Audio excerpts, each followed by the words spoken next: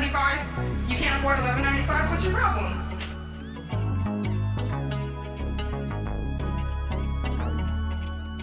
Kool-Aid girl, my only love. Kool-Aid girl, my only love. Juice on your lip and it's dripping on your hips. Put my girl in jail for so long. She did nothing wrong. I want you free and I'm begging to the skies above. Kool-Aid girl, my only, yeah, Kool-Aid girl, my only love. If I was that guy from the farming website, I'll treat you right, clap those cheeks all night. I would change your life, no more OnlyFans. I will be your only man. Free Kool-Aid for life, only for $11.95. No more living in a van. We're going on vacation in Japan, and you can use my hot tub. Kool-Aid girl, my only, Kool-Aid girl, my only love. Juice on your lip and it's dripping on your hips. Put my girl in jail for so long. She did nothing wrong. I want you free and I'm begging to the skies above. Kool-Aid girl, my only, Kool-Aid girl, my only. Juice on your lip and it's dripping on your hips. Put my girl in jail for so long. She did nothing wrong. I want you free and I'm begging to the skies above. Kool-Aid girl, my only, Kool-Aid girl, my only. Kool-Aid girl, my only love. Kool-Aid girl, my only love.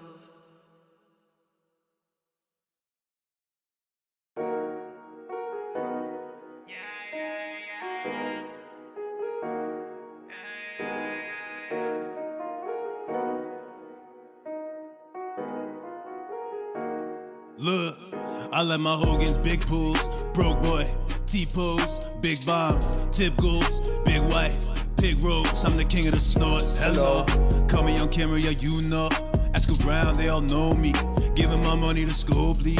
I let my Hogan's big pools, broke boy, T-pose, big bombs, tip goals, big wife, pig roach, I'm the king of the snorts. Hello, call me on camera, yeah, you know. Ask around, they all know me. Giving my money to Scobly. I've been so broke, PayPal so low. I need more goals, more tips, more posts. People been dropping bombs every day on a regular. Two people been dropping bombs every day on a regular. They call me the GOAT, call me a coat, they call me a local screamer. I'm gonna show all these trolls my club and I don't need them. My wife, oh no, goddamn baby, I might be forced to leave. Head down to the stove, keep down low and find me a Pandalia. And oh, I see where the member bar got my woman's sweater, better go put it on. And shout outs to the fans that always keep me on.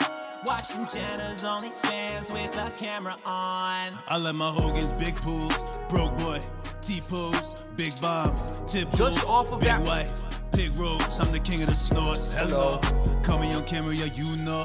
Ask around, they all know me. Giving my money to Scobly. I let my Hogan's big pools, broke boy, T-pose, big bombs, tip goals, big wife, pig roach, I'm the king of the snorts. Hello, call me on camera, yeah, you know. Ask around, they all know me. Giving my money to Scobly. So give it up, all your tips, I need them all. I'm pulling up, don't take my tire, no. They shooting up at Burger King when I'm getting my lunch. I'm in a rush to be the biggest locale, I'm in the bunch. And I'm the laughing stock of everyone. Hello everybody, welcome to the stream. We're gonna get started right away. I know Joon's already started his, it's not like we need to be live or anything, but welcome to the stream. We'll be laughing at the Joon doc of Phil today, so if you're here hanging out, appreciate you, and let's get this started. It's gonna be a train wreck, so should be a really good time. fighting game aficionado that has existed creator and Oh my god, it's starting off good. Darksyde Phil is a game creator and former fighting game aficionado that has existed in the online realm for over 2 decades. He has participated in the inception of Let's Plays, but has hardly evolved alongside them. Where most creators benefit from their window of fame, Phil, through insane spending habits, has almost nothing to show for it.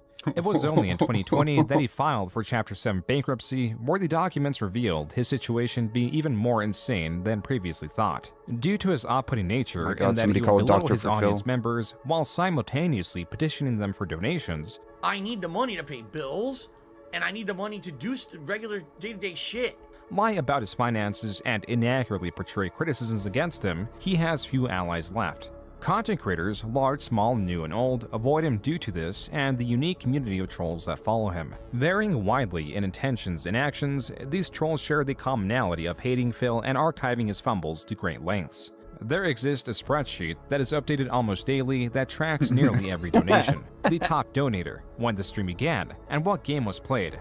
That's not all. There are several search engines designed to search his over 70,000 videos that even have options to show the trend of word usage. And of course, a forum with over 280,000 posts discussing him, not including side threads that would greatly inflate that number. While Phil is covered to great lengths, information is hardly ever centralized or easily consumed, prompting the creation of reasonably shorter videos dissecting different elements of his life. This video, perhaps unreasonably so, will attempt to tackle it all.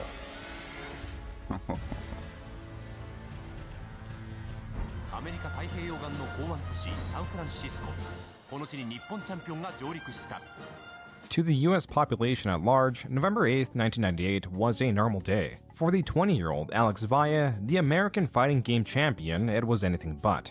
For the first time ever, the fledgling American fighting game scene was going head-to-head with the somewhat matured Japanese scene that had more financial backing, production and the coverage, and tempering than the Americans. The Japanese champion, Valle's opposition, was the 16-year-old Daigo, who had flown out from Japan to make history. The game, Street Fighter III Alpha, was the medium. This could go any way, though the Japanese had the perceived advantage. That's why Valle's victory in the first match intensified the competition. As the match rules were best 2 out of 3, Valle had to win one more match to be crowned world champion, and so Valle continued his aggressive strategy and tried to put pressure on Daigo. Daigo, however, began adapting and started finding openings, anticipating Valle's attacks. Adaptation was never as important as it was here in the finals. Both sides were exposed to strategies they have never been exposed to within their local competitive scenes. With the advantage on Daigo's court, he won the second match. At this point, the outcome was hardly predictable, as both sides were solidifying their strategies.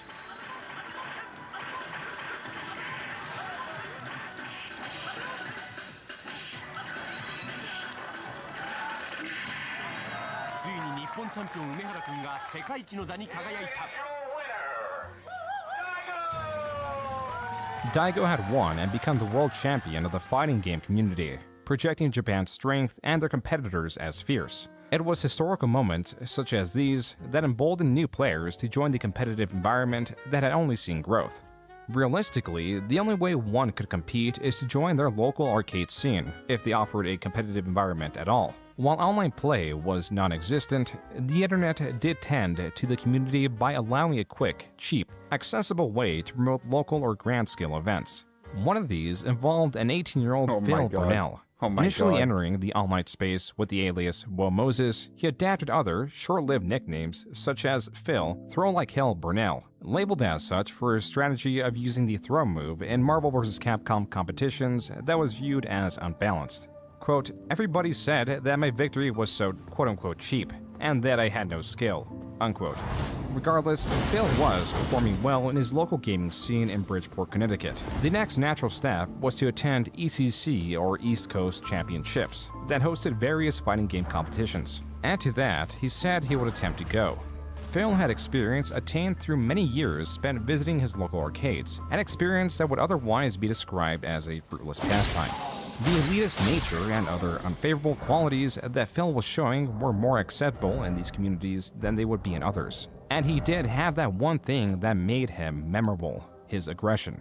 Quote, I see it every day in my town. These little fucking wimps who Oh call my themselves quote-unquote thugs and pretend they're quote-unquote tough mofos. Well, if I ever get into a fight with one of them, hand to hand, I guarantee you I'll be the one standing afterwards. What? And if they pull a gun on me, What? I hope they have pretty good aim, because if they don't hit me with the first shot, I'll have already punctured the windpipe and ended their life. Unquote. What? This was in response to the general aggression Phil received when utilizing his infamous throw tactics. Oh my While god! Phil's response teeters from Seriously? excessive to entirely unrealistic. It does Oh expose the my way god. he viewed himself as a macho, Badass. hardened, threatening individual. And that's Badass why he Phil. chose his new name, Darksyde, which was directly influenced by the song Darksyde from the band Crazy Town. The reason for the Y in his name in place of the I is to avoid readers thinking that his name was anyway attached to the Star Wars universe, as that would be too nerdy. Phil provides Oh my other God. reasons for his demeanor, such as wanting to act as a heel in this developing space. A heel is someone, typically in wrestling, that is an inconsiderate or untrustworthy person, and due to their distasteful nature, the wrestling community actually enjoys matches with them, as getting trounced on is the ultimate satisfying outcome. And so Darksyde, as he was calling himself, was set on practicing and playing the newly released Marvel vs. Capcom 2. Though his palette was diverse, this is what his sights were set on. But there was an unforeseen issue. The game, released in February 2000, meant that it was untested and would not be at the East Coast Championship. Phil's solution was to make a tourney of his own, at Motel 6, with a $5 entry fee. Oh my god. The results are unknown. What is that Phil was ingraining himself in his local community, and that he just graduated high school as the valedictorian. A valedictorian is the highest ranking student of a school's graduating class. The bestowment Which is of such insane. a title opened doors of opportunity. Ivy League colleges were in his purview, but he wasn't in theirs. Yale rejected me, Harvard rejected me. There were 3 of them. I can't even remember what the third one was, but every Ivy League school that I applied to said, no. When you want to know why they rejected me, it's this simple. Because I'm a white male. Where there is Phil Burnell, there are bound to be inconsistencies and lies. Here he states that it was because he was not racially diverse enough as a reason for not getting in, then later flips the excuse. Just off of that premise, it wasn't my extracurriculars, it wasn't my academics, it was based off the fact that I wasn't a rich white person. Another reason Phil provides for not getting in is that he signed up for financial aid, which he claims triggered an immediate rejection from the Ivy League schools. Whatever the case, his future had more potential than most. Throughout it all, he was still going to local tournaments. Here he recounts how the entrance for a local tournament doubled from 16 to 32 in just a year. He won this tournament, and with that, he is losing his potential. To make it big in this flourishing environment, practicing the game would have to encompass his life for nearly the next decade. Oh my God. And to finance the traveling, he took out various credit cards as his job selling yogurt did not provide enough income. What up, Dada? Well, you go to EVO 2K4, the fighting game championship. 700 players from all over the world, Japan, Europe, North America, South America, all over, right?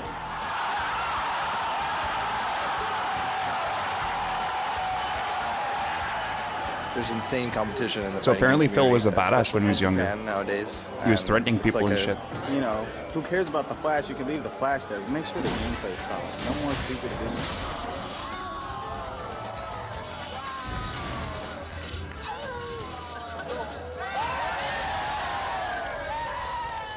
Those were moments from EVO 2004. EVO, or Evolution Championship Series, was becoming the end-all be-all for competitions in the fighting game community. Every year, the event grew. It grew rife with competition, controversy, diversity, God. and of course, increased attendance of Darksyde Phil. East Coast versus West Coast.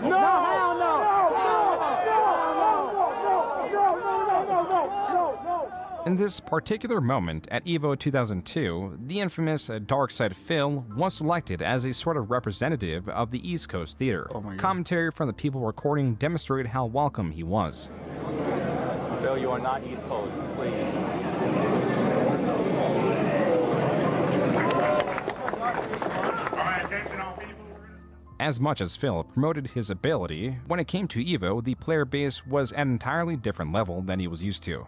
Losses here were common, and people did not take kindly to his hostility online where he would physically threaten his opposition.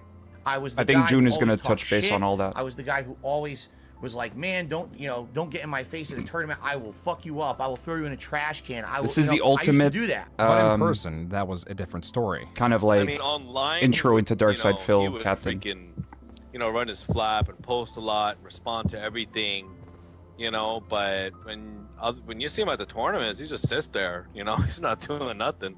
That was Jaha, one of the more hot-headed players that was not afraid of confrontation. He was talking a bunch of shit against like the top Marvel players, so Shady K was one of them, and Shady K didn't like him too much because he would like run his mouth so much. I mean, this guy would make posts that were like a mile long. When DSP was leaving with like him and a couple of his boys, that's when it was time to like roll up on him. We Y'all remember him this story? outside, and we caught him outside, and they were getting up in like DSP's fucking friends' faces too, just to fucking make sure none of them got crazy, but they were all fucking shitting bricks. He just turns fucking white, and it's funny because he just like talks so much shit on the internet. Reacting to the documentary and playing Elden Ring. He's just fucking, turns white as a ghost. DSP was able to diffuse the situation by paying Shady K, Jaha's friend, $10. They arrived to that amount from a money match that was meant to go 10 rounds for a total of $100. But since it was cut short due to time limitations, and DSP only fought and lost a single match, Jaha and his crew were able to swindle those $10 that DSP had no obligation to pay. But even then, it was cheaper than a trip to the hospital. As for the forums, or the medium DSP would unleash his threats, Shoryuken.com, or SRK for short, is named after a popular move in Street Fighter. DSP continued to expand his character, adding the tagline, "The Pisses King and of shits his Hate." pants every day. And the whole idea behind the King of Hate moniker was everyone hates me because I talk so much shit online, but no one can do anything about it because in person, I could hold up my end of the shit talking and win. I understand that you got something to say about DSP. Nah, I don't got nothing to say about that little retard. Down syndrome Phil. Fuck that guy. Oh, yeah? Now, in 2003, Down syndrome Phil's Phil. infamy grew to I like new that. heights after he was banned from the SRK forums. Even the smaller competitions he did win will not be received with commemoration, but ire. In addition to the displeasures at his victory was what appears to be Phil advertising his website known as TopHaters.com. Oh Further my God. investigation reveals that this website of Phil's creation was a response to TopPlayers.com, a West Coast-centered Street Fighter website. Looking further into it, this is not just a response to top players, but Phil's lashing out at his infamy. Look at all There is that much text! to unpack through the multiple pages of this website. On this page alone, he challenges some of the fighting game culture he himself is guilty of. On the main page, he informs readers that he works at Circuit City. On this thread, he is hating on the mechanics of Guilty Gear. Circuit a City is different where he fighting worked game. at, okay. His words and his culture Wasn't do Best not Buy, it was resonate Circuit City. within the fighting game community. Even so, he petitioned for financial support, supposedly to run the website, while also complaining about the lack of users. Despite a clear lack of support, Phil went onward with a new project known as Impact. As TopHaters.com was Phil's answers to TopPlayers.com, Impact was Phil's answer.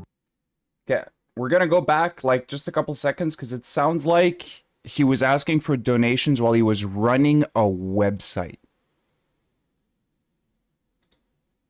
Supposedly to run the website, while I'm taking a screenshot of this. Oh my God. also complaining about the lack of users. Despite a clear lack of support, Phil went onward with a new project known as Impact. As The next time he says he wasn't Phil's answers to asking for TopPlayers.com, donations before he Impact was a Phil's live streamer. answer to Evo. And even though Phil continued to attend 2003, it, he was sought to make asking his for own help to run a large-scale event. website. Quote, "It's obvious that Impact is going to compete heavily with Evo," unquote. On these Insane! threads created by Phil What? to promote Impact that included fundraising, brainstorming ideas, and other items meant to trigger discussion, on average would have at most a single other response. That was also the only respondent to the majority of Phil's posts. Even threads discussing how much I Phil see. sucked garnered more attention on his website than Impact. TopHaters.com was a failed project. DSP now espoused to this negativity will not use his character to his benefit. Instead, he used it to attack beloved franchises like Counter-Strike and Warcraft 3. Even then, that was only a distraction from his assaults at fighting game culture. Here, he lambasted what was known in the fighting game community as combo videos. In the early days of the fighting game community, CDs were exchanged in person. These carried videos of various combos or tactics one could utilize, yet the existence of them were also controversial as groups could gatekeep the data. Now, with the internet in play and data shared at a faster pace, tactics and their discovery were virtually immediately adapted and the meta was becoming solidified. Even still, the combo video situation is more complex than just defining metas, as DSP points out. Quote, in some cases, the combo videos are single character only or console only, unquote. The last bit is of utter importance. Now, mid-2004, arcades have long been losing their purpose to the increasingly popular home video game console, and a switch of competitions prioritizing consoles could increase accessibility for players and allow for significantly cheaper and easier to manage components as consoles and their elements could be set up and altered with ease. This transition was controversial only for those brought up in arcade culture and those in competitive gaming communities. When a game, like Street Fighter for example, is ported from the superior hardware of an arcade cabinet to the limited or vastly different video game console, color, resolution, and most importantly mechanics could differ based on the port. And though the technology and quality control had improved, it was still not good enough. It was a jump that would eventually have to be made, but perhaps it was too soon. Evolution console? This is my worst nightmare, dude. I'm an arcade player. I hear you. You know what I'm saying? I mean, if this is the future, we're gonna have to evolve. I bet Phil was complaining about this. 100% he was. I don't like it, but you know, no choice. You can never replicate the fidelity of a cabinet machine. Okay, guys? Sound good? And to the displeasure of many, their worst nightmare would manifest in ways they could hardly predict.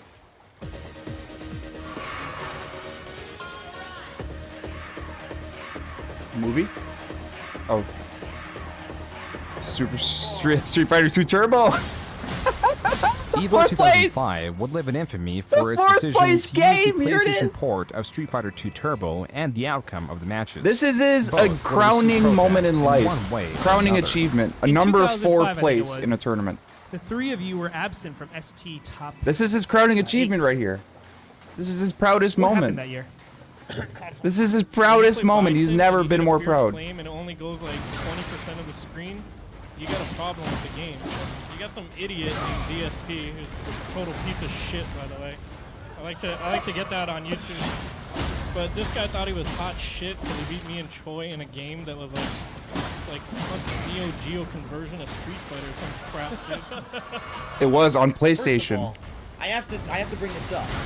Alex Valle did not enter this tournament. He claimed he was busy and he couldn't show up for shit. Because he didn't want to. It's a stupid game nobody gives a shit about. Super Turbo, I don't want to enter or whatever, right? Yet he was still there, but he didn't enter. He did not enter. Facts, Nada. Maybe second place if it was a big enough event. Maybe second place. In the Super Turbo for the PS1, that you might be like, what the fuck? Jason Wilson, Mike Watson. Pretty sure I played John Choi and I beat him too. DSP at EVO 2005 surged in the ranks for Street Fighter 2 Turbo, a feat that was achieved through a superior knowledge of the game.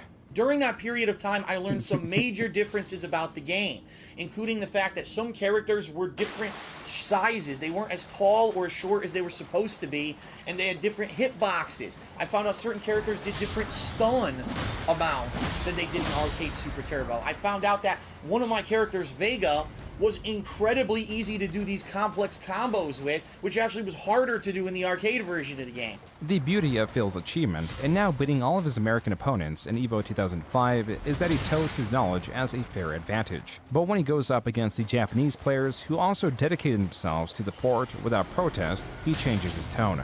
So now I was in the position, boom, if I win like 1 to 2 more matches, I could win the whole event.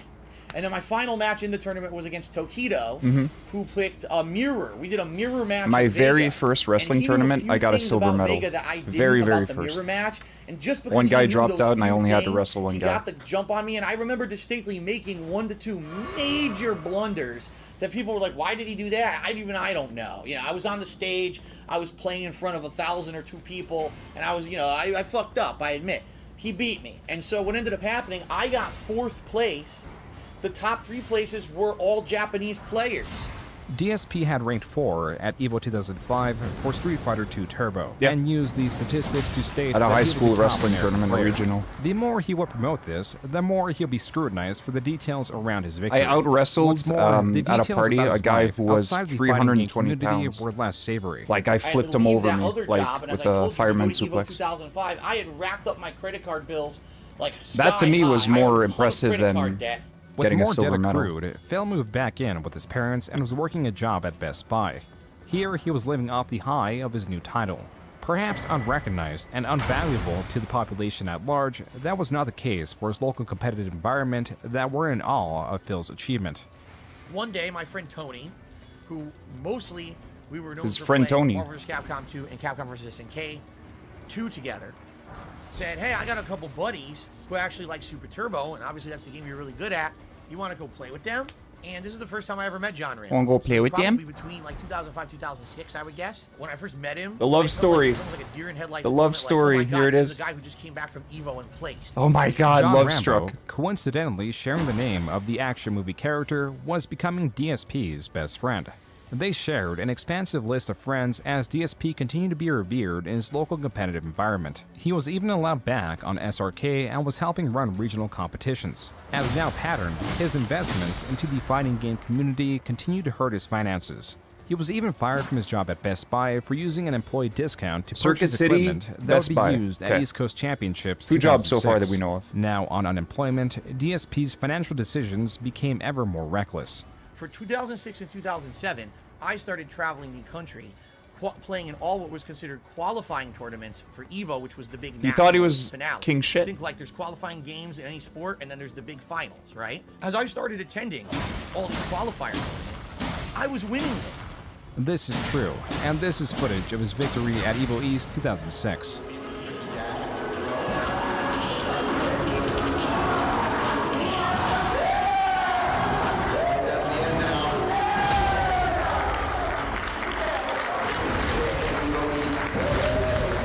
You hear him yell? That's Phil yelling. Because nobody else is yelling for him.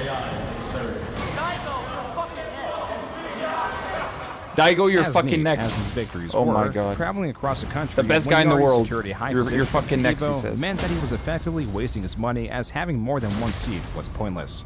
Wow, Phil is now seeded to be in the finals at EVO like 7 times. We need to actually take people who we beat and put them into the spots, because we can't have a whole bracket that's just Phil playing. These victories inflated his ego beyond measure and created an even more aggressive Phil. First of all, you a fucking hypocrite. Because you have no problem. You have no problem talking about my shit. I'm gonna whoop your fucking ass. Oh, really? You gonna whoop My my fucking shit. ass? Oh, I want to see that shit. DSP Oh my continued to seek God, he out talks like a physical fake altercation, black and guy. in most What? cases, it led to nothing. Other times, he miscalculated and threatened What? someone who could reciprocate threats, reinforced by real experience. Viscount, The a dude veteran is of the fake fighting game black when he's community, was angry. lambasted by DSP. Fuck Quote, your so first shit. Phil was like, okay, Fuck well, you have to your sign some document, shit. because if I What up, kill you, I confused? don't want to be responsible. And I was like, whatever. Then, there was an actual serious negotiation over who the ref was going to be. And I think we settled on Walter from Connecticut, but I don't remember this part either. Then, there was an honest-to-God negotiation over weight, and that we were going to have to weigh in and everything. Again, I'm not making any of this up. As Wait. dumb as this sounds, this absolutely Big ups, happened. brother. So one day, Phil IMs me on AIM and tries to back out. He was I hope like, June talks hey, about his so how scat about fetish. this? How about we pretend like we're going to fight, and then when a whole crowd is around us, we both do DX crotch chops to the crowd. That'll be such a goof. It's This such a really goof, happened, guys. And I'm just like, That'd are be you such a fucking kidding me? goof. We'll I pretend honestly couldn't fight. believe he was pulling this, and I was still mad about the whole thing and actually wanted to fight him. From that point on, there never really was any problem between him and I, unquote. When it came to real fights, backing out was typical of Phil. But when it came to Street Fighter, he was more confident than he'd ever been. All right, we got the man of all hate, the one and only DSP. I call him Phil, because Phil's cool. Anyhow, Phil, how you feel about ST? I mean, for years, these same guys are on top. And yes, I'm talking about John Choi. I'm talking about Alex Valle. Playing Mister. ST, placing, okay, they're good.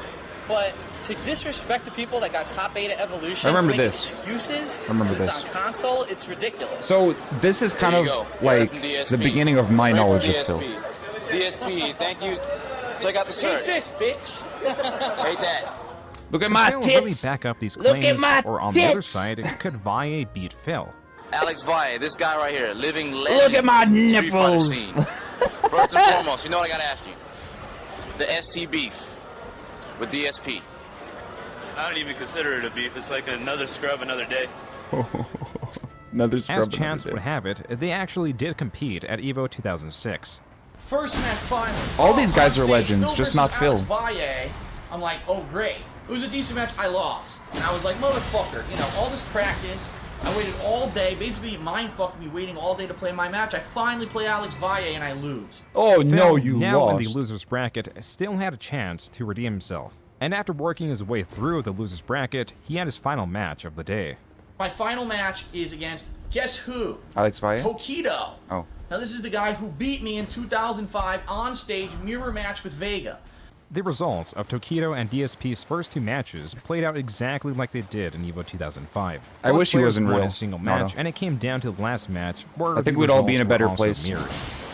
And he won. He knocked me down, and I fucking lost. And Imagine I if was all like, we had to I deal wanted with to was rip my Wingo. fucking shirt off like Hulk Hogan and be like, fuck this shit. Like, DSP did not. Wingo's even already a place in the dead top turkey, 8. so He was now the former top American player. But if anything, we'd all he was be still earning persistent. master's In degrees by 2007, now. he But instead, went we're it laughing again, at Phil. Also winning EVO East.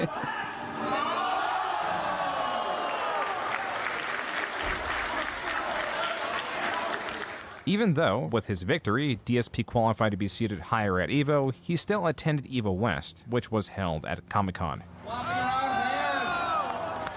Traveling across the country for your tournaments he doesn't even win. That's great.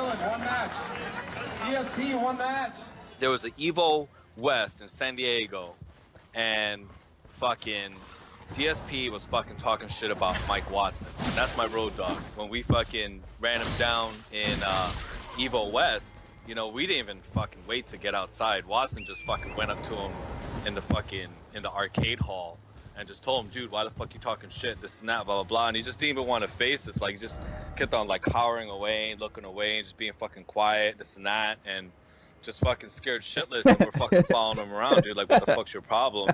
And you know, Watson is a forgiving guy, so he just fucking pretty much got to the point where he made him apologize. I said, you got to do what you got to do. If you feel like you're going to make you feel better to hit me, then go ahead. I guess I deserve This is his pity but, drunk. And he's like, well, his, I don't understand that. His I'm crying. Why don't hit me. did you say I'm an those alcoholic. Things? And I was like, dude, I'm an alcoholic. I admitted it to him right there. I was like, I'm an alcoholic. I drink too much all the time, and I just can't control myself when I do it. And you know, at that point, I actually started crying because I felt so bad. If you listen to Phil at 2 times speed, it's you can't make out anything he says.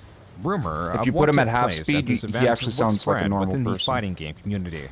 Do you guys remember the whole thing with DSP and like with the West Coast people, where they almost like he was like really scared because he was about to get beat up? I heard he was like crying and everything, so that was pretty funny. Pretty funny indeed. DSP had fulfilled his role as a heel by losing to players who were far more popular than he was. He again, for EVO Actual, did not even place in the top 8. Even if he won such events, the prize money would do little to counter the credit card debt that he had accrued. His new job was not doing much to help him either. Then I ended up finally getting a job after the Best Buy debacle at a place called Helicopter Support Incorporated. This was also in Bridgeport, Connecticut. Actually, I take that back. I think Helicopter Support was just over the Trumbull line. This is a strange leap from working at Best Buy to working as medium in helicopter parts selection. Thanks, Dad. His degree that he had recently gotten was supposedly in business. So DSP's No, it's his dad. It's because of his dad. His dad worked there. He was a supervisor. The only thing that was his father, who had been working at the company, and it is understood that DSP secured his position due to nepotism. There you go! There was an additional development that DSP would long cling to. He was now starting a perilous path, ones that machinations would be far more complex than he could ever predict or even understand. Yet he stood directly in the center to witness it all. So basically, I was very nervous. We went to this Chinese restaurant, and I swear to you, the first fortune that I got, well, my fortune that I got that day. Oh no! Financial hardship in your life is coming to an end.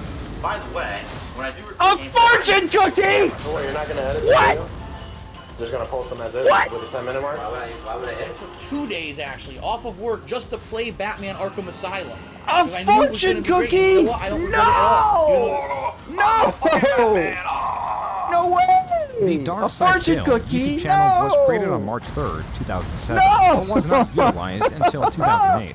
Phil began by recording some of the this fighting games retard! he would How? enter. The earliest available Oh video my is fucking Midwest God. Moment 4, Day 1 setup. The next one is Moment 7, then 13, then 19. Though all these videos range from 13 seconds to 2 minutes and 16 seconds, cookie, the oh my jumping of the God. numerical order means that several videos were deleted and various pre-existing videos are lost. This was not the only event he recorded in 2008, and alongside those videos, DSP began recording gameplay of various genres. The quality as such reflected the best his equipment would allow, as he positioned his camera initially on the floor and pointed it towards his television. DSP recorded Star Wars The Force Unleashed, At least I got all this fucking high definition gear detail. Castle Crashers, It's a bunch of fucking horseshit, to be honest. and Mercenaries 2. Another Grand Theft Auto 4 ripoff mission. While the genres vary, Man, I was in the style of college recording, when the Mercenaries 2 commentary was and out. I was in titling, and that college. he proclaimed the game sucked, provided some theming and a I remember space this that lacked shit. cohesion. YouTube, I remember as it Castle was Crashers, I looked bought at it. as a video repository, a place to Played it consume with one of wild my videos. exes. She Series was and the actually like were virtually decently non-existent. decently There good at was the no game. meta for videos and I not remember much this of a shit. reason to make them, considering that a paycheck through content creation was unheard of. Oh, they're coming. In such an uncompetitive and themeless space, Phil's videos excelled. He quickly found Not out Asian, that by his the way. gameplay videos did better than his recordings of fighting game events. Then found out that if he recorded proper sequences of walkthroughs and missions in games, the chain of videos garnered even more views, as was demonstrated by his gameplay of Saints Row 2. These were uploaded out of sequence as Phil relied on a unique method of recording. Instead of recording the entirety of his gameplay in one go that would create a single video file to chop into several parts, Phil subverted the need to edit his videos down below the required 10-minute mark that YouTube had by physically stopping the recording on his camera every couple minutes. Oh my Oh God. my god, this is bullshit. He would Okay, physically intro press to- the button off. Trying to kill the general again. This naturally created individual files that not only saved him time on the editing process, but the rendering as well. From here, he could upload the files directly. The only additional effort applied left was to Oh make my videos. God! Though Phil, in late 2008, There's did no himself way recording he actually entire did playthroughs this. of How games fucking full with lazy and commentary, stupid the sequence was he? was still scrambled and parts were uploaded Is. out of order. But The by dude's the even time dumber he began now. his Fallout 3 series, now adopting his role of what would be known as a Let's Player, he was finally correcting these errors and uploading a sequence. Then the issue was not the sequence, but how much he was uploading. If he did a 4-hour recording session, Listen. that amounted to 25 videos. And those 25 videos, 25 were uploaded from November 28th to November 29th. That was 25 uploads in just 2 days. Phil, with some fluctuation, was 25 in spamming 2 his days. uploads. The guy who was By complaining December that Duty 19th, uploaded even with 16 his and job in 3. mind, he was up to part 137 of the Fallout Let's Play series. That was only a fraction of his 749 videos. This means Phil, at 1,400 subscribers, averaged around 2 subscribers per video. Better The than me. comments were quite vocal with their exhaustion of the spam. But then again, I have Quote, like "Stop 200 spamming videos that are like They are not 8 that years good," old. Unquote. Some comments seem to just target Phil as a person. Quote, "Fucking you. You are a stupid man. Suck my lick." Unquote. Suck my Phil's lick? commentary was colorful and What? could prompt these responses. His lick? Oh look. Blah blah blah. You cannot speak any English, you stupid. Racist Blah, blah, moments blah. here. Okay. Time for save. Viewers Oh, you were didn't not know Phil was sure a if racist? DSP's crudeness Oh. was him playing a character. Sorry, Though the Street now you Fighter do. community knew it wasn't. DSP, stop recording. No one gives a shit. Play. You can't hold up a tournament. Where am I playing? You still haven't told me. Jesus Christ! Want me to run your fucking tournament for you? Taking form now in early 2009 was the basis of DSP.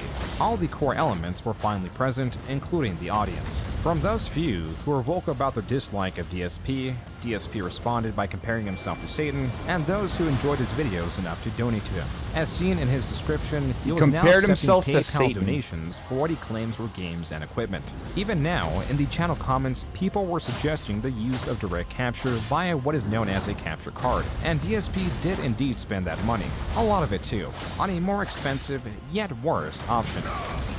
As you know, any donations that you send help me to the cost of games and equipment. It costed especially more, for so it must be HD better. camera, DSP it cost me logic. a pretty hefty sum, so. As these suggestions to how he can improve his videos poured in, Phil would go on and No! point them out. His This guy just wants to be my friend so he gets deleted. Why don't you use capture card instead of camera? I've already explained this 7,000 fucking times. It's because then I'd have to actually use a professional microphone. I'd have to record the voiceovers. I'd have to actually do video editing on every fucking video that I put up. Considering I put up like 30 a fucking day, unless you want to fucking stay home and do that while I'm at 30 a work, day. I don't think that's gonna happen. So shut your fucking face. Oh my That, god. as would Such be a tough guy. understood, was DSP's long-winded way of saying it was because he did not want to put forth the effort to learn the technology, making it seem over-complex to an audience that knew very little about video creation. Which From is all he here does on, all will label day. his videos He still as does HP, this. Inherent from the camera. He still and not does the game, this. as people would be actually searching for. He still it is does difficult this. to say how much DSP was making. He from tries to these talk up donations, tech but even he though was he's a earning fucking something moron. And realized he could be making even more. Not from gameplay, as YouTube was afraid to monetize such content and fear that the copyright strikes from the game companies would doom the platform, but from vlogs, as YouTube recognized it was all original footage. This is This insane. new channel, once more promoting his new camera's abilities, going as the king of hate HD, shined a light on DSP's previously private life. There were videos of him making custom controllers with John Rambo and friends, sometimes videos of DSP and friends at a cookout, and sometimes the different competitions he would attend and not perform well in. It was clear that DSP had a vibrant social burns! life. DSP Oh, was man. attending midnight releases, freely interacting with strangers, and now, because his vlogging channel was successfully accepted into the YouTube Partner Program, where he pressed what he assumed to be the advantage. His Hello, vlog. What's going on? My name is Phil Brunel, but more commonly known as Look at his Darksyde Phil, face! or DSP Look at this for Chad! short on the internet. And in 2010, my channel actually ended up being in the top 30 Oh, most he's digging his ear! of all time on YouTube. Still! Dude, and this actually early had he was over doing the ear 100 digs. million total channel views. At this point, I started getting noticed by different companies, such as Machinima and other people contacting me. And at that point, I really wasn't too interested in doing anything. He's wearing with a it. shirt of his I own wasn't face, really sure, unironically. You know, that would ever translate into anything serious for me. If this doesn't tell you any everything you kind of need to know monetary about Phil, gain for me. Combined with the money from his traditional job, he moved out of his parents' house into his own condo that he purchased for $131,000, leaving him to be a host for such events such as a pizza/gameplay party. Yeah. What better to eat? he was greasy in his fucking mama's asshole. Ginormous pizza. So why don't you stop playing Street Fighter 4 and come get pizza so we can play Turtle? Guys, stop playing. Come eat pizza with me. Help, look at you fuckers. As controversial as Phil had become in the real world and was well on the way in the online space, he was leading a fuller life. He was even experimenting with edited videos like his multi-part Game Awards series. It's DSP's Yeah, you better, Game Nada. of the Year Awards 2009 Top 10 Best Games of the Year. Not everything Comes out in operated 3 well days. in DSP's life. He was still heavily drinking even during Let's Plays. Follow me, Red. Don't attack those fucking rad scorpions. Just follow me. Confusio, you should try out this Mines of Moria game. It's hella fun. What? Red has died. She didn't even get fucking hit. Now she's dead. What the fuck? As was normal, DSP fumbled through gameplay, regularly blaming the game for its shortcomings. Alcohol only amplified this. We may not look it, but every one of us Oh, is a fuck yeah, trained it is. Honestly, I'd be playing it right now if it wasn't for the doc. I'm only playing Elden Ring because I can just not really care about what's going on.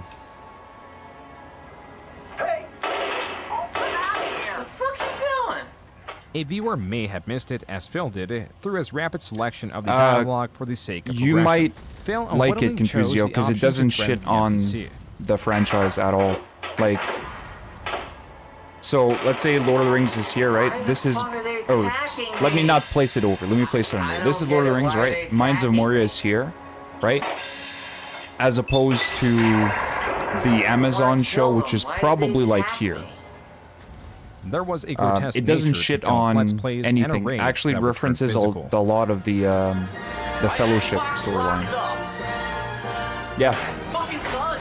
What they're doing it. Standing fucking roundhouse. Yeah, listen to Nada, he's right. Fucking doesn't kidding me. This stupid fucking mission. I'm fucking cooking fucking balls balls.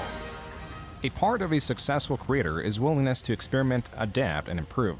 DSP had those elements, except he was so set in his immediate success, he disregarded improvement to increase what worked. I haven't seen the show, but I'm by based early from 2010, what his I Let's know Plays and of it. number of total videos soared. In just a little over a year, he had nearly 7,000 uploads on his main channel, Yes. with his total views at a gargantuan 70 million. That means he was averaging 10,000 views a video, and not in the least humble about these statistics. Quote, I've been called fat, ignorant, stupid, scrub, loud, obnoxious, disrespectful, belligerent, It is really fun, inciting troll, Confusio. asshole, It's, like, worthless. really, But really I've fun. also been called entertaining For a by builder 70 game, it's million probably one of the people. best, and You I'm be not the even judge. joking. I'll be banned by the time you read this.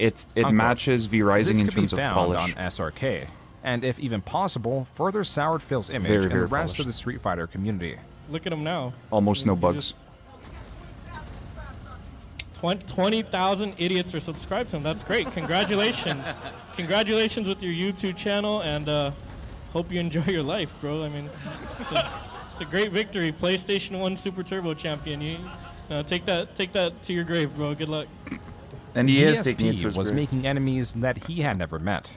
In 2009, he had a small run-in with Rockstar and Take-Two that took down 2 of his videos, as was commonplace, as all of Phil's videos ran the risk of scrutiny by these companies. Nada However, gets pretty Take-Two invested. took it upon themselves to actually put a cease and desist order against YouTube, stating that they were not allowed to He, put any he'll of have a my longer gameplay gaming footage, session than in I will, particular so. because I had the cutscenes of And the I've played game for in 5 my hours footage. recently. And then, in on stream. 2010, what appeared to be Ubisoft also struck Phil's channel to a severe degree.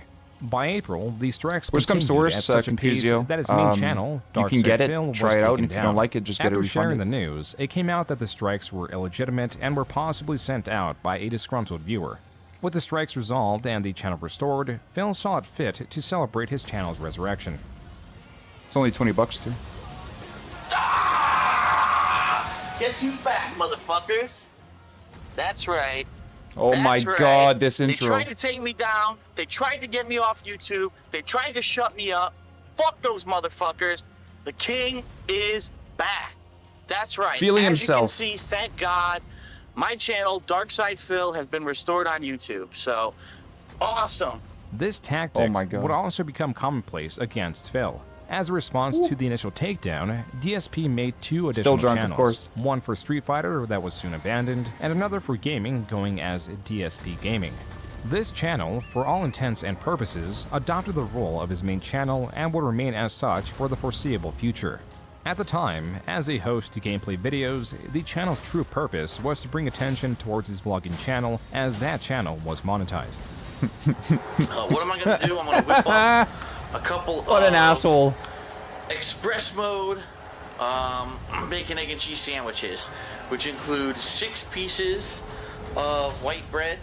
This new series, What? beginning 6 in pieces? September of 2010, 6? was going under poorly cooking Holy with the shit, King. dude. These videos were much He's- more intimate dude's eating than his 6 gaming toast with videos his or even fucking vlogs, breakfast for reasons burrito, not dude. known What the then, fuck? but No are wonder now. he was like 250 I pounds. started cooking with the king as a way to branch out and Holy have additional shit. content on that channel. Does he know it's like basically fucking cake? Probably cooked every single Yeah. meal I could possibly Does he not eat know white bread is without basically looking cake? like an idiot, or using the cookbook. And the point is, the series was me showing you things that I cook, not me cooking out of a cookbook.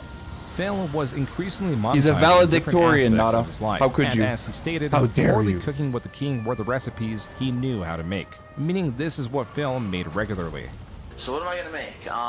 Today I'm going to make scrambled eggs. Is and it? I'm also going to make some sausage. So I'm going to whip together some burgers. Oh, I'm gonna the eggs and rewatch the cheese. other That's pretty much 3 basic streamers' ingredients, but you can add takes other on things this to for sure. dish. Although in this episode we're actually going to go a little bit more healthy than some of my previous recipes, simply because a lot of people have been complaining, and I guess it's time to show that I don't only eat, you know, things that might be high in fat or high in cholesterol. For every 6 ounces of tuna, you should use a half a cup of mayonnaise and or Oh my Miracle Whip. god, a half a Those cup were of the following mayonnaise! 4 poorly cooking with the King videos. What? Besides Phil's poor diet that would impact his life in somewhat ironic ways, This greasy viewers were motherfucker, exposed to what? cooking mishaps that were perplexing.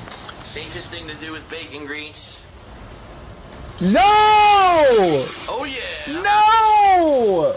Hot fucking potatoes. No! You're gonna Screw melt these your viewers fucking to look at pipes, the you clock in the retard! stove frame, the layout of this It's gonna melt the pipes and it's gonna fucking just clog the whole shit up. Oh my god. Well, even if he did have a few hiccups or No angry wonder his neighbors bathroom telling him stopped to shut working, up dude. along the way. His neighbor. If this was the only trouble Neighbor yelling DSP at him. received, the rest of 2010 would have gone more smoothly. The key change that destabilized his world was him getting fired from his job.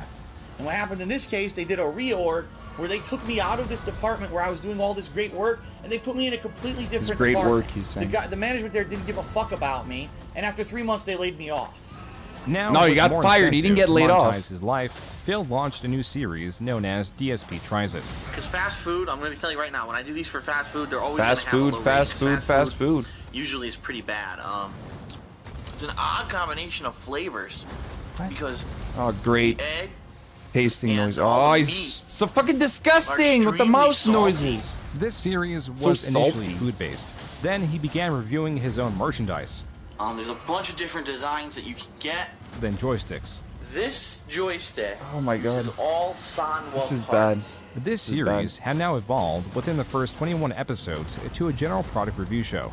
DSP tries it. This is DSP. And Oh my god. The ass fisting video. I'm using the new Axe body detailer. I'm using the detailer. Oh, why did Joon fucking do this? For a period, DSP discontinued Oh my this god, series that and later face. stopped posting on the King of Hate HD altogether. DSP's fans were aware that he lost his job, My god. and so a fan contacted Phil The and once a offered month to make him shower. his own website, as was customary for various creators that found themselves unsecure in YouTube survivability. And so, by October, the kingofhate.com was up and running. Mainly used as a fan site, this website was fully equipped with forums and not a host of actual videos. Fan input and support was at an all-time high. That's why in November, he made an exorbitant amount of money. That first month, I made $18,000. Jesus fuck. In the first half of December, Phil made another $13,000, though it is unclear if YouTube actually paid it out. Regardless, if what Phil says is true about him making around $200 on average in the prior months, then he was now making 100 times more. This was unsustainable. Mid-December, I get a message from YouTube. Dear Mr. Burnell, we have detected Mr. invalid Burnell. clicking activity on your video. Mr. Burnell. Therefore, as a result of said activity, we are suspending. We're not turning off. We're not completely removing. We are suspending your AdSense account. Phil claims that this increase in click activity was due to viewers feeling bad for him, not considering that the average person does not know how YouTubers make their money. This was mysterious by intention, done to avoid users clicking on ads for the sake of helping out their favorite creator. And if viewer support via DSP's instruction could staunch his income, what could viewer hostility do? This. I said, YouTube, with their AdSense program, literally tell everyone, don't talk to your fans about it.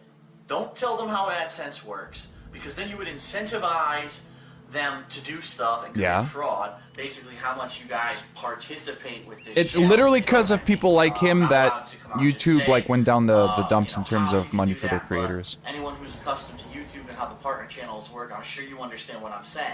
That's where the fun comes from. So It's literally I just because of want to people say like thanks him. a lot to everyone. I hope to entertain you in the future. Please go to my partner channel, the King of Hate HD, and click on the ads that show up on the video. DSP Did you not see what I clipped earlier? was a channel Nada? that In represented a growing disdain for 2003, DSP. he was asking This for channel money. was falling under the umbrella of detractor 2003. content, or those that at this moment believe DSP was not exactly truthful or transparent with his intentions. His In whole late "I never December asked of for money 2010, before this channel was YouTube releasing going various full-time" is videos bullshit. showing contradictions in 2003 DSP's was words, begging like the for reason money. He was suspended from the AdSense program, or just items that the uploader personally disagreed with. Additionally, though Phil positioned himself as tight with money, he was still able to purchase a few high-end collectibles here and there. The amount of statues and figurines were noticeably increasing. Perhaps it was because he felt secure. Those things are not in between YouTube, but in $500 and Blip.tv. $1,000, those This was giant a website statues. that was trying to compete The with giant YouTube and statues. was on the lookout for talent. DSP, They're close to a very $1,000 large bucks. channel, was Some of them welcomed are with open $1,000 arms, and soon after joining was the second largest channel on Blip.tv. Hello, Joe. And was on an exclusive, superior contract. Here, he uploaded gameplay and vlogging videos alike, while still uploading videos to YouTube as a fallback. That's how DSP entered 2011. His attention split between two competing websites. In January, a demo for the upcoming highly anticipated game, Dead Space 2, was released to help build the fight. Joe. DSP was among those that I have to downloaded exterminate it, and all among the few Jews in recorded. space. Oh, he sounds fun. Then, he was the sole creator that made the most Holy shit, controversial man. video. Proves that how was much not I know even related Confusio. to the Because the ones I was looking at were controversial $1,000.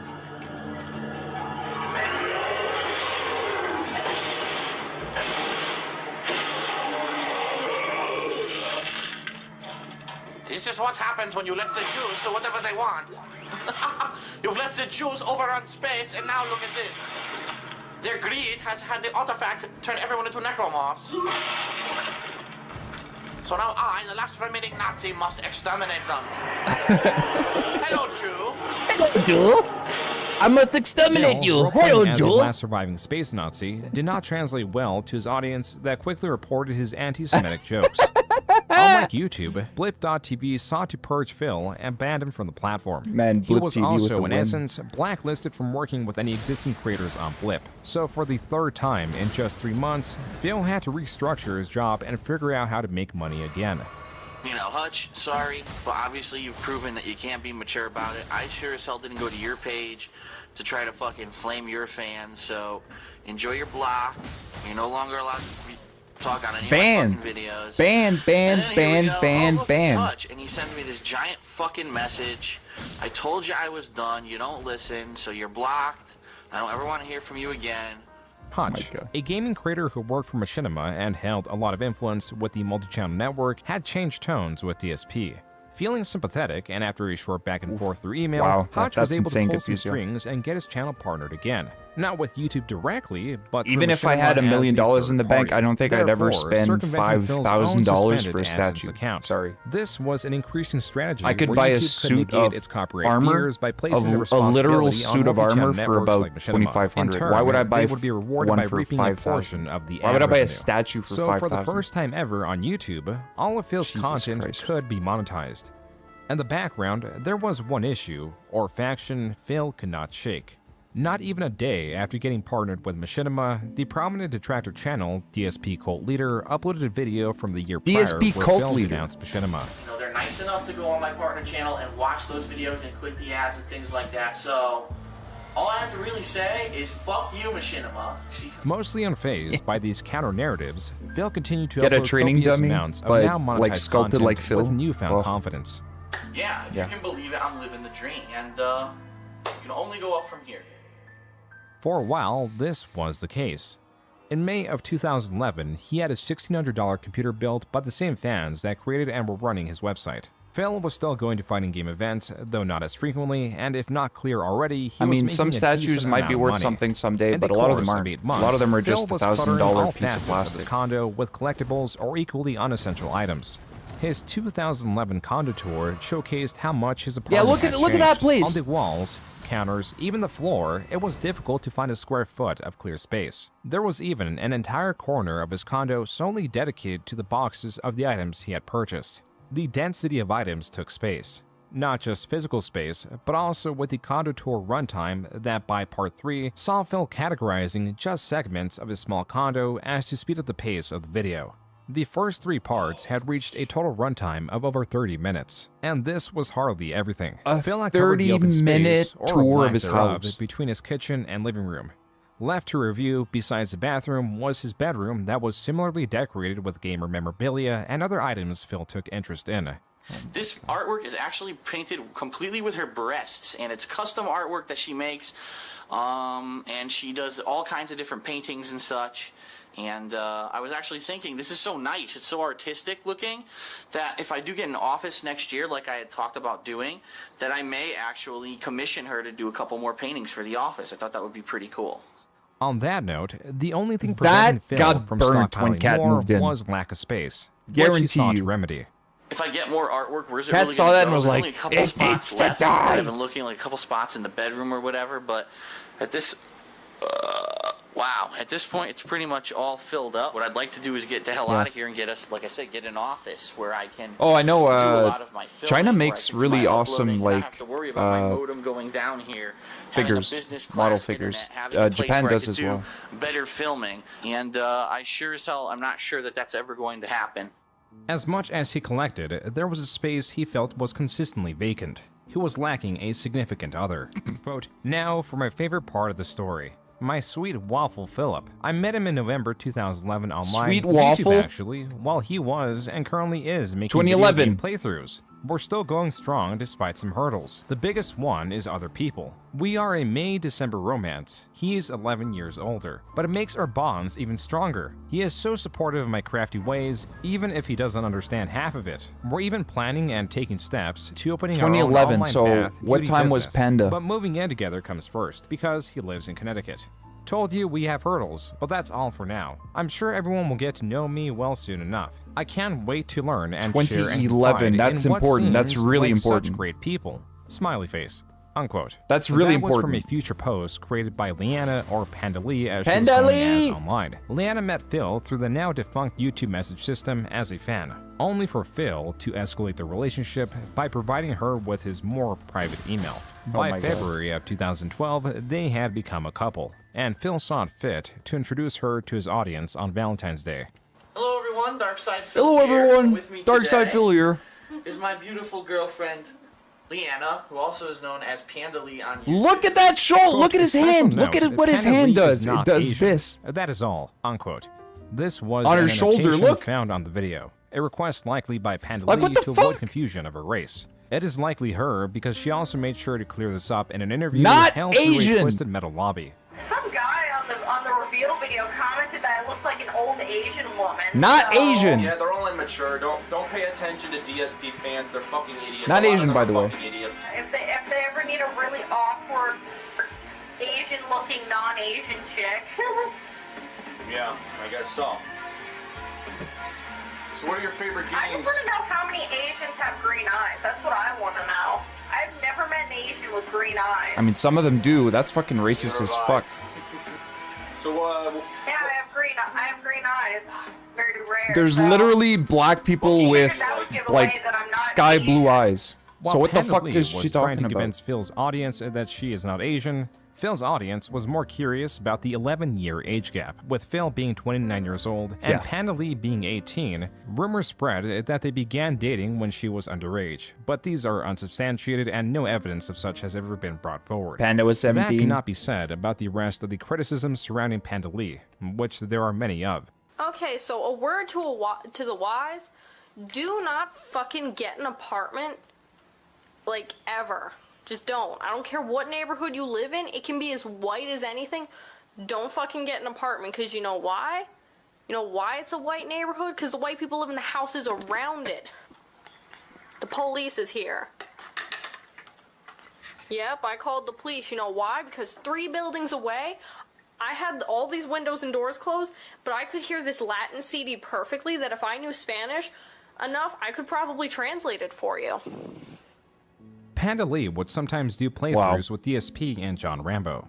Still, DSP's best friend had a large catalog of playthroughs with Phil and was a favorite of the channel. Panda Lee, being a newcomer and with her being argumentative with Rambo, meant she was making a bad impression. I'm just being difficult.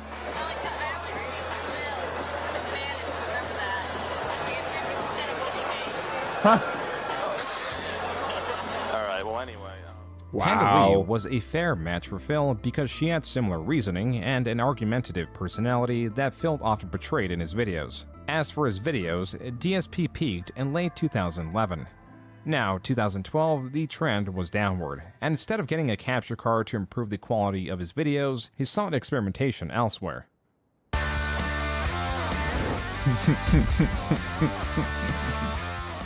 Project 7 was Phil and Friends' answer to the higher quality of videos found on YouTube. A summary of the plot is that Phil's gaming talent was stolen and that he has to travel through 7 gaming worlds to find and reclaim it. The stars were Phil, his best friend John Rambo, and their mutual friend Howard, which Phil claims was more so just John Rambo's friend.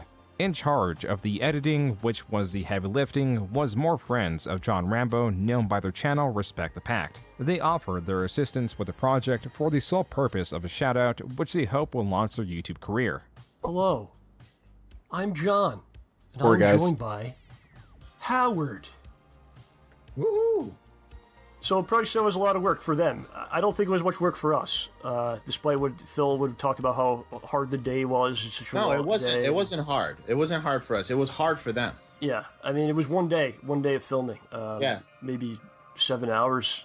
Respect the Pact put in a tremendous amount of work to edit the project that only made it to episode 4 because one of the members had a child on the way and the shoutouts that they got from the project did virtually nothing for their own personal channel. There was also the fact that Project 7 was practically a failure. The entire 4 episodes, when adding up the views, did not even surpass 1 million. It was far more lucrative for DSP to continue pumping out low-quality, effortless gameplay videos that he had even gotten raised for mid-2012. Not only was he getting a set $2 per 1,000 views, sometimes he will get a bonus simply because of the size of his channel.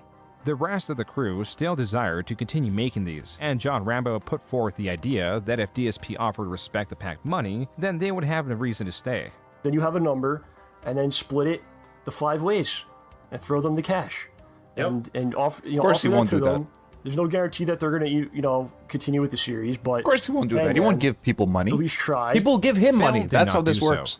He even lied to John Rambo and Howard and said that he did offer them money, only for them to ask Respect the Pact themselves. His response, they don't want money. They don't want any money after this. Based on what he says, they told him that. Yeah. And then I asked them about it, and they said he didn't even talk to them. Phil was bold-faced lying to his 2 friends. Damn. This was already on top of Damn. other compounding, smaller problems, like Phil's jealousy of larger content creators and how he would lash out, creating unwanted attention towards his channel or just himself. Comments would also sometimes spark jealousy of his friends and would create a response from Phil. Case in point, in this teaser trailer, there's a funny scene featuring John Rambo, and everyone says it's the best part of the trailer. Jealous of John. I even saw a comment saying, "Wow, this is Rambo's the funniest thing." Guess what? I wrote that this. scene. I These wrote small, it. I did, inconsequential not things John. would I add up did. slowly and drive a rift between DSP and John Rambo. Like when DSP lied about John Rambo not wanting to play Mario Party. I start getting messages, and people are pissy. Oh, it's not mature enough for you, you big-nosed piece of shit. Everything eventually circles back. Phil at first would pay John Rambo 50% of all the earnings in the Let's Plays he was involved in, but as it becomes more difficult to calculate their earnings with DSP's expansive catalog of videos, instead he would just toss him $100 every time he visited. But also, virtually every time he did visit, DSP would move things towards wanting to record more Let's Plays rather than hang out outside the realm of YouTube. I like this all guy's relates name, to the Bilbo 2012 T. Baggins. condo. From these repeat visits, John and Howard noticed many changes that really just amounted to additions, like at least BMW. We start showing up to your house, and what do we see? The guy starts buying Lease. figurines, Uh-oh. starts buying all this ridiculous shit that there's no need to buy. Then we show up to his house one day, and what does he have in the fucking driveway? A BMW. So how the fuck do you think I feel? And how do you think these I guys really need feel money, after guys. the fact? Buys a BMW. DSP was spending ever more frivolously. In contrast to his 2011 40-minute condo tour, this new condo tour took a total of 1 hour, 8 minutes, and 27 seconds. On the surfaces of his apartments, sans some of the walls and ceilings, it became a challenge to now find a square inch of clear space. There was even an update on the corner, now wall full of boxes and trash. He bought even more It's now shit. quickly become a graveyard of shit that I can't either. I have nowhere to put. I have no use for. I can't store. A I don't know what to do with it, graveyard of right? shit. DSP had run out of storage for his baubles and memorabilia. I don't know. It's too much. Too much. And the problem is I have nowhere to put this shit. If I had somewhere to put it or sort it, I'd probably be able to see it. But Oh my god. it's all just a jumbled mess on top of my dresser. I need more room. His closet, even with items optimally stored, was overfilled.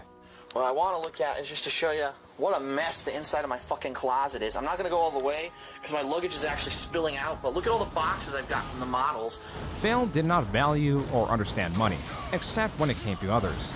Phil, when talking about Project 7, classifies it as a financial loss for the t-shirts he helped finance and, more importantly, the props that he bought. This prop that Howard is holding is a Lancer from the game Gears of War and cost $300. It had less than 30 seconds of screen time and was even less relevant to the plot, yet was the majority of shared expenses. Wow. He would use this and other items to try to convince viewers and friends that Project 7 was not profitable, disregarding his egregious spending For habits. 30 seconds of screen time, you spend $300. It's about respect, man. You have no respect for your friends, for your family. Oh You don't give my a shit God. about anybody but yourself. There were plenty of examples of DSP's poor spending habits. Few trump his 3 custom-made quilts. These quilts, individually and also factoring inflation, cost Phil a minimum of $1,000. How much was Phil earning? What? The good news is this, okay?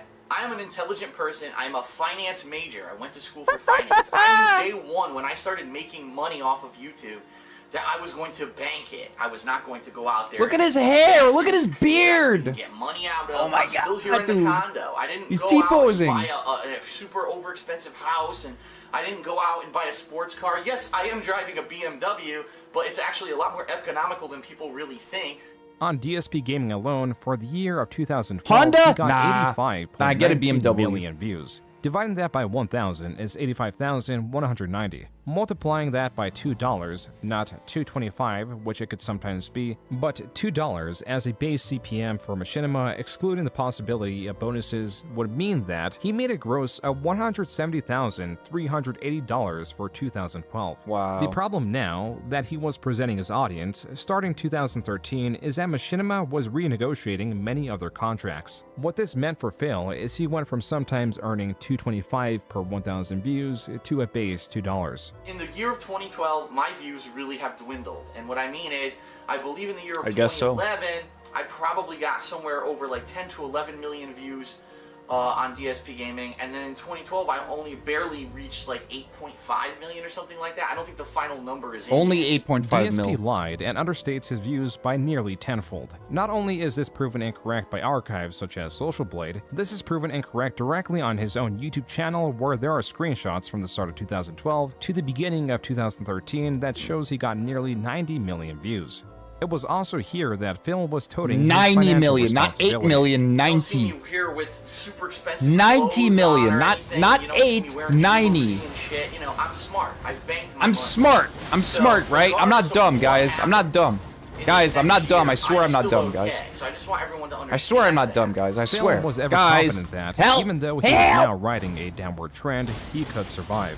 His tune would change in the coming months as he would have to navigate troubles that were exclusive to him and the culture he was inadvertently creating. What could be the 2 reasons? There are 2 underlying reasons why he would have made this video. Come on. That's why I didn't want to fucking restart the game. Number 1, he's just insanely jealous of me. Oh my Not god. my fault. I love it. The other is that the guy is one of these gamers, like I mentioned, who play the games to feel accomplishment. What the fuck? What? On February 15, 2013, YouTube user EvilAJ2010, in direct Smart response people to wear Phil claiming cowboy his hats videos are after well getting received, $100. uploaded a compilation of Phil's Metal Gear Solid 2 playthroughs with only the clips of his failures or Phil's obscene commentary. How did I fucking miss? Even with that considered, the supercut was nearly an hour long. In addition to this, it included AJ's own text commentary and images of many comments found under Phil's original Let's Play. Where many channels failed to capture the negative yet entertaining aspects of Phil, AJ was succeeding. A month later, in March, his video was up to 77,000 views, and word was spreading. DSP is a weird guy. It's like a train wreck that you can't look away from, that's on every day 10 times a day. 24 hours. Oh, come on, guys. Come on. The reason Evil AJ's video was so successful was both external to Metal Gear Solid and internal. The external elements that bring interest are that DSP has continuously bled viewers through his lack of editing, refusal to use a capture card, and poor gameplay. The elements that are internal, and why Metal Gear Solid was the perfect game to capture the essence of Phil, is foremost that The essence of Kojima, Phil. the person Ugh. that heads the creation of the series, Ugh, is it's well greasy. respected within the gaming community, as are his creations. The Metal Gear Solid series chiefly requires critical thinking, as it is required to appropriately employ every item in your arsenal, as well as to react quickly in tense situations. It also requires patience to be able I would to trust learn Dada's enemy financial control patterns advice or learn from one's over mistakes. Phil lacks severely a million in both of times these to what? fields and approached Metal Gear Solid 2 Actually, as 10 an billion action to what? game, brute forcing his way through situations that require nuanced approaches, all while criticizing Kojima. Kojima wants to make movies. Kojima does not want to make video games. He will really, you could tell, he wanted to make a bunch of long movies or miniseries of this stuff. Evil AJ, in April and July, will go on to release This Is How You Don't Play Metal Gear Solid 3 and Metal Gear Solid 1 respectively. This manifestation of dislike of Phil could not have come at a worse time for him. Not only were his views plummeting, unrelated to AJ, he was also desperate to staunch the loss of viewership to the point he finally caved in and began using a capture card. He also began live streaming, though he was still not editing his playthroughs and pushing out more videos than the average person cared to watch. Phil was still steeply behind on the curve, losing viewership to I have rising a master's in pigology, How so many more people are doing Let's Plays?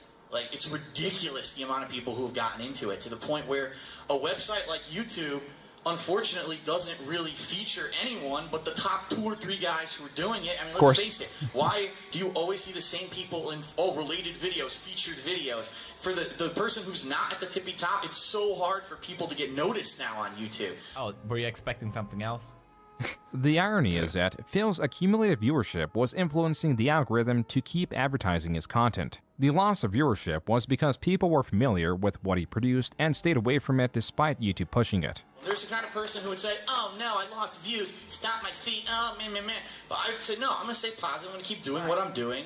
Phil was losing viewership and supporters. Chris, or Mighty Furtado, the 18-year-old that co-made DSP's website and was responsible for building his computer, actually had a falling out with DSP.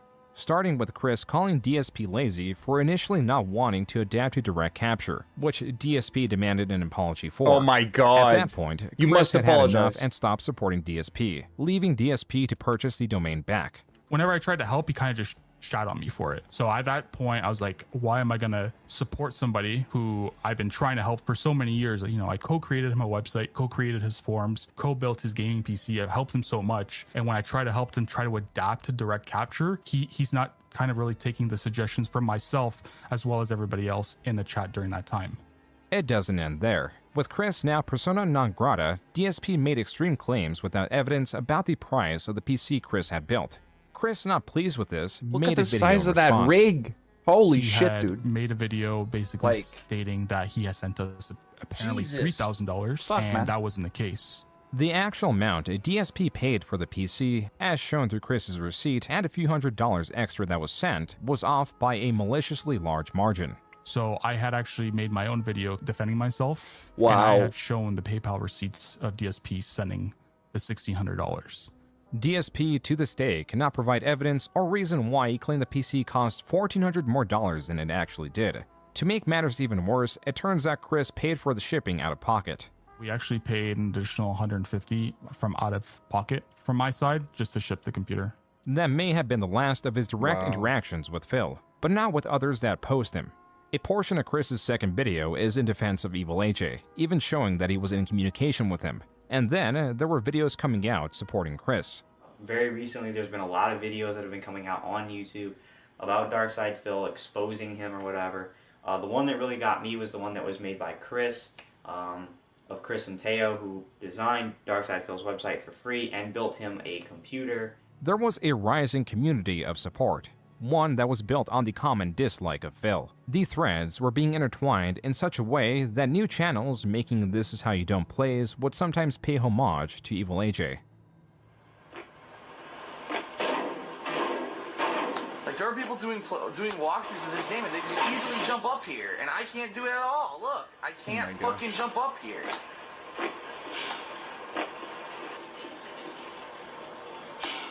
How are people able to jump up here? Look, I can't jump up here.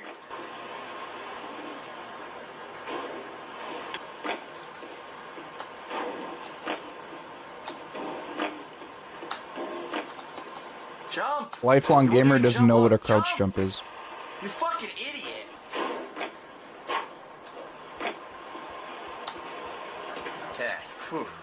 Viewers were quickly realizing that DSP, with his near 4 years on YouTube, had a treasure trove of videos to sift through and inspire compilations or different forms of content. Whether it was Pandalee's abrasive personality and dislike of the Kingdom Hearts series, I'm here trying to play a fucking game. It's hard to concentrate when a bunch of little immature shits get into a fucking argument with my girlfriend. Fuck you. a DSP soundboard, Cock-a-dookie bullshit, mumblefuck nonsense. or just DSP's giveaways that would sometimes just be empty video game cases. The empty So boxes. to warn everyone, just to show you for full disclosure, no game. There was so much material dated by his pre-capture card era. Some of these videos were titled DSP Tries It as to try to dominate his own Tries It series on the search results. An additional purpose of these was to create videos that were shorter snippets of DSP rather than the long-form This Is How You Don't plays. Some just criticized DSP's habits outside of games, like DSP Tries It, compulsive hoarding, and being a man-child. A video that covers Phil's newly released 2013 condo tour that shows just how much worse his living space has gotten. This is what has happened to my condo in the past year. Oh my god. I've gotten so much stuff that my condo just can't look at this. Look at this. Look at this. Look at the floor. Look at this. It's a fucking hideous mess. And I really wish that I had somewhere to put this shit, but I don't. Tied to this was the curiosity about DSP's expenditures. In 2013 alone, he took at least 4 trips. Every one of them, he paid for at least one additional person, whether it was John Rambo or Pandalee, sometimes both. The reason this was becoming relevant was because of DSP's focus on his decline of views and earnings. His critics could be just as excessive with their own commentary. Have you been on Darksyde Phil's stream when he fucking flips out of people using adblock? About how you're it's like going into his house and robbing him and taking all his shit. They should find out where he lives and rob him.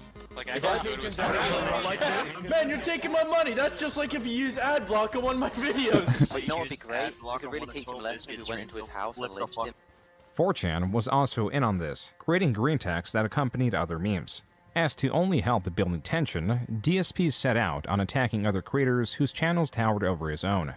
Holy shit, another YouTuber who's not a giant fucking Tobuscus PewDiePie idiot who loves gaming, is doing it for the love of gaming, and he's actually showing up in my fucking related channels. PewDiePie's channel had over 100 times the subscribers that Phil had, and there was no doubt that they shared viewers, so these comments assured that those viewers would not return to Phil. What's more is that Phil would talk about how big of a fan PewDiePie was of him. Yeah, that's right. PewDiePie has said he was inspired by me to make videos. He used to watch my content back when he had no money to buy games. He would watch me play the games. That's how he got the idea to make his content. PewDiePie did in fact like some of DSP's videos back in 2011, though as Phil's barrage continued, PewDiePie would have a change in opinion. As for now, the other leading channel that he was personally at odds with was Tobuscus, who launched his own gaming channel. On top of that, he promoted NCAA Football 2013, and his video on it was used as an advertisement for the game on YouTube. Phil, displeased with what he perceived as YouTube advertising his competitors, was quick to make a rant on it. And here's why I'm upset. I'm not upset that he's advertising the game. That's fine. It's even a gaming-related ad. I understand why it's on my video. But at the end of the fucking ads, there's a link to his channel. Phil was thoroughly lambasting entertainers and games that his audience enjoyed. Games that were rising in popularity like Minecraft for its lack of story. This made the rounds so much that even the creator of Minecraft commented on it. Because of DSP's rapid decline, there was inversely a lucrative market to make content criticizing DSP. A group of creators would soon fly a banner that would be seen across various channels. The Kojima World Order, or the KWO, was the unifying group for what was being called troll or detractor channels. The origin of the name came from Phil himself and his criticisms of Kojima. I'm joining the Kojima World Order as of right now. Everything that Kojima has made is godlike, without question. Kojima World Order. Kojima World Order. 2013 ended far differently than it began, with DSP's views still on decline and a decline in how DSP was viewed. It made for Phil's worst year yet. And in 2014, the detractor videos and memes evolved rapidly. Phil could only add fuel to their fire. Okay, what is up, everybody? Darksyde Phil here. Oh, and that welcome audio. To release day Oh, that's unboxing for Tuesday, the fire alarm. February 11th. The fire alarm video. And before everyone says what on earth is going on, you probably hear an incredibly annoying, high-pitched droning sound Oh going my on. god, dude. That is the fire alarm in my condo facility. And the problem is, the fire alarm in this condo facility has a nasty habit He's of recording during the middle this. of winter, especially when it's very cold, of going off as a malfunction. He's recording That was from this. DSP's release day unboxing video. The first 3 minutes, Phil is talking about the ongoing fire alarm. Then he shifts to criticizing prior games. Then to the fire alarm, and then DSP picks up the camera, takes it to the door, and shows he stuffed paper towels in the slits to muffle some of the ongoing alarm. In the entire 14 minutes, DSP failed to open and quote-unquote unbox the game. This screenshot, which included DSP's comment realizing his mistake tied to the title of the video, is what DSP was now known for. That's Though hilarious. few videos of his own rarely capture this entertainment from failure in such a way. What's up, boss? Is it Yeah, time? no worries. As predictable as Phil was in the gaming space with his commentary, his decisions, especially the financial ones, were seldom predictable. Phil, mid-2014, finally committed to move. Some discernible reasons for a move were mainly tied to having a larger living space allowing for more storage, and would give Phil and Panda Lee their own space as they were seeking to move in together. Common strategies would suggest Phil would either sell or rent his condo and then move in somewhere close by. This would allow easy access to the condo for maintenance. The social elements are as important, like his friends and family that were all living in Bridgeport. With this in mind, what does Phil do? I got the confirmation over the weekend that we are good to go. We are closing this week. By the end of this week, I will be the owner of a beautiful new townhouse / condo in Washington State. It's probably going to cost me about $7,500. I shit you not, it's that expensive to move across the country. Phil What had the decided fuck? to move from Connecticut to quite literally across the country to Washington to purchase a condo for $265,000. What's more, for What a guy. 2013, with Phil's viewership on his main channel, he had made just shy The of wolves got me. $100,000 Wow, gross, that's fun. a steep decline from the $170,000 gross in 2012. This indicates continued loss of revenue and pressure to pull back on spending. And even though Phil should have money Horrible. saved up, he was still petitioning his audience for donations. Right now, I'll be honest with everyone, the past month to 2 months, April and now May, up to now have been pretty slow. Feigning But, distress. You know, I needed a little bit of help in these times. You can't when get by things are with slow, $100,000 a year, guys. The situation He needs was your money. revealing was far more dire than initially thought. Phil was technically still in debt as he paid the minimum on his mortgage for his Connecticut condo, and as later revealed, Phil, as he claims, emptied his bank account to finance the move, meaning somehow the hundreds of thousands of dollars he should have saved were supposedly gone. In addition to this, he began using credit cards to continue his lavish lifestyle that was far beyond unsupportable. Quote, I'm a successful YouTuber and lots of people dislike me because I am successful and outspoken. I should have signed up here with a different name, but I didn't think that far ahead. I may do so now. Unquote. This was Phil in a form for the But mobile game this is literally WWE coping. Supercard, which is essentially a collectible card game of sorts with an emphasis on microtransactions themed around the well-known American wrestling organization. Quote, I just got my second in the Hulk Hogan Challenge and spent around $200. For $1,200, I think, you can buy a pack of 1,500 title matches, which is enough to win the event doing straight +5s. Unquote. The jargon around the game was hardly interesting to any detractor. What was Phil's knowledge of the cost of items and his spendings of potentially thousands of real-life dollars in a time he supposedly did not have any money to spend. Of course. Yet, he was financing Panda Lee's new soap-making business. Phil also renewed the lease on a BMW that he would drive at most 2,000 miles a year. Man, Phil is not Evidence gonna of Phil's reply poor spending to had any been of this. He's not mounting gonna for react some to time, any but of never this. has it been this Any of this. overwhelming. So, like, 2 Once hours of the my video is not going to equipment react shows up, to. my new PC, I'm hoping to get to work with higher quality videos for you guys. So next week will be an interesting week to test it, right? 1, 2, 3, or 4 if you include the capture Soap cards business. Phil is using. That's how It's many the soap capture business, cards bro. Phil has. The- He purchased 3 new ones. the to test them lucrative out. soap-making The comments business. discuss the absurdity of Phil's purchases. Quote, lol. So he ordered 1 capture card, changed his mind, and bought another. Then changed his mind again and bought another, all before the first could even be delivered? You got more money than sense, or your credit card debt is rising. Wouldn't it be worth doing some research before buying them? Dude, Nope. you could just figure this stuff out with a Google search. Lol. Google? Unquote. The What fuck is comments Google? Is that Phil also Is that bought Goggle? a new Is that P-Built like- PC is that from like Cyberpower Yahoo within Answers? the week of the capture card video, and did the unboxing live, taking his chance to mock the PC Mighty Frittata built for him by stating, Is that like Ask This is Jeeves? how you do ship a PC. We already got a broken piece of plastic. Already a broken piece of plastic. That might be why the top is moving. It's the post that goes through that holds this in place broke off in shipping. the price of the PC was $3,000. There you go. Here it is in action. In action. What the hell? Here it is in action. Game's choppy as fuck on my new PC. Great. Oh my god. So he didn't know that there was an option to switch from encoding with your CPU and encoding with your GPU. Like, he just didn't know how to use his PC. I freaking maxed it out. It went to 100%, so I cannot play a PC game on 1080p 60 frames per second and capture and stream at the same time. It doesn't work. The irony of all this is that Phil later cited Seattle's tech sector as one of the reasons for the move, despite not having any formal education or even general competence in the field. As for the exorbitant spending on equipment, DSP could cite that he was trying to improve the quality of his streams and also deduct the purchases for taxes. But he was ignoring the fact that gaming content was being improved by editing Of course, the it's not his unnecessary fault. He parts did out. everything correct. He did Phil nothing was still wrong. refusing to do this. His cited reason, he was a gamer. Quote, I'm a gamer, not a video editor, I'm a entertainer, gamer. and actor. I just wanna like sit down and play a games, game. not edit videos of them. Unquote. His choice of trying to improve the visual quality and not the experience of his streams was turning around to bite him at every angle. In November of 2014, a Twitch mod jumped into Phil's streams requesting he lower his bitrate. This is basically asking him to lower the quality. While Phil complied, he was unhappy with the outcome, especially with all the money he invested in improving the visual quality.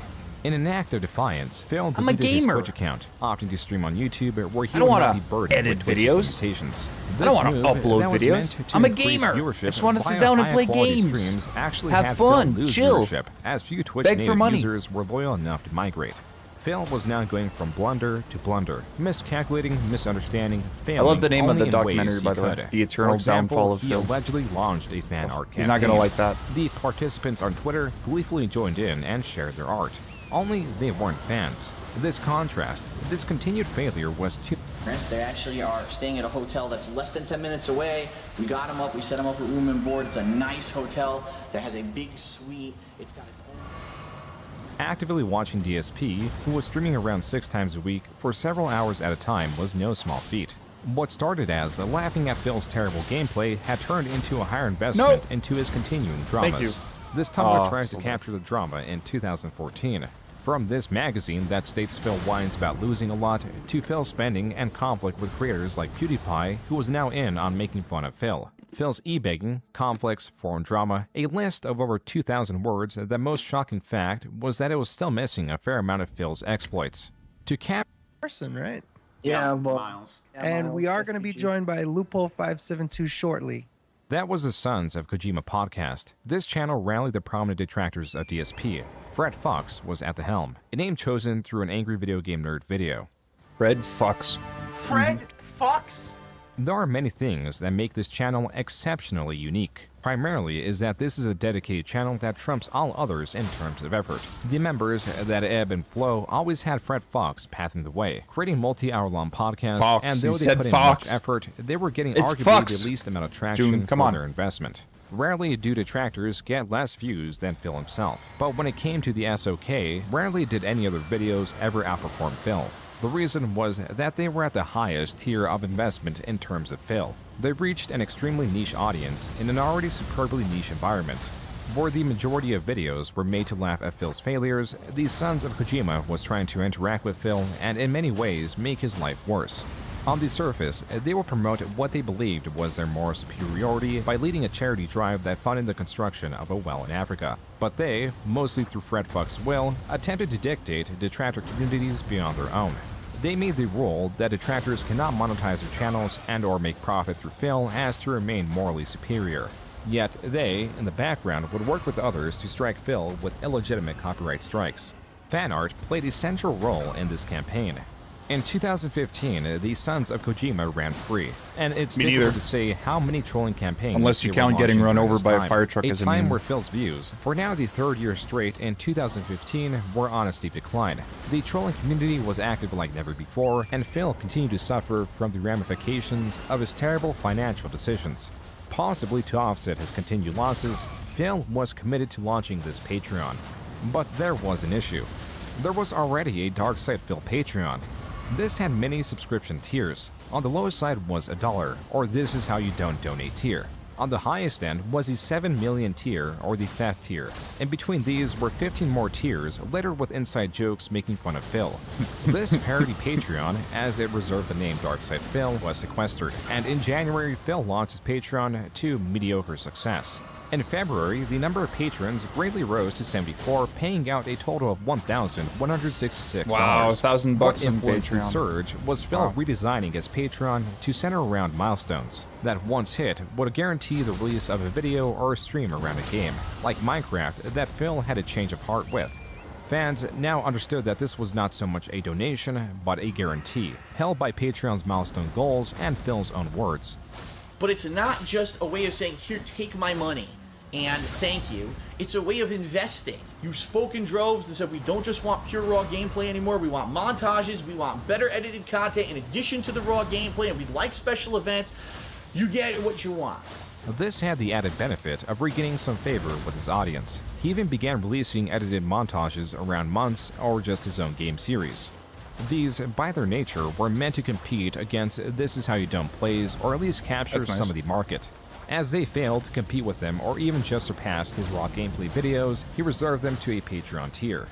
Also during this time, some videos criticizing DSP were being taken down. While DSP blames these takedowns on machinima acting and their own interest, viewers took it as DSP wanting to suppress the negative attention. As these Which is takedowns true. happened in March, the channels willing to fight Which the is claims legit. were That is reinstated what he's in trying to April. do. But when they were reinstated, they were immediately claimed, meaning that they could remain up, but all the money would go to machinima. This same month, DSP released a video of him performing various actions in front of a green screen. It only took one Oh my day God, for a that scathing body. video that utilized the green screen footage to be released. This included reference to Phil's decline in views, his alcoholism, and the copyright strikes applied to detractor channels. Additionally, Phil's diet of fast foods was coming back at him in full force. After all, current day, there is at least 17.5 hours of footage of Phil consuming fast foods or foods of similar quality. My foot is incredibly swollen. You cannot tell from what I wanted to show you there. It's about, I'd say about 1.5 times the chubbiness of my other foot. No, so after doing a bunch no! of research online No! after what everyone's been I don't telling wanna me, see the sounds to me foot! like I might have gout. Gout, or historically known as the disease of kings, The is king's caused from a disease. diet abundant of alcohol and red meats. This news spread quickly. He has gout? How does he have gout? Gout, copyright strikes, continued loss of viewerships, and the rise of the He's Sons the of goat! Kojima were only the start of Phil's difficulties for 2015. His financial situation had gotten to the point that he was selling his statues that he could not accurately declare the quality of. Look at the size of that shit. It moved, it even got a little nick in it, but it did absolutely no damage to anything inside. Holy It has lots shit, of styrofoam inside. His comb has damage. Gotta call that out. As poor as Phil was with his communication, comb there have was one damage? instance that him reaching out very well saved his life. They all have these super...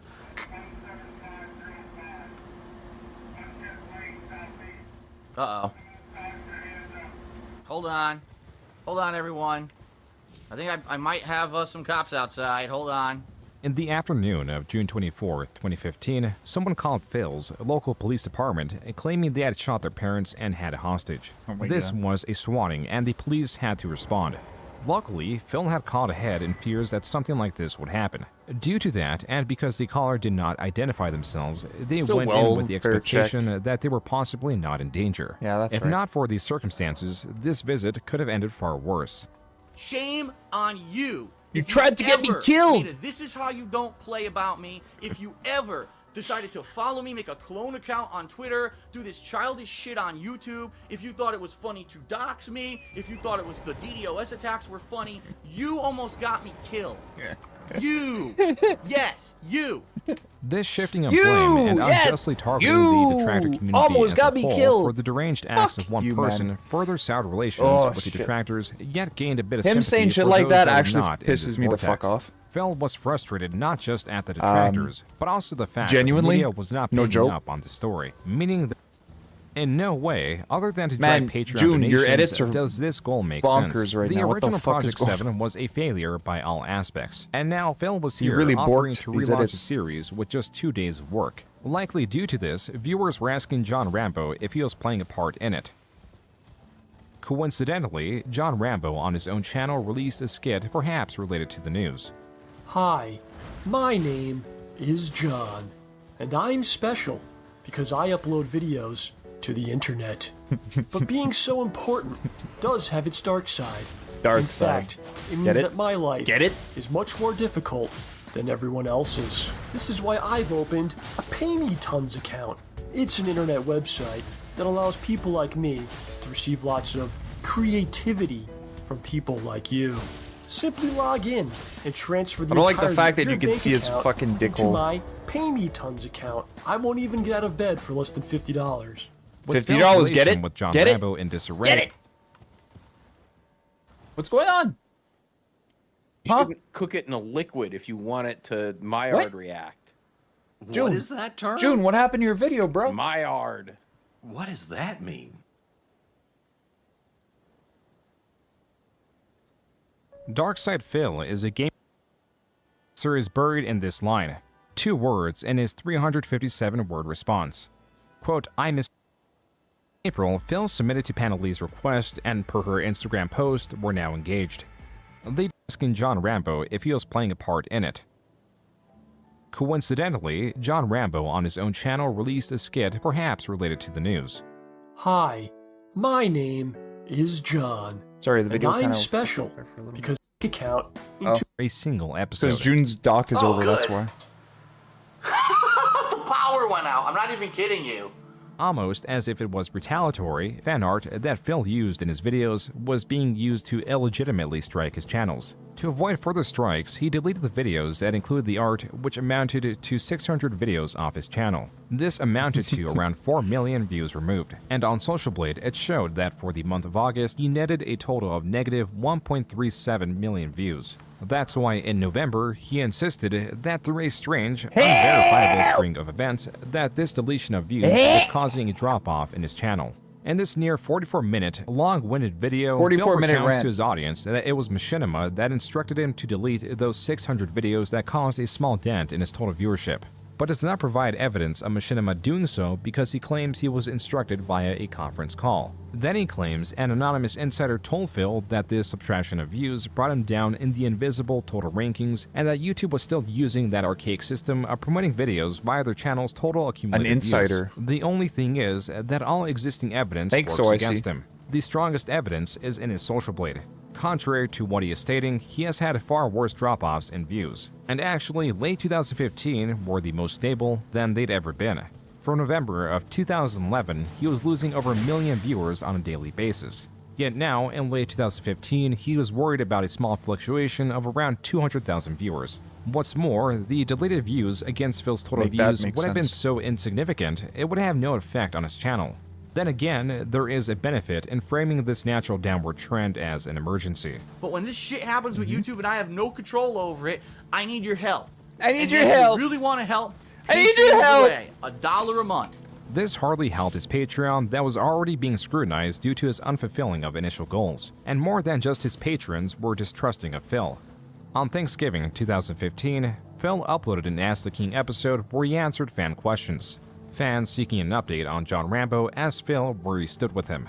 I hope that people don't take this the wrong way, but in life, if you have something that you want to say, or you have an issue with someone, all right, say it, bring it up, hash it out. We're in the king if hat. something happens and you don't bring it up and you let The resentment king's build up, crown, the cowboy hat. that's when relationships get ruined, right? Fans unsated with Phil's answer, like with the relaunch of Project 7, were reaching out to John Rambo on Thanksgiving to ask how he felt about Phil. 2 days later, on November 28th, they, including Phil, were given their answer. Hello, I'm John, and I'm joined by Howard. This was the same podcast that was used earlier in this video that talked about the production of Project 7. John Rambo decided to upload this to a separate channel and then deleted it about a day after. Then it was re-uploaded in perpetuity by channels archiving the material. And so in permanence was this about hour-and-a-half podcast of evidence where John Rambo details his falling out with Phil. From Phil unfollowing him on Twitter, to Phil drunkenly messaging him late at night while watching their Let's Plays and not calling him even though John Rambo said he preferred that over text. It was all of this, plus other minute issues like merchandise getting a 3 a.m. both drunk parties text invested from in, Phil? Phil's susceptibility to trolling, Hey, his man. self-destructive tendencies, watching a and other video of private us elements playing that together, caused his and I falling miss you, out. bro. At the end, I John miss you, Rambo bro. offers an olive branch by stating that a phone call could fix this. But Phil never did call. And so Phil lost Why touch would Phil with the last call? friend he had. Not even a month later, now closing You call Phil, not the other 2015, way around. Machinima informed Phil that they will no longer honor the $2 CPM contract and would Ooh. instead swap to paying him with the raw ads, which would further decrease his earning potential. Everything appeared to be working against him, and the idea that was meant to breathe life into his channel did not come. What did come was something else. Oh my god, What is up, no everyone? way! Hello, welcome. What did come was something else. The camera's been on the whole time, huh? Phil attempted to dismiss what he was doing by saying he was doing quote-unquote various stuff, like scratching his leg. Savage. The bombardment of memes and other media Savage. would not allow Phil to dismiss this so Oh. easily. It was already clear that he That was was pleasuring himself on savage. stream Oh. and forgot to turn the camera off. God. Keemstar, the owner of Drama Alert, a trending drama channel at the time, quickly beautiful. picked up the story. It was then that Phil came clean and admitted to what he was doing. After Drama Alert and the internet as a whole spread the news, Darksyde Phil would be known, above all else, for this. A new nickname was passed around as DSP would be known as The Guy. You didn't even know the guy, it's our guy. Every inch of my dick and balls, right? It's the Because guy. in theoretical conversation, when one introduces the subject of Darksyde Phil, the other participant would respond with, "Is that the guy?" It's that the pleasured guy. himself on stream. There you go. Phil handled this remarkably well. In case anybody is wondering why we call him the guy. Identity in stride. It's the guy. That's what I'm known for. You got exposed for doing that. That's I got completely exposed. Yeah, jerking off His in front of partners children. and Machinima were not so enthused and sought to take down any re-upload they could find of the event. Whatever event. goodwill Phil had The gained through event. the acceptance of this recent event was quickly Was lost. the event, In this he single calls it. post on his forums, he insults 3 different creators who have audiences larger than his. He calls Total Biscuit's reviews overanalyzing, calls Jim Sterling's reviews that fool you into thinking they're intelligent with fancy wording, and Angry Joe's reviews bloated with skits and cosplay for kiddies to retain attention. The cherry on top was the purpose of this post was to represent his own views as superior.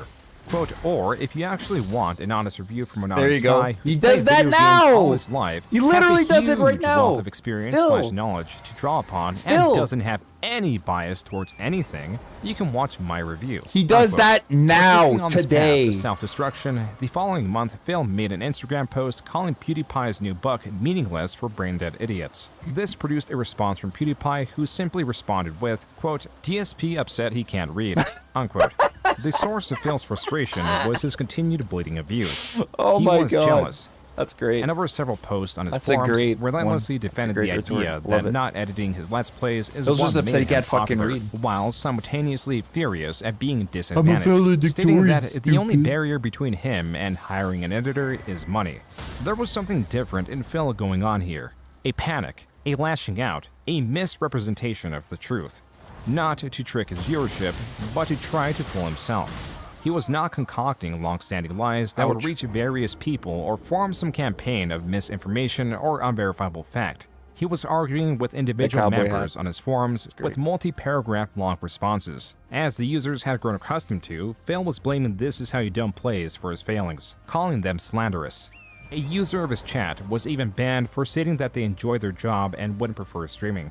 Phil was fighting with the very concept that the loss of viewership was his fault. Ban It's somebody a for wonder saying they what like this their fight job with more reality was and doing wouldn't to consider him. streaming as Out a of his job. continued Jeez. desperation, he was back on Twitch asking for more paid subscribers. Phil's loss of viewership had him left with the most dedicated supporters and detractors watching his streams. The worst part for Phil was this balancing act between dismissing detractors and appeasing supporters. Quote, I seriously need to start convincing people that YouTube isn't going to support me anymore, so they need to pledge a Patreon and or sub, give bits here. Because at this rate, it's a joke. I'm on pace to make half as much in December this year as I did last year, playing 4 new games. Just got a notification my bank account is overdrawn. Luckily, my machinima payment is literally coming through today. Unquote. Here we go, add feigning salt to the distress. wound, the infamous clip of Phil was strong in circulation even at the end of 2016. That face. 2017 started just as bad for Phil, as he announced that he had been renting his condo out in Connecticut, but that was no longer the case. More would be lost this year than any other. On February 26, 2017, Phil participated with his viewers in a game of Quiplash 2. Quiplash. A game with pre-established questions that could be answered in any way.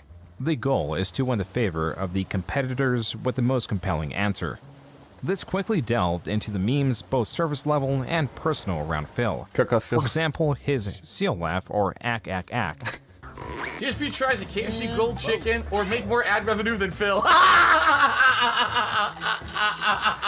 Calvark or ag ag ag ag ag. They're both good. None of these had any major effect as Phil played along with the roasts. It wasn't until a player shoehorned in an answer that caused chaos. Leanna, I don't even know what that means. Leanna's fake engagement ring. Huh? What does that mean? I never gave her an engagement ring. Oh, here we go. Triggered. Triggered. I don't know what that means. I Triggered. don't understand. Is there something in the detractor circles about a fake engagement ring? What are Triggered. you talking about? I didn't give her an engagement ring. What? People are weird. What does that even mean? There's some stupid inside joke that I don't understand. What does that mean? It won, and it makes no sense whatsoever to anyone who's not in their inclusive circle jerking circle. That makes no sense at jerking all. circle. What does that mean? Are you part of a circle jerking circle? Those are the best kind Is of there circle actually, jerking like, some kind of a joke shapes. about an engagement ring? You know? Huh? Leanna posted it on her own Twitter. What are you talking about?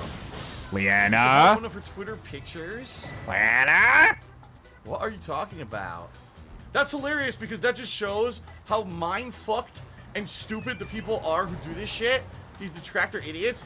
Because no human would know what the fuck they're talking about. It's some completely inside joke they made up for themselves that no one would know anything about at all. It doesn't make any sense. It makes zero fucking sense. And yet it ends up being the big winner at the end of the game. That's so fucking stupid. You guys As are so was revealed to stupid. Phil through a video game, Panda Lee had been wearing a fake engagement ring to her job.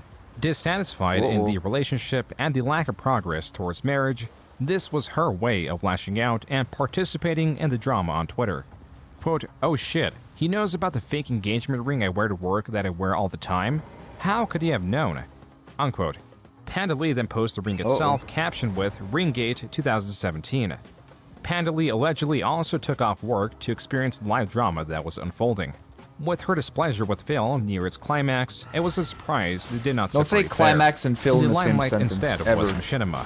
With the apocalypse in full swing, earnings down, and the company model a complete failure, they had less support to answer creators who were feeling the brunt of the loss of ad revenue. Phil, being one of these creators, noise? reached out, but Machinima was slow to answer. And so he was emailing not just former employees that had been fired without his knowledge, but emergency contacts meant for dire situations. Oh shit. That's when on February 28th, a Machinima employee reached out to Phil and gave him the basic advice to increase his audience retention and kindly to not message other departments. Yeah. Phil's full, alleged response was locked in on Shut the Machinima's fuck request to up, not message bitch. other departments. Shut the Phil fuck used up. his history with the company as a reason to act in the way he pleases and demands better treatment. If he is not Demands treated it. better, he states he is better off not working with them. Demands it. Machinima, more than happy to oblige, released Phil from the contract. After all, per their contract, they were comments. only losing money with Phil because he was earning 100% of the ad revenue. Phil was relating this moment to when he got fired from his office job in 2010. As seen per Fred Fox capturing Fred of Phil's Fox. Twitch chats, Phil was acting as if he was blindsided by his own requests, stating, quote, there is no 2 or 1 month notice. That is complete BS, lol, but this situation is pretty Complete unique. BS, lol. Unquote. In a video released shortly after, Phil dissects his separation of Machinima, then dissects it again and again and again, then loses his train of thought, thanks his followers, asks for donations, and again restates what has been overtly established, yet never provides a satisfactory answer. That's why his video is nearly 2 hours long to explain that the contract with Machinima has been terminated. And as per the description, quote, I cannot give all the details, but in this video I explain what's going on, unquote. This is all beyond minutia. That besides Phil's uncreditableness or dishonest nature is why few would ever care for his side of the events. His long-windedness buries his own reasoning or retelling of events even further than his several uploads a day do. For any controversial moment, Phil is certain to extend what should be a clear and concise response into a multi-page long essay or hour-long video. It took about 10 days or so for Phil's channel to be fully released. And then, it took about an additional week for him to fight various Content ID claims himself, as would normally be the responsibility of Machinima. Phil was quick to find a different multi-channel network to partner with. This time it was Curse. Unlike Machinima, who was trying to inflate their numbers, Curse did not give Phil a 100% cut of ad revenue, nor was he in a managed partnership. This means that they would not be responsible for his 30 or so Content ID claims that he was getting a day on his 40,000 uploaded videos. The ongoing developments of 2017 were scarcely predictable. In April, Phil submitted to Panalee's request, and per her Instagram post, were now engaged. The detractors' persistent monitoring allowed them to find the ring almost immediately. It was one that Panalee personally liked on her Black Currant account, which is the name of her soap-making business. Detractors, tracing this back to Amazon, found that Phil had spent on the lower end for this ring. A testament to his detractors' obsession and or Phil's dwindling finances. By May, Phil had concluded a 2-month-long talk with a different network that introduced themselves as Poltavi. They offered Phil a cut similar to Curse and a managed partnership.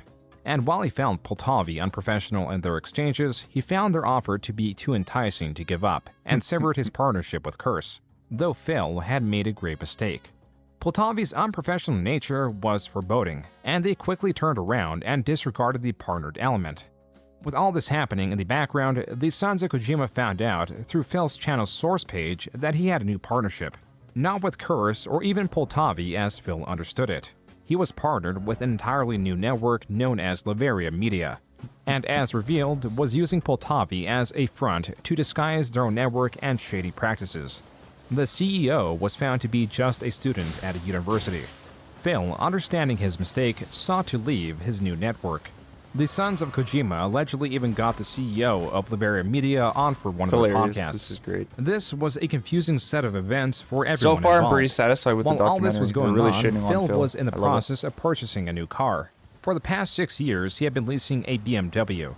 In the last 3 years, he had only driven the BMW 6,000 miles, and so never changed the oil. Yeah, BMW, you're supposed to get maintenance for free, no matter what. That's part of the deal. That's why the car is This so logic. expensive. Listen. And they never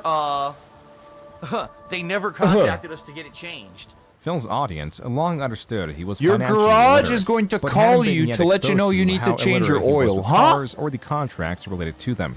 Brother, That's what? why whenever other content creators discover both, it makes for an interesting watch. How fucking dented can you fucking In get, 3 man? years, we only drove the car 6,000 miles. That's insane, dude. I put more miles on that on my fucking... Like, He leased Jesus, a car dude. for $400 or $500 When I used to a ride month, and he's all the only time, drove I'd it put that more 6,000 miles like in a single 3 year. years? A single year, I'd put more than 6K. Cherry Dude's like, oh, you could have engine damage. No, Cherry Dude, that's not how it Not works. so much BMW anymore, but I has used a to. diagnosis computer inside of the car that tells you when things go wrong. Yeah, exactly. So if there were engine damage... Oh my god! Hey, this guy is a living meme! No, there is. It's not. BMW has diagnosis computer in the car, okay? Exactly, that's what I'm saying. This is And fucking they stupid. never, they never contacted us to get it changed. Why would they contact you to change your oil? What? Destiny, the person reacting to Phil's explanation, calls Phil the salesman stream. Wanting to help Phil out, Destiny jumped onto Phil's stream and began typing in his chat, attempting to provide financial advice. Phil, of course, ignored this, and on his forums he posted, quote, Destiny, a Twitch streamer who I never even heard of before 2 weeks ago, came into my chat and practically begged me to stop what I'm doing and talk my with God. him. What the fuck can this guy tell me about buying cars that I don't already know? Oh my This guy God. probably didn't know I went to school for finance. Oh my Unquote. God. Phil, I still went in to school mindset for of discussing finance. the drama around the networks, was talking about it on stream. I trusted YouTube's system to work properly, okay? Here's what happened. So, that was Monday, I think Monday morning or whatever, okay? I think, uh-oh. Oh. Hold on one second, everybody. I'll be right back. I'm getting an important phone call. Uh-oh. Folks, I've got a family emergency. It came out of nowhere, and I have to deal with it now. So guess what? Sadly, the podcast has to end. I can't finish my story right now. Oh, God. Phil Oh, had no. received a call from Pandalee's job. She had experienced an anxiety attack and was being driven to the hospital by paramedics. Phil then met her at the hospital after picking up her car. He found her Give her in a a pill. sedated state, and after a 3-hour-long wait, they Give her a released her pill. with no additional treatment. Frustrated at the lack of attentiveness, Phil said, So now she's zonked out. She's sleeping, you know, in the room because of, you know, everything. She's Zonked the out. pills made her all loopy or whatever. Zonked so, out. I mean, we did on the way home. I stopped and we got food. We grabbed like chicken sandwiches and we just ate Chicken them. And now she's sandwiches. sleeping. So that's what happened. Unbelievable. Like Unbelievable, yeah. Oh my God. The thing is, I know if this ever happens again, I'm gonna tell him you are not allowed to bring her to the hospital. No, Give you that get bitch no water. permission to fucking do it. You can't give her a pill. You want to give her a pill? Give her a pill. Give her a pill. And that's it, because you're just gonna waste our time again. Give you that didn't bitch a help us at pill. all. Give that bitch to a pill. some, this looked like Phil was dismissing Pandalee's issues or minimizing them, which is what he was now getting backlash for. What they didn't know is that Phil and Pandalee had broken up some time before the anxiety attack, Give the bitch which a is pill. also a possible factor that may have induced it. He announced this at the end of May. Now, for the first time ever, Phil was in Washington in complete isolation.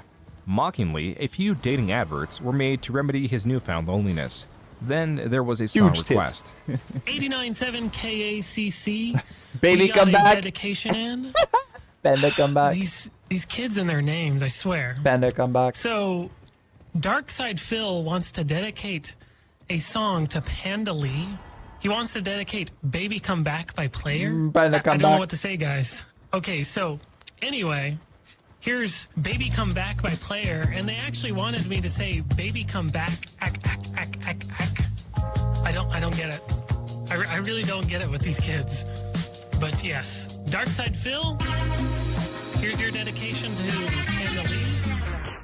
In many ways, Phil was defeated, but he would not be Phil if he wasn't persistent in getting others to dislike him. On his Baby, Twitch come back. chat, a place only the current viewers are meant to see, Phil, 'Cause I in jealousy of popular need creator you. iJustine typed, Baby, come back. quote, iJustine is busy getting gangbanged by EA executive staff all weekend. Whoa. The only fucking reason she was actually hired in the first place, lol.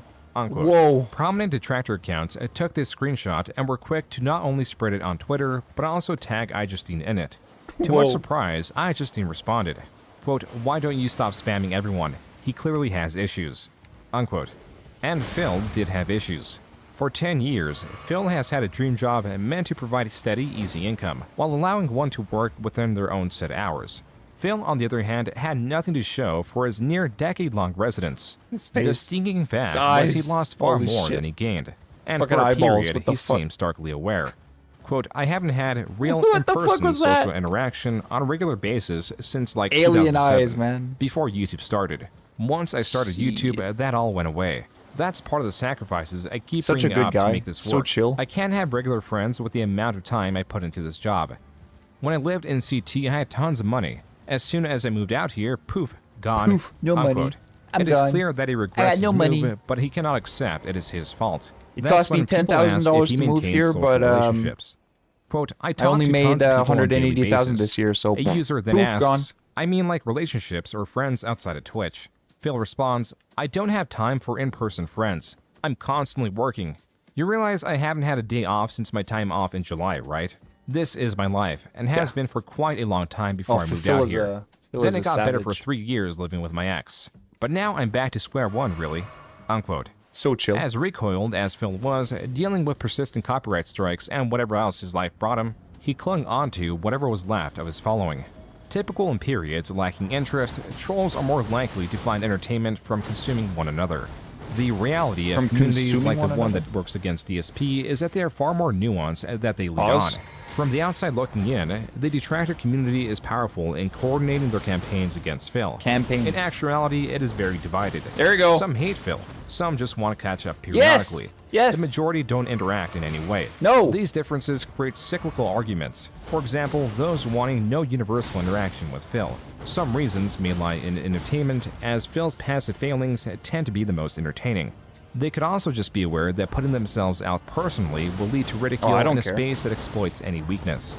Or they simply feel sympathetic to his plight. On the other end, you'll have those that want interaction with Phil. These can be small by typing messages in the chat to get a reaction or requesting a song on the radio. The LARPers! That is the simple basis of trolling. The overall effects are minimal and hardly controversial. The LARPers. Then you have those that feel personally slighted by Phil and seek revenge. This is where the illegitimate copyright strikes come from. They want Phil to fail in any way, and few strategies are out of their purview. Truly, the only defense in the space is self-awareness and anonymity. These members lack both. And the most interesting part is all these people inhabit the same space. Whether it be the forums or Phil's chat, they can be seen arguing endlessly. It is only a community out of convenience and nothing else. That's why it may look like the sons of Kojima would sit on top of this virtual hierarchy. But in actuality, the only thing they have claim to is they're the ones most dedicated to Phil. The group watches his streams for hours at a time to no benefit other than that claim. They are united by an overweight, middle-aged, failing, ailing creator. Oh my god. They were persistently hated within the detractor communities because they, being allowed to exist in their space, somewhat represented their community, albeit not accurately. Most dedicated channels, Twitter pages, and groups made for the sole purpose of following Phil are highly scrutinized. And oh if my they god, become dude, what obsessed the to the fuck? point they no longer represent any niche, they will always fail. That's why the Sons of Kojima collapsed in late 2017. Their leader, Fred Fox, was highly paranoid, morally confused, overall an oblivious individual. Though he was responsible for countless hours of footage criticizing Phil, he would crumble and get frustrated at even just his Encyclopedia Dramatica. These pages are known to be full of purposely inaccurate and exaggerative information to get a rise from who they're targeting. And his frustration from its creation further warranted its existence, as seen here where he is lambasting the creator of the page. So how about this? I'll go fuck your mother for the laws and everything will be cool, right? No hard feelings? I guess Yeah, if you want to there you like go. twist, For the laws. if you just want to twist my logic into black and white, there, sure. No, I mean, that's what you're saying. You're saying that you could do something if it's just for the laws. Nobody's supposed to get mad or offended. That's not what I'm saying. I'm saying you shouldn't take fucking Encyclopedia page Dramatica seriously. There are also times when they invited Mr. Medicare Which is on, fair. a creator well known for his banter. Okay, how much money would it take, this is for all of you, for one of you to suck Phil's cock? What is the donation amount that would be required for you to get on your knees and orally pleasure Phil? Whoever asked that, fuck you. That means he's considering a number. You went silent because I'm not gonna answer because I'm not interested in that. That's fucked up. So you're telling me you're not going to suck a dick for $10 million? No. Really? You wouldn't suck a dick? You wouldn't get on your knees and slurp up some man mayonnaise for $10 million fucking dollary dues? I don't want to lose my dignity. Who gives a shit about dignity? You got $10 million in the bank. You can make people forget with the money. You can black hole that shit on the internet. Need more than 10 million. Phil gently rubbing your You would hair need as more. he comes in your mouth. Does it bother you? It's just, Jesus. It's just so wrong on 20 levels. Well, there you go. They refused to answer. But if you notice, when I asked that question, they all went silent because they were thinking of the number. Every one of them. Some comments under this near 15-minute long video read, quote, Christ, without any DSP material to commentate over or talk about, these guys just got nothing. Oh my That's some God. weapons-grade humiliation. Shit. Christ, these guys That's are hilarious. awkward. It Oh makes my me God. want to like Phil if these are his trolls. Unquote. On Kiwi Farms, there is a tremendous amount of information detailing Fred's paranoia, Oh my his God. coordinated attacks at former and current members, his group's campaign of copyright striking DSP via fan art, and his attempts to regulate the community besides deciding what is and Shit, isn't that allowed was to be good. monetized on the basis of moral superiority over Phil. His antics and Oh, that strange was good. history are also entertaining. That was another reason why he was exposed and why there are over 2,000 posts discussing him. Mr. Medicare What is the mattered to go. Phil was that his most persistent detractor group was no more. And on September 2017, he released a tweet longer about it. It is here that Phil revealed that Panelli's father was swatted in the past. This to him made it clear that no one in proximity to him was safe. This is the reason why he claims to have skipped Panelli's brother's wedding. Oh my Quote, God. what did the SOK do? Well, first, they decided to find out the address and date of the wedding. Yes, that's entirely true. They're so fucking sick that they, on their own and without my mentioning it for months, researched and found the event, and then spread that info all over the internet. They then decided to spin it that the reason we weren't attending was because I had to force Leanna to skip it so I can stay home and play Fallout 4. Which is what you did. They actually accused me of keeping her at home forcefully. It couldn't have been further from the truth. It was the crippling fear She that voluntarily the SOK decided to who stay found the home and damn miss her date brother's and wedding. address of the She wedding voluntarily Wes wanted the decided to wedding. do that. That made us stay home. So not only were they the reason we missed the wedding, they then turned their own vile actions into a way to make us look bad after the fact. It's mind-numbing, isn't it? Unquote. Yeah, After it the is fall of the mind-numbing. Sons of Kojima, That's for sure. there was a rise in more passive trolling. On Phil's forums, there was a crop-up of clear catfishes that had all miraculously turned 18 years old at the time. Then there was a pirate-themed treasure map made of the places Phil frequented and it was often thought to enjoy, with the inclusion of health foods and a gym placed just out of his reach due to the uncrossable bridge of certain death. On Instagram, there was a new strategy of trolling through indifference. No matter what picture Phil posted, there was bound to be tens, if not hundreds of comments stating two words. Well, really just one word with two variations. Comments were either okay or okay. Without fail, these cropped up and overwhelmed any other comment. Even just comments wanting to understand what was going on were met with a single response, okay. Phil even treated his audience to a pretty unique unboxing video. Ladies and gentlemen, Phil here, and welcome to a pretty unique unboxing video. Phil thought that this video was unique because of what he was unboxing. What made it unique was for the first 3 minutes, his reflection was easily visible. Oh my and God. He was doing two things. Swaying. He was swaying left and right, and he was doing his famous T-pose.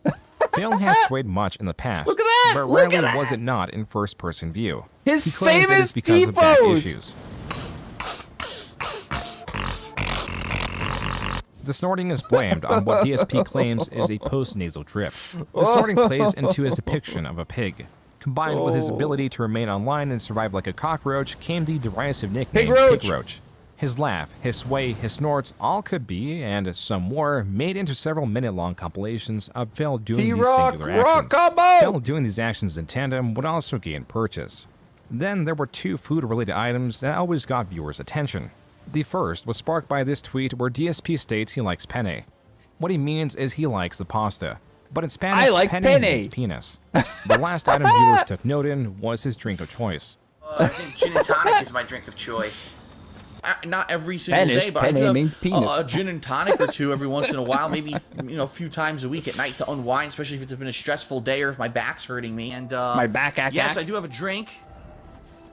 Some gin and tonic. I guess I'll start the night right with a sip. Oh, by the way, I didn't mention this. I have a drink tonight. I have a gin and tonic next to me, which I'll be sipping from time to time. I won't be downing the whole thing. It was not often that Phil drank on stream. However, this proclivity did extend outside of his streams. Sometimes the bottle or mixed drinks made his way into his vacation videos. Everything else here, including the gin, which I'll probably drink mixed with that Sprite. To indulge so much cost Phil a fair bit. But now, in addition to owing money to credit card companies and the like, he, in September, found that he owed money to a fierce collector. I get this letter, all right? I get this letter, and the letter says, we suspect that you are doing business in the state of Washington under the name DSP Gaming, okay? We believe that you need to register and pay state business and occupation taxes. Please answer all of these questions for us. Phil, since he moved to Washington, had not been paying state taxes. He claims the reason behind this is because he continued to list the services of his accountant from Connecticut. To clear the air here, because a lot of people have misconceptions, my tax attorney in the state of Connecticut was a certified public accountant, was a dean of accounting at a college for several years, and was one of the highest accredited guys in the state of Connecticut. This is not some Joe Schmo asshole who I just got. And by the way, Totally I not paid a this Joe guy Schmo asshole. thousands of dollars to do my Thousands. taxes. Thousands. All right? I think the most he ever charged me was like Thousands. over $1,500 one year to do my taxes properly. The importance of $1,500 this for is now taxes? Phil was Brother, claiming what? to owe state taxes since 2014. stacking yet another reason why 2017 was the year that finally doomed Phil financially. But at least he wasn't bankrupt. The grander and more dramatic reveal this year was of his new girlfriend. Yet the reveal photos only show the back of her head. Phil, to be able to hide a relationship for this long was surprising. A reason for only showing the back of her head was that Phil was slowly starting to separate his personal and online life, meaning that there would no longer be condo tours or virtually any videos outside of his office, save for a few additional DSP Trizit videos like his attempt to recreate the virality of his Axe body scrubber video. This could only be beneficial. It wouldn't allow viewers to analyze his new purchases, his eating habits, anything that can be used against him, or even the people around him. Keeping Kat anonymous was likely Phil's attempt to protect her, though it did have its weakness and was immediately exploited. So they fabricate this story that I hired an escort to come visit me during my Christmas break. I paid her thousands of dollars or owe her Anybody laughing like that? Apparently. Don't trust I don't even know what the full story is because I'm not really following it. Well, true to her word, Kimberly did know where to release that information too.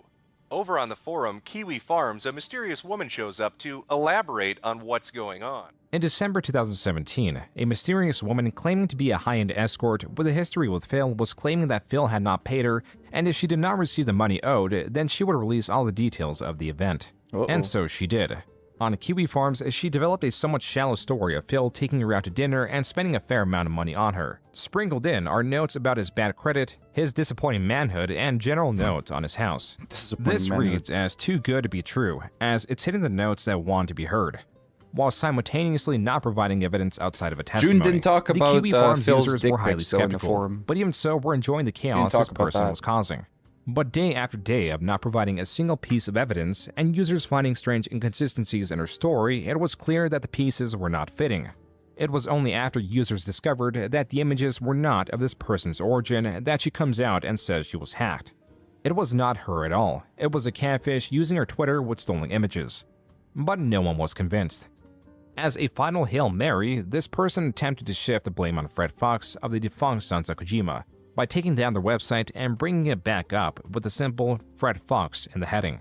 It was not until this fake escort's identity was found under a different name, Angelina Capri, that the true culprits were unmasked. It was quite easy to find the domain registry, and with it came the identity. The culprits quickly tried to amend this information, but it had already been archived. The original registry had their full name, address, phone number, and their email. This gave the Kiwi Farms users everything they needed, and soon the culprits were fully doxxed, including their cat. Revealed and archived was their personal YouTube channel, one of their daughter's YouTube channels, Twitter's photo buckets, a lengthy history of information that was more than enough anyone needed to confirm this married couple ran an extortion and impersonation racket. They had a history of impersonating beautiful women and using their images to create profiles on adult websites where the wife would livestream her real body and pleasure herself, but only reveal her lower half as to not spoil the ruse. It was only when they tried to extort Phil through a different tactic and interact with his highly paranoid community that this was all discovered. If there was any doubt left, Phil would cave in and reveal his girlfriend Kat, who moved in shortly after. Oh, that horse face. Look at that smile. Oh my god. I've ever been in my life. Okay, anybody saying Kat was like I feel hot, like she's my even when soulmate. she was, I do. you know, I skinny? truly do. No. And that I'm in love fucking with her, face, man. She looks like one of those fucking like clowns with the like if the she were to teeth that move like in, eat people's number heads. one, she has a job that she, can probably find a job out here Jesus similar Christ. or whatever and make income to help immediately. Number two, cooking and everything, helping with the responsibilities of the house so I can get back to how I was. And cook Kat did. The pair seemed well off. Even if Kat did appear awkward and uninteractive on stream, her uncombativeness was welcome. Where this Kat reveal caused relief, the next Kat reveal only brought frustration. What Phil was currently revealing was a sponsorship from OP Kat? Seats. The same day Phil revealed it, OP Seats terminated their contract with Phil due to the backlash they were getting. So let's talk, because I want to tell you the full story of how I basically obtained sponsorship, and then all of a sudden, because of the actions of trolls, the sponsorship is now gone. Okay? Even so, in February, Phil procured a different sponsor but remained with a similar product of a gaming chair. Gaming chairs across the board are disreputable for their style of function. That was not the only reason SpawnSeats, the sponsor of Phil, was getting backlash.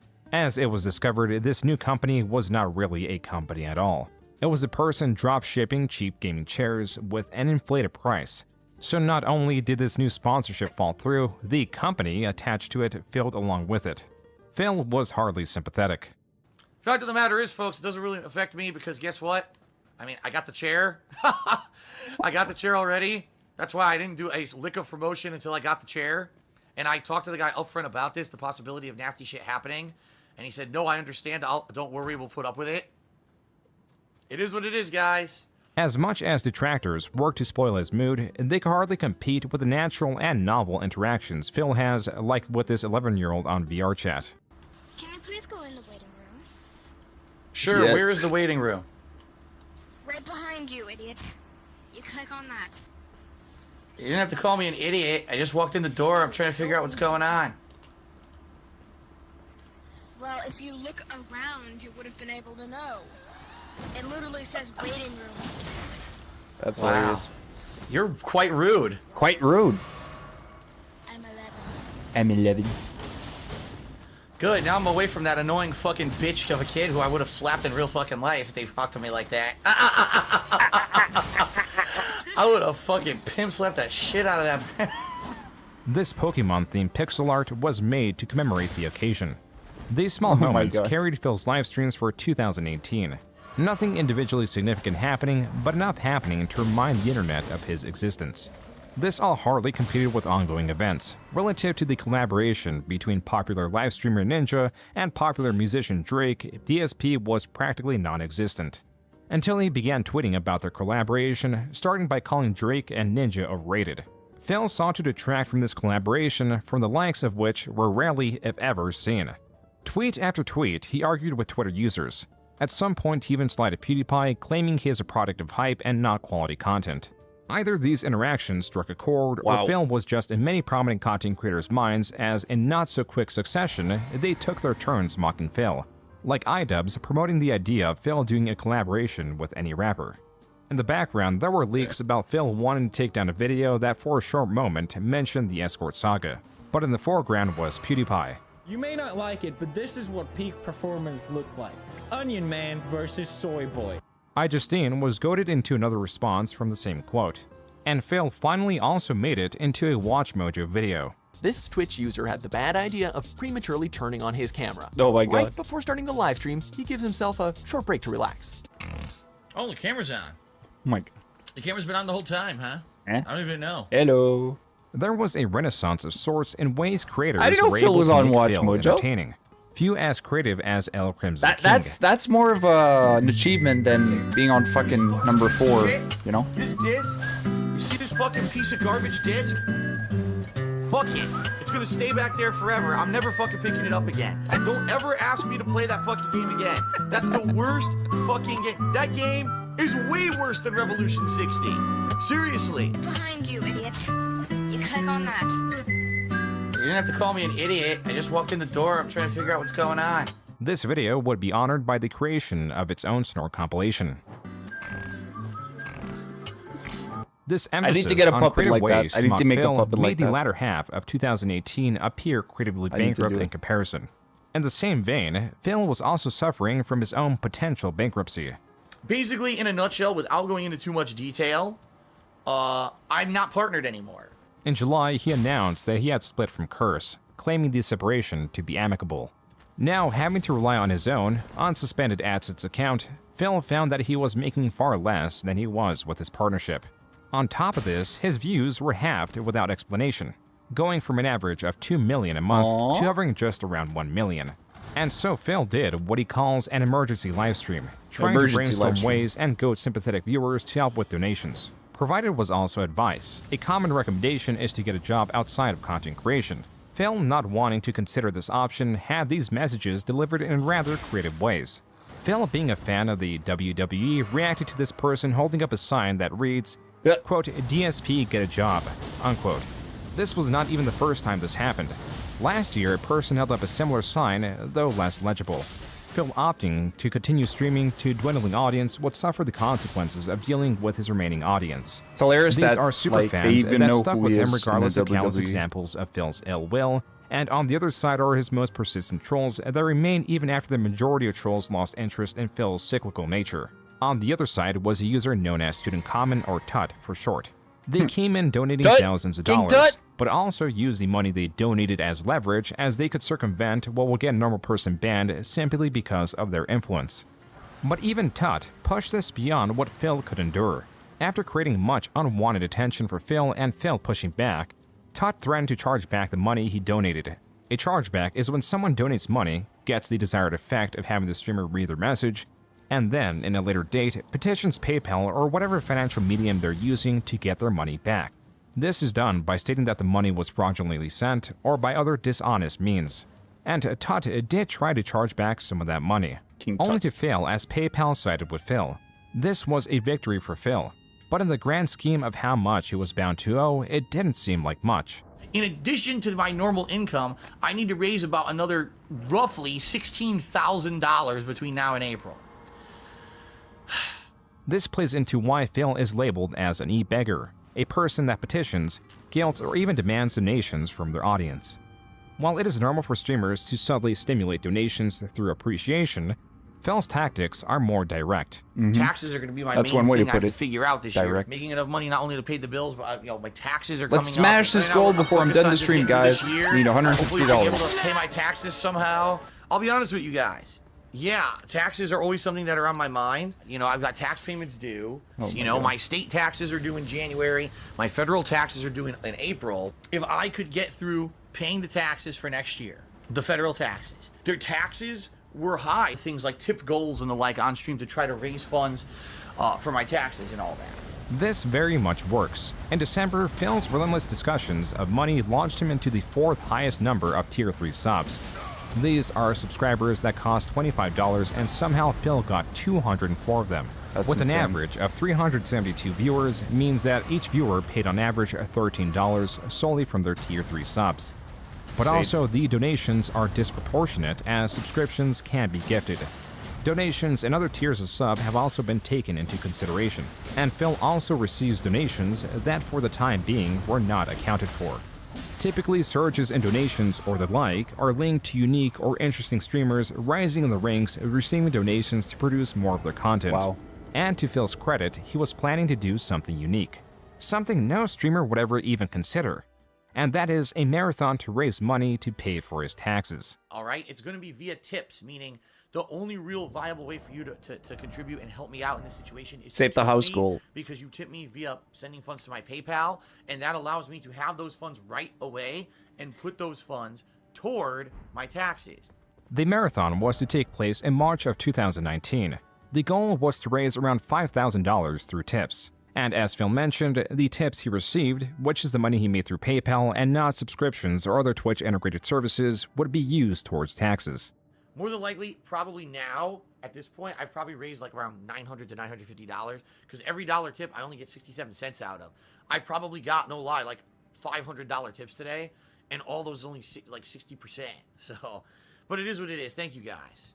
This was not very close to his $5,000 goal. So Phil did a second marathon in April where he made a bit more money as seen through the bar at the top, again stating where all the money would go to. I said some people have been asking me questions like, so what's going to happen now? It's very simple. With all the money that I've raised for these taxes, I'm going to go to my tax guy and say, this is what I have. There was some natural skepticism and some paranoia around Phil, as he has shown himself to be a dishonest person.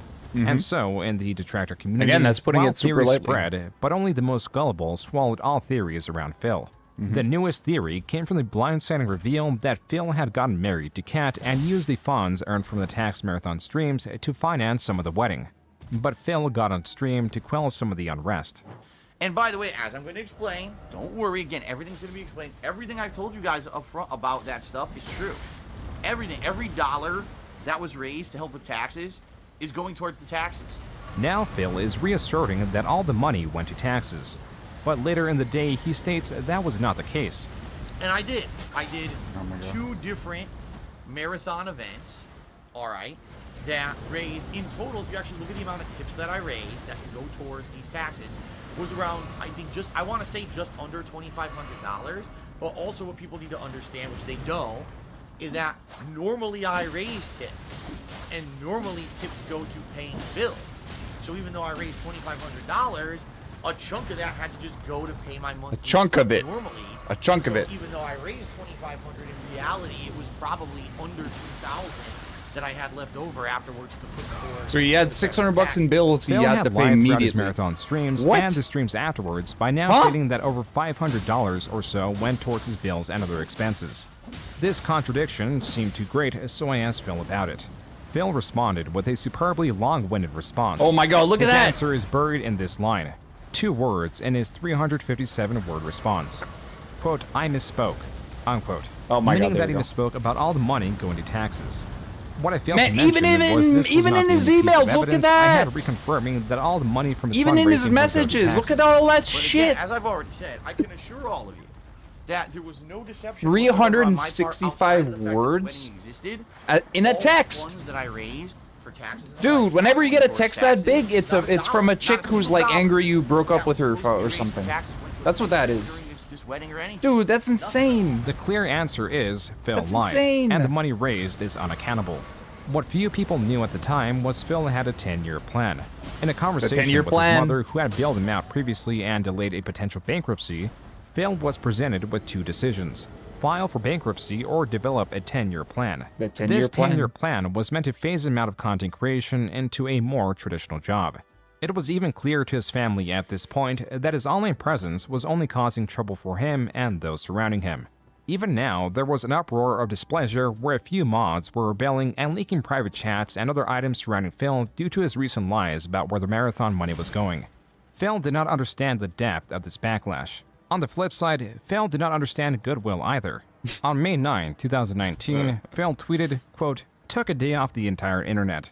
But hashtag ProJaredHilarity was at the top of everyone's Twitter feed. Haha, whoops.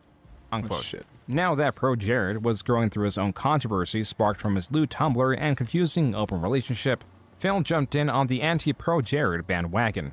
After this resoundingly successful tweet, Phil went on a stream chat and simultaneously downplayed and exaggerated the success of the tweet. Oh my god. By the 11th, Phil was so confident that this tweet was bringing him the goodwill of the internet that he made this.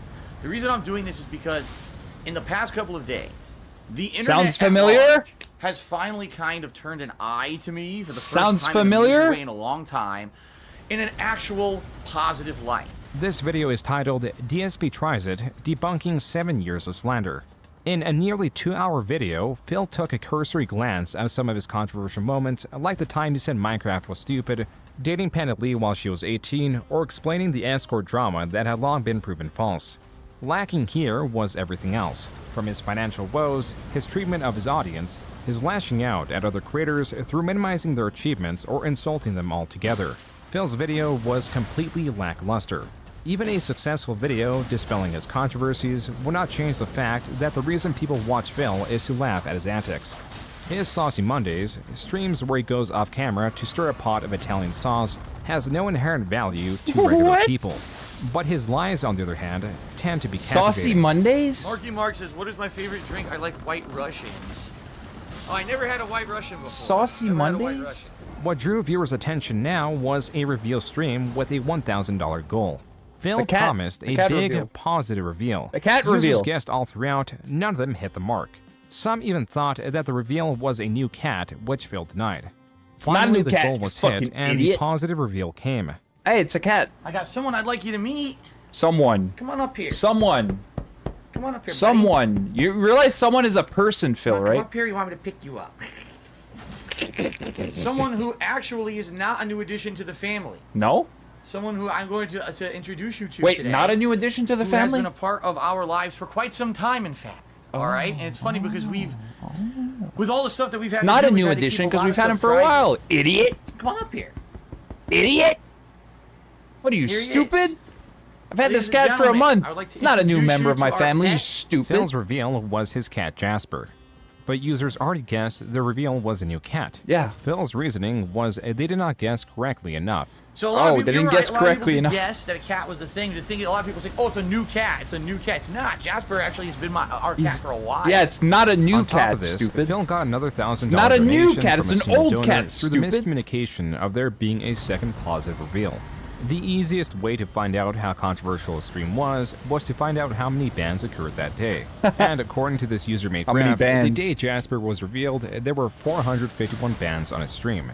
But this graph relates to Phil's stream bans only. in a single On day? September 29th, What? 2019, Are you Phil was serious? seen not on his own channel, but on the 400 quarters. A creator who is bans? controversial in his own right, but utilizes it to make a living. This is something long anticipated 400! because Phil sits in the relative safety of his own streams and controls the dialogue. Adding a different prominent creator would mean there would be no place to hide, and some have tried to secure an interview with Phil. But Phil is very careful. Careful very is not- selective. it's not the He right only word. allows That's those not the right word, ignorant June. of his rich history to reach him. And even then, there can be stipulations in place to block He's some of the most paranoid, not demanding careful. questions. Like, how much does Phil owe? Where do the thousands of dollars in donations Wrong end word, up? June. Does he believe himself to be financially responsible? And instead of that, viewers got this. This is the most popular question. Okay. Are you ready? Where did the load go? Oh my god, where Normally, did the a load go? like to dislike ratio is the most basic way to Where see did how the much load viewers go? agree with any which video. But this time, there is something better. Where'd The the load quartering a go? softball interview got 90,000 views. These can represent interest in particularly how many care to view it, how many align with the interview. With that Where in mind, did the It's a load Gundam, a channel that is hardly DSP-centric, covered the interview and broke down how Phil misrepresents himself while going into some of the deeper Phil lore. It's a Gundam's video blew the quartering's interview out of the water, as not only was it twice as long as expected from an analysis, but it also stands with 1.6 million views. Even then, It's a Gundam willingly skipped over or just summarized much of the Phil lore only pertinent to the interview. Phil's endless list of controversial moments was in the end helping him. Even if Phil acts dastardly, there is so much information needed to understand how all its controversies tie into one another, that virtually anyone not in the detractor community is indifferent to It's 'cause he anything lies all the non-viral time. that Phil does. It's 'cause he lies all Wants the a time. drop in an already overflowing bucket. What also helps Phil are his worst trolls that allow him to misrepresent and discredit the detractor community as a whole. On Kiwi farms, doxings are a common sight, information spread for the sake of harassment. At one point, these were not so common until one individual showed up on the farms, a user that went by Nigel of UKIP. For what would be the next couple of years, this individual will freely dox those in Phil's vortex. It's hard to say how he was doing it. He could have had insider information and somehow used the donor's PayPal information to craft a dox, or simply just searched for usernames across social media websites until he found commonalities, ultimately leading to the dogs of those within the Phil sphere. The only other strange instance of doxing was from a difficult-to-cover story, as the relevant threads where this mass dox was held were expunged. And of course, the Wayback Machine excludes Kiwi Farms. All that is left are recollections and videos that serve of evidence of its existence. Quote, here's a pretty good recap of the entire docu-show. But since the thread itself has apparently been nuked, I'll just add some context and missing details for anyone who wasn't around back then. It was known as the January Harvest of 2018. The January It started Harvest. because BSV got into a tangle with the nasty on here. Apparently it got stupid ugly, families threatened, etc. The KF Dog Sluts issued an ultimatum to DSP. Admit publicly to your Tardians that your main paywall, Tardians. DSV, I has like been that. saying doing some Tardians. stupid shit. Which, yes, at the time, are aware going to drop a super dox at a rate of 1 per day on your The King of Hate forum dwelling redacted. This will begin on X date and continue until you have done this one simple and justified and true thing. Basically just disavow BSV's behavior. Lol, unironic Freedom Forum members and Kiwis with trolling accounts over there alike and become tremble with fear. No one is safe, lol. Philip Lol. Piss Baby Fuck You Burnell responds by shoving his Piss head in the Baby? quicksand. Turbo doxing commences.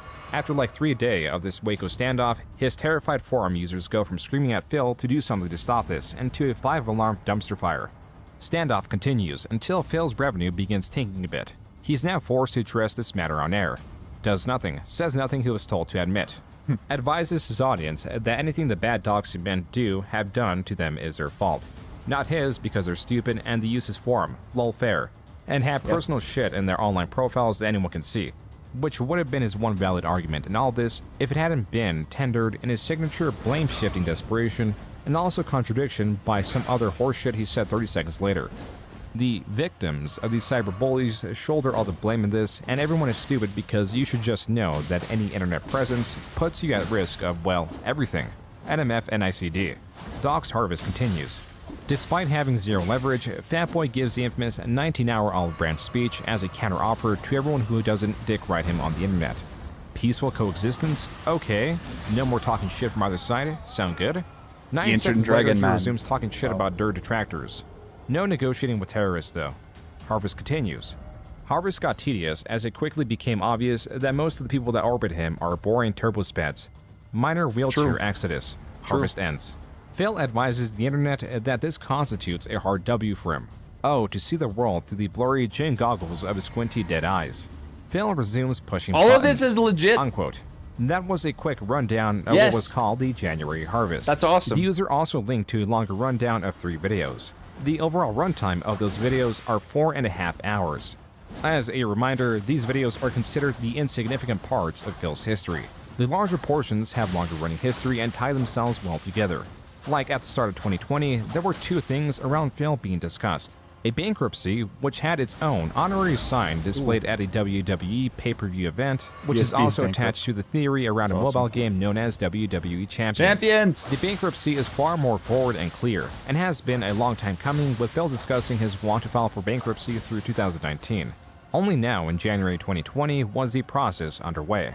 But basically, eventually, I sat down and I saw a lawyer and talked to the lawyer, and the lawyer said, you know, with your situation, you know, there's really no way out besides declaring bankruptcy. No way out. Like, there's no way. How are you going to get out of not only owing all this debt that you have behind the scenes through credit cards and loans, but now you've got a home that you can't pay for and they're going to foreclose on you. Chances are they're going to sue you. The bankruptcy forms made it into the hands of the detractors.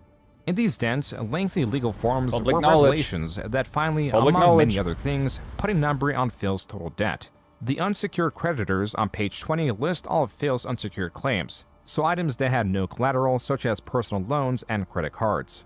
The page 1 of 7 on the bottom right corner was already hinting at the sheer amount of debt Phil had incurred. The only thing more impactful will be going through all the individual accounts. And so, number 1, $1,100 to an American Express card. Number 2, $6,400 on a different American Express card. Number 3, $26,000 to Bank of America. Number 4, $2,700 to BMW of North America. Number 5, $10,700 to a Capital One credit card. Number 6, $14,100 to a Chase credit card. Number 7, $8,500 to a Citibank credit card.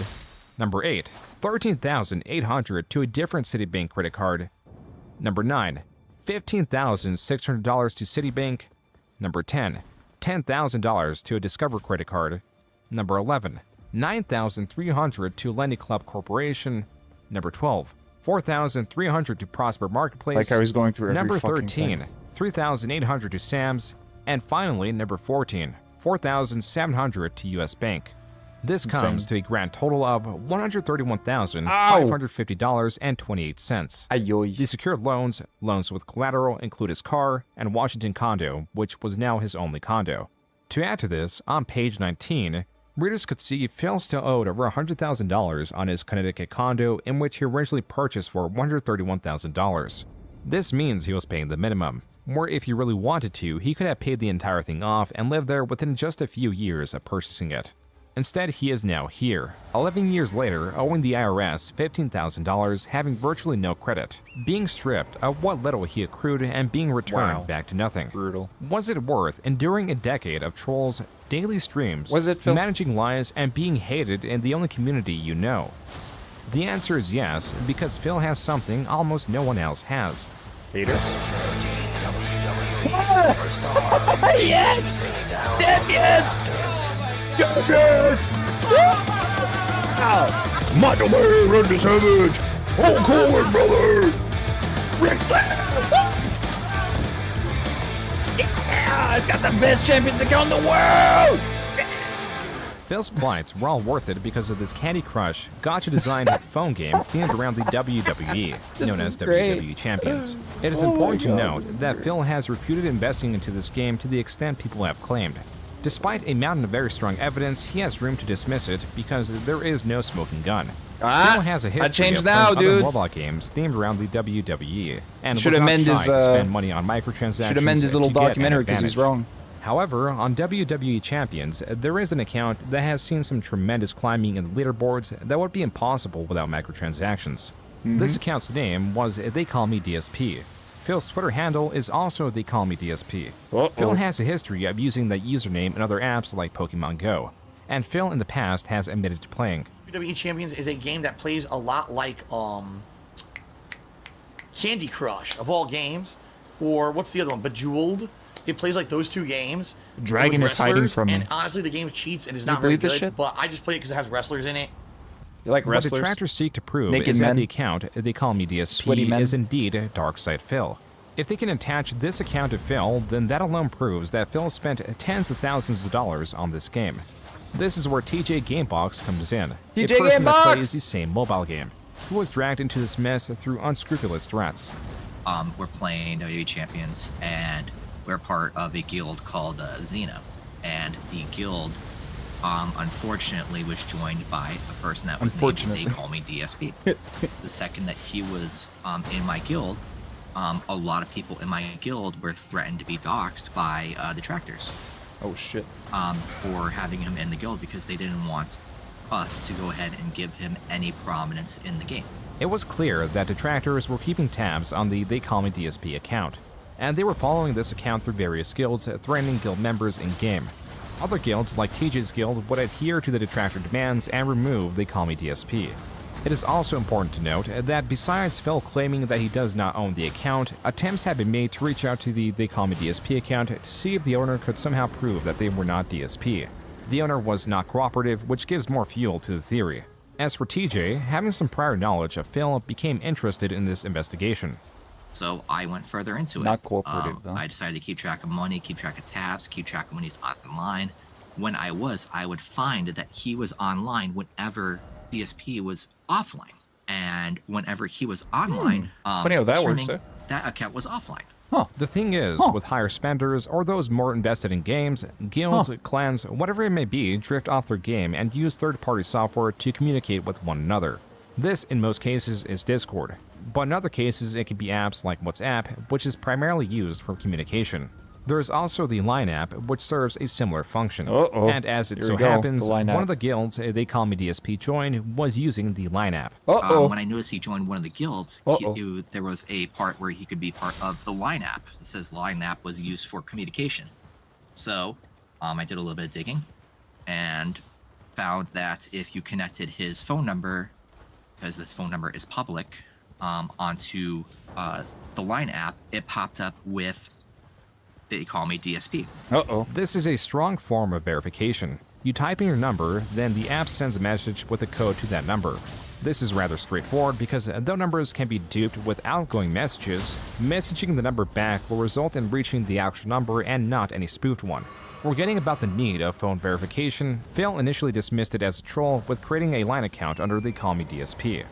Sounds like someone made an account in my name to try to fucking screw me over, just like Discords and everything else that's Doesn't happening work like here. that. I know nothing about it, but it sounds like Yeah, doesn't you're work a like that. conspiracy theorist, doesn't it? A viewer then informs Phil that his number is tied to the Line app account, to where Phil Verification changes his tune. required.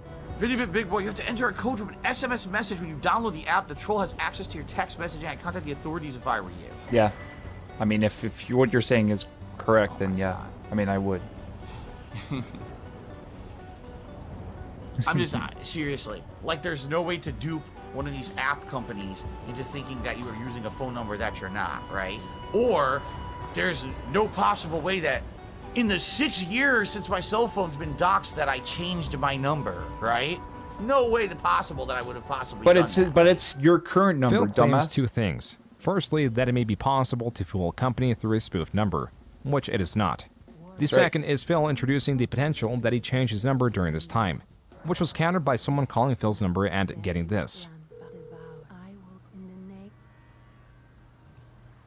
Your call has been forwarded to an automatic voice message system. Phil Burnell. Not only that, when ranting about John Rambo, he slips up. I have nothing to make amends for with Rambo. I never mistreated the guy. The guy was always told me that he was happy when we were doing work together and everything. He's the one who cut off contact with me and lied to me saying everything was all right, but then stopped talking to me and then made a negative video about me later. he would have to reach out to me. To I'm the one who me. still has the same phone number. I'm the one To who, you know what I me. mean? Like, I'm the guy who's still easily reachable. What this proves is Phil has a line account, and also another item to stack on the massive pile of Phil's lies. But again, Phil could run with the narrative that just because he has a line account that is also under the Call Me DSP, that doesn't prove that he plays WWE champions. And so the investigation continues and lands on a different third party, Discord. So I have sources of him joining and being kicked out of my guild. I have sources of him being in another WWE Champions Discord and me talking to him. This is significantly more promising than the Line app, because unlike the Line app, They Call Me DSP's Discord is clearly seen interacting with TJ's guild. And while anyone could choose whatever name they please on Discord, all accounts had to have a unique code attached to them. And thanks to a bot archiving the people that left the Discord, that not only shows the name, but also unique Discord ID, which is 4058. At the time, Phil also had a secret mod Discord, and a rogue mod just happened to leak Phil's unique Discord ID, which was also 4058. Though the numbers are clear, what Phil now relies on is trying to state that the evidence itself is illegitimate. Somehow, one way or another, some image is altered, and of course, they never used Discord for those purposes. The only time I ever used Discord was to chat with people back when I had a partnership with Twitch and stuff like that. I had a contact who I chatted to in Discord. But outside of that, I've never used it for anything else. I don't even know what Line app is. I guess it's just chat. I don't know. Maybe it does do those other things. I have no idea. At this point, one can reasonably deduce that They Call Me DSP is Phil. Though Phil claims what should be definitive evidence is false, and relies on his minuscule credibility to sway his audience. And so the investigation continues to find something more definitive that Phil cannot excuse as false. This is where the bankruptcy documents come into play. His expenses are most pertinent. On page 32 of his bankruptcy petition, these personal expenses are itemized between him and his wife. His monthly expenses come around to $5,100. His mortgage and tax payment plan make up for nearly half of his personal expenses. There's nothing eyebrow-raising here. But then you look on Form 122A, there you go. The monthly business income and expenses. Here you find something entirely different. On page 4, it shows what Phil's income for the months of July, August, September, October, November, and December of 2019 were. He never made under $8,000, and in just these 6 months made a total of $55,000. But did he really? In this form, he listed his business expenses, which are separate from personal expenses. Expenses meant to only be related to his content creation job. These expenses are $9,000 for the month of July, $5,400 for August, $3,100 for September, $4,400 for October, $4,300 for November, and $4,900 for December. In July alone, he claims to have lost $867 from his streaming job somehow. And because these do not have to be itemized, as the only purpose of this form is to make sure you're not making enough money to reasonably pay off your debts, means Phil does not have to explain how a job, with virtually no overhead, where at most his expenses should be limited to purchasing games, is costing him thousands of dollars a month. What's more, on his bankruptcy petition on page 14 of 50, he claims to only have $1,500 in business assets. So as the courts would see it, these expenses would have to go into services. It is understood that Phil doesn't pay his mods. On the contrary, his mods pay him. He asks viewers to pay for his games. He doesn't use any services for his business that would charge those thousands of dollars. And so this leaves many to believe this is how Phil hides his WWE Champions transactions, labeling them as business expenses. Which, if Phil can play to the government's ignorance of his content creation job so long as they see it as profitable, then perhaps Phil can also do this on his taxes. And so, what does Phil have in response to these official documents? When I asked him, quote, "Do you believe it's incorrect/possible that you spent solely that much on your business for those months?" He responded with, "It's not just possible, it's true. That's what my attorney submitted, and that's what was reviewed and approved in the bankruptcy case. But specifics I can never talk about because 1, I didn't do those calculations. The attorney did, so I honestly have no idea what they actually include. And number 2, I wouldn't publicly talk about any expenses, personal or business-wise regardless. It's literally nobody's business besides the bankruptcy court." Unquote. Phil refused to itemize his expenses, citing both his ignorance of them and the privacy around them. There are also clear discrepancies on the filings. On page 12 of 50 in the bankruptcy petition, the box is checked that he doesn't own any non-farm animals, but he owns his cat, Jasper. There's also speculation on the valuation of his Washington condo, as on page 1150, it states it is valued at $379,000 according to Zillow. These smaller items made people ever more speculative of Phil and the WWE account that vanished. They Call Me DSP disappeared from the game, but there was an account that had similar stats. They Call Me DSP, so the Gun Show 87, so now Down from the Rafters, which, by the way, you cannot use the name Down from the Rafters in WWE Champions because the name is too big to use. So that means it was changed by a bot. It was changed by Scrollplay. Down the Raptors was the last name change. As the account stated, this will be the last time they would try to change their name, as it was clear that they could not hide from the trolls that follow them, thinking that they are, quote, some idiot video game streamer that they hate, unquote. By 2020, Phil was adamant that he had quit all mobile games. Not even just recently, but all the way back in 2018. In 2018, I quit all mobile games. I don't play them anymore. I got rid of them. I said, I'd rather focus time on important stuff with my family and stuff. I don't waste time. They're all, I keep telling you guys this. Mobile games are money sinks. You'll put money into it, and that's time a lie. into it, and money into it, and you don't get anything really out of it unless The you're lie constantly detector keep playing and sinking more money into it. That's the truth of the matter. Nope, not the all truth. All those mobile games, because they were just Lies. pay to win. It got to the point where they're really fun to play at first. It's lying. And then you realize you can't actually progress unless you drop money to get all the new cards. Far more captivating at the time was the ongoing bankruptcy proceedings. Okay, the next matter is Philip Burnell. This is Rochelle Sheffield for the debtor, and Philip Burnell is with me. He's in your office with you? Yes. Okay, Mr. Burnell, you there? I am present. Yeah. That audio was from a 341 meeting. In this meeting, the debtor, Phil Burnell, is accompanied by his trustee. A basic rundown of this meeting is to catch discrepancies within the bankruptcy filings. Creditors are expected to, but often don't attend. This has been a This call great took place documentary. during COVID. I've got to admit. Many facilities were closed, This has been and the online fantastic. space was looked upon as the temporary replacement, a place where Phil's trolls lived. Nancy? Yes? Sorry, there's 60 people on the line for this call, so I think that's the problem. Okay. A reason so many were invested in this call, some even live streaming it, was to see if Phil's inexplicable business expenses would be questioned. What is WWE It's pretty good so far. Network? WWE Oh, Network. WWE Network. That is just an on-demand video service for watching, professional wrestling. That is. Oh, it's just a professional wrestling. Many, with the opening of that question, thought that was the moment Phil was caught. But it was just the service that was being asked about. You've provided me a copy of your PayPal account for 1 month. I would like to see the last 6 months of both of your PayPal statements. Oh no, it's gonna happen. This also turned out to be a false positive. But again, hopes were up when Phil was asked to explain his business expenses. What do you consider a... He's so slimy, dude. Nobody's this anything slimy. Relating, Nobody's to the this business or the slimy. instruction of my tax attorney, so it could be, the cost of a video game, the cost of a subscription for a video game, a microtransaction. How am I poison? in a video game, Why am I toxic? The cost of a piece of new equipment. Coming. Maintenance on set equipment every month. It could be.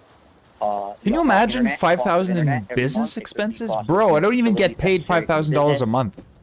How the fuck are you spending $5K on This was business dismissed expenses a rather month? easily, What the likely through the fuck? ignorance of the attendees. But if anything, it did prove that Phil knew how his business expenses were calculated, making people more curious about what they could be now that he couldn't knows dismiss exactly the expenses as being ignorant where of his them. money goes. And then the meeting was turned to the quote-unquote creditors. Okay, I have no further questions. Are there creditors Mr. Business on the line? Major has no fucking Hello? idea.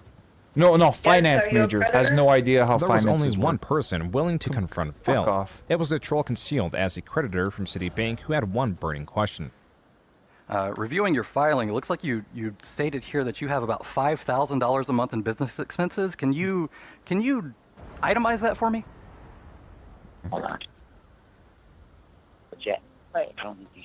What followed was a few seconds of silence. Phil was likely in conversation with his trustee and came back with this.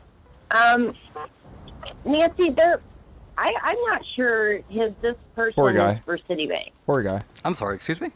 While the troll continued to masquerade as a representative of Citibank, through his persistence that Phil was attempting to distract from the question, there was issue with his question. With the meeting looking at the Schedule J form, the questions were pertaining to Phil's personal expenses. This is a personal bankruptcy.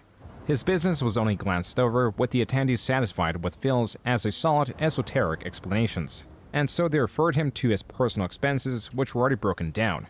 Not too long after the meeting ended, with just one more outburst from a troll. Why am I poisoned? Why am I toxic? This meeting, in terms of wanting to expose Phil, was a failure.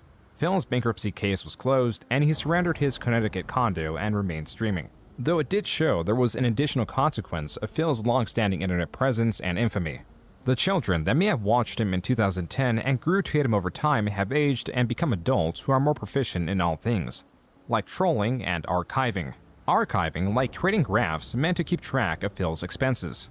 This, compared to future archiving methods, made these Probably just appear the title of the rudimentary. documentary Even stuff's not so, getting the mad. visualization of this data makes it clear-cut that Phil's earnings are on the rise.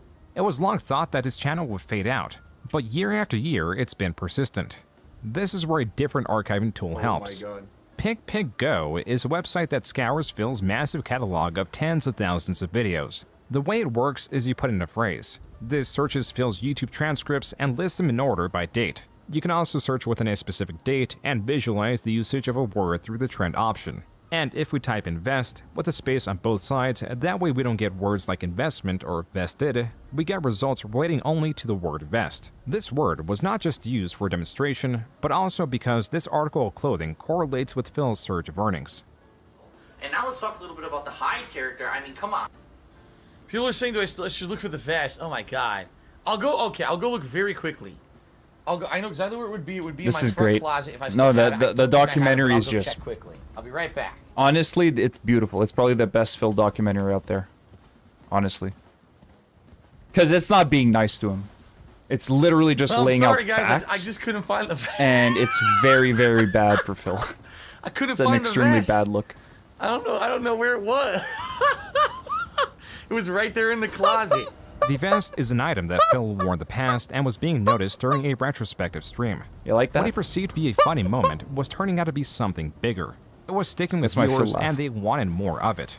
What? Evil Williams says, I think the black DSP merch t-shirt really contrasts the vest. It brings out the positive side of Phil. Phil will be dabbing at detractors with this new fresh streaming Dabbing at detractors? Every day, I will do something different. One day I'll wear sunglasses. One day I'll wear a vest. Yeah, like it matters. It doesn't matter. Anyway. If we get the tips goal, I'll wear the vest. If Oh we my raise god, dude. $200, I'll wear the He's vest and the laughing at cowboy it hat. at first. If we raise $1,000 in the next hour on my Minecraft stream, I will hop on one foot and sing Kumbaya while I'm wearing the vest and the cowboy hat. You can't do that. Dude, Mister, my back You know how is stupid fucked. this shit is? I'm gonna The jump thing on is, one leg. I'm not kidding you. They're like Twitch streamers that this is what happens. and Bro, this is what they do. what happened to your And fucking they make leg? the money too. Like it's insane. Like wow. Why- They just pull stunts constantly on a stream, and people will toss money their way for pulling a crazy stunt. As combative as Phil was with wearing the vest for jest, the continued request to wear it and the potential of earnings was too great, and he began to cave in. Yes, I will tell you guys, I will put on the vest if we hut the tips goal for today. Vest There you streak! go. It seems to be a new running thing that people want me to put on the vest, so. Even though he caved in this one time, he wanted to be straightforward that this wouldn't be a common occurrence. We're not incentivizing those things all the time. It was something silly the other night. Of course. Someone joked and said, would I put on the vest for a certain tip? And I said, if we hit the tips goal tonight, I'll put on the vest. And then we hit the tips goal. So I put on the vest, just to be silly. But it's not going to be something that happens every day. If only Phil knew how wrong he was. If only you knew. You If only have Phil just knew. pushed us over. That gives us to $106 in tips. We have reached vest streak number 13. We're on an unprecedented 16 vest streak. We're on a 20 vest streak. Now we're up to 63. I guess so. We're currently at vest streak 96. Yeah, Oh, boy. continue with a 126 vest streak. We are very closely approaching the 150 vest streak. We're at 138 right now, guys. That means we've hit the tips goal. 138 straight streams. Holy shit! I don't Thank think you guys. What you might not Phil's actually hit it audience today, concocted which would was be his fucking easiest hilarious. way to make money yet. If the stream hits $100, he will put the vest on. So long fucking as idiots. $100 were hit, the vest streak, as it was called, was maintained. This made certain that Phil was making at least $100 during the streak. Phil also added additional articles of clothing that could be worn for increased donations. As to double down on the Punching success, bees, man. Phil even began selling merchandise celebrating the vest. Guys, FYI, I'm only streaming for 10 minutes unless this continues longer than 10 minutes, which it might, but I'm only streaming for about another 10 minutes. So Guys, time to tip, guys. Unless we get the tips go within about 10 minutes, this is the end of the vest streak. It's going to end at 179. feigning distress. Albert Aponte to $29.30. So, ladies and gentlemen, thanks to Alfred tonight, we have reached the tips goal. It's pretty The fucking vest streak insane that almost ended in the month of July. he Phil counts expressed his concern of it, streaks both of in and reaching outside the a certain amount I of can't go tips. late. It's just, I wasn't kidding. Like, I'm done. The it's game insane. is over, and it looks It like is the vest insane. It's streak's been over. insane since the beginning. So, I don't Since know why people were, 2003. like, people were holding Since he was tips or talking whatever shit tonight. saying he On could September beat 8th, up somebody Phil that had a made gun. just $13. While viewers have He pulled through literally a said few that. times He to said, if you rescue have the a gun, vest you better streak, have a good name the or difference else in I'm gonna donations was too great puncture and your unrealistic windpipe. for anyone to save it this time. But yeah, Whatever like, the I fuck was that hoping means. to keep the vest streak going so that I He's could gonna actually punch afford you with both his consoles and sharp everything else. little knuckles, and it's gonna pierce While your Phil skin. prolonged his stream a few more minutes, no donator swooped in with a large sum to save the vest streak, and it died on day 276. Woo! Phil knew that it had to die eventually, yet was greatly displeased in the moment that it happened. The next stream, Phil was quick to try to find a different trend. Now, my wife had a crazy suggestion. The spinning chair streak. I'm so dizzy, guys. It's fucking Listen to stupid this. and embarrassing. But my wife said The if you wife hit is a stupid tier and 2 embarrassing, tip is goal, what you mean. You are here's what stupid you and should do. You embarrassing. guys ready for this? This is her 100%. This was Yeah, her Bubbles. suggestion. Bubbles is so much such a ready? better idea. I hope he talks about Bubbles. I hope June Spinning covers his the chair Bubbles. as a reward did not catch on. Phil just kept the articles of clothing as standard reward for the tip's goal. Yet, with the streak gone, so was all the hype, and Phil's earnings dipped once more. Taking this opportunity, detractors paid a mix of internet figures and wrestlers to make cameos. Alright, Darksyde Phil. It's Kevin Nash. Great. I mean, I've fucking read some disturbing things in my life, but Jesus Christ, I mean, you spent $40,000 on the WWE Man, if you said something that gets went Kevin into Nash bankruptcy rattled, for woo, half you a know it's mil. fucked up. You play video games You know all you day fucked up. long while your wife works her ass off. You masturbated on YouTube live stream. They wanted to prosecute you, but they said your penis was so small they couldn't actually make it out. So they couldn't tell whether you were masturbating or playing with a fucking skin tag. When I got your dossier from the fucking almighty fucking egg gang, Play with a I skin said to tag. myself, this is a sick puppy. This is somebody who needs some fucking serious fucking help. Darksyde Phil, what the fuck is your problem, dude? How the fuck do you have such a great business degree, dude, and you're a fucking $500,000 in debt? What a fucking idiot. Valedictorian of what? Fucking Muppet fucking theater, you moron. Darksyde Phil doesn't understand the depths to which he has sunk. So first and foremost, spending 40 grand on WWE Champions mobile game? At least gamble it away. But on the mobile game, embarrassing. And the fact that because you sit around the house and you allow your wife to work while you're playing video games and you're going 500 grand, 500 large in debt, embarrassing. It is Embarrassing. important to That's remember right, that it both is. his detractors and fans will be willing to spend money on either side. That's fucking His hilarious. fans, in particular, can be considered the most generous on Twitch. Like, I would say about like $800. That was ex-viewer PW Dubs estimating how much he donated to Phil. $800 But why would he donate so much? I never like get tipped to help him out. The reason I tipped really was just to try to get a reaction out of him. With PW Dubs Wow. continually attempting to get a rise out of Phil, bans were common. But because he was donating, so were unbans. Over time, I would say things that sometimes get me banned, but eventually I just send an email and I'll get unbanned. Like with most donators with the intent to troll Phil, Phil does eventually become exhausted with their excuses. This back and forth through email got to the point that Damn, PW Dubs was arguing that he lived in Texas. Phil kept refuting that he did. So unprompted, PW Dubs does this. I was trying to do like a gotcha moment, like when I sent him the email saying I do live in Texas. Like, it's proof that I live in Texas. PW Dubs sent Phil an image of his driver's license, where he self-centered certain sections himself with scribbles of black lines through MS Paint. Censored was his face, the expiry date, street address, and license ID. What Phil then did was post this email to a secret moderator Discord that included about 11 other members, remarking, quote, "I mean Jesus, why are we even at this point? I don't want to card my fucking stream chatters," unquote. The few moderators that responded shared in this confusing sentiment. But Phil posting this license, even though it was somewhat censored through PW Dubs, meant that he had doxed him. Phil had revealed his private information, though it was only to a small, uninterested group.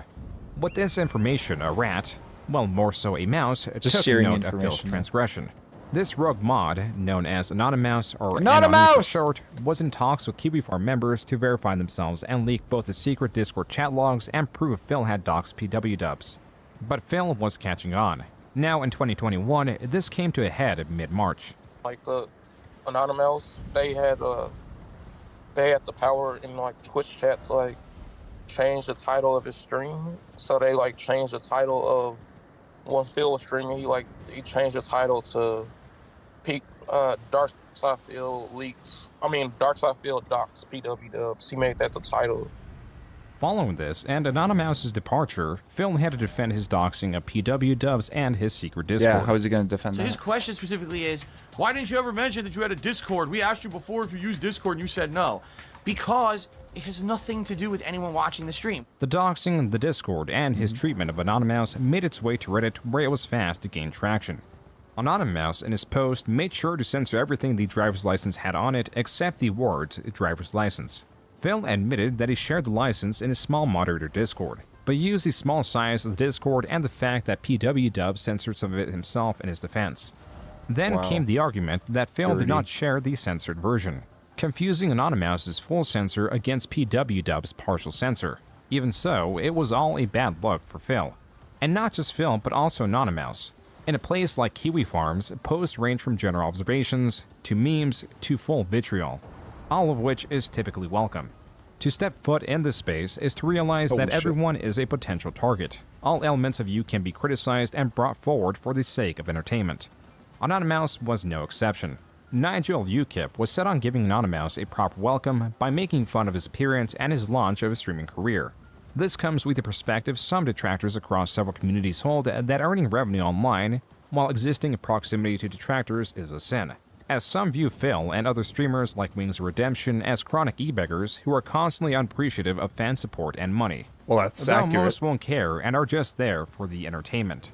And when Kool-Aid Baby girl. Anonymous's alternative fur baby fetish Twitter was noticed, that's all they got. The contents of this Twitter are highly disturbing and for that reason cannot and should not be shown. Diaper photos. That was a crazy situation. They had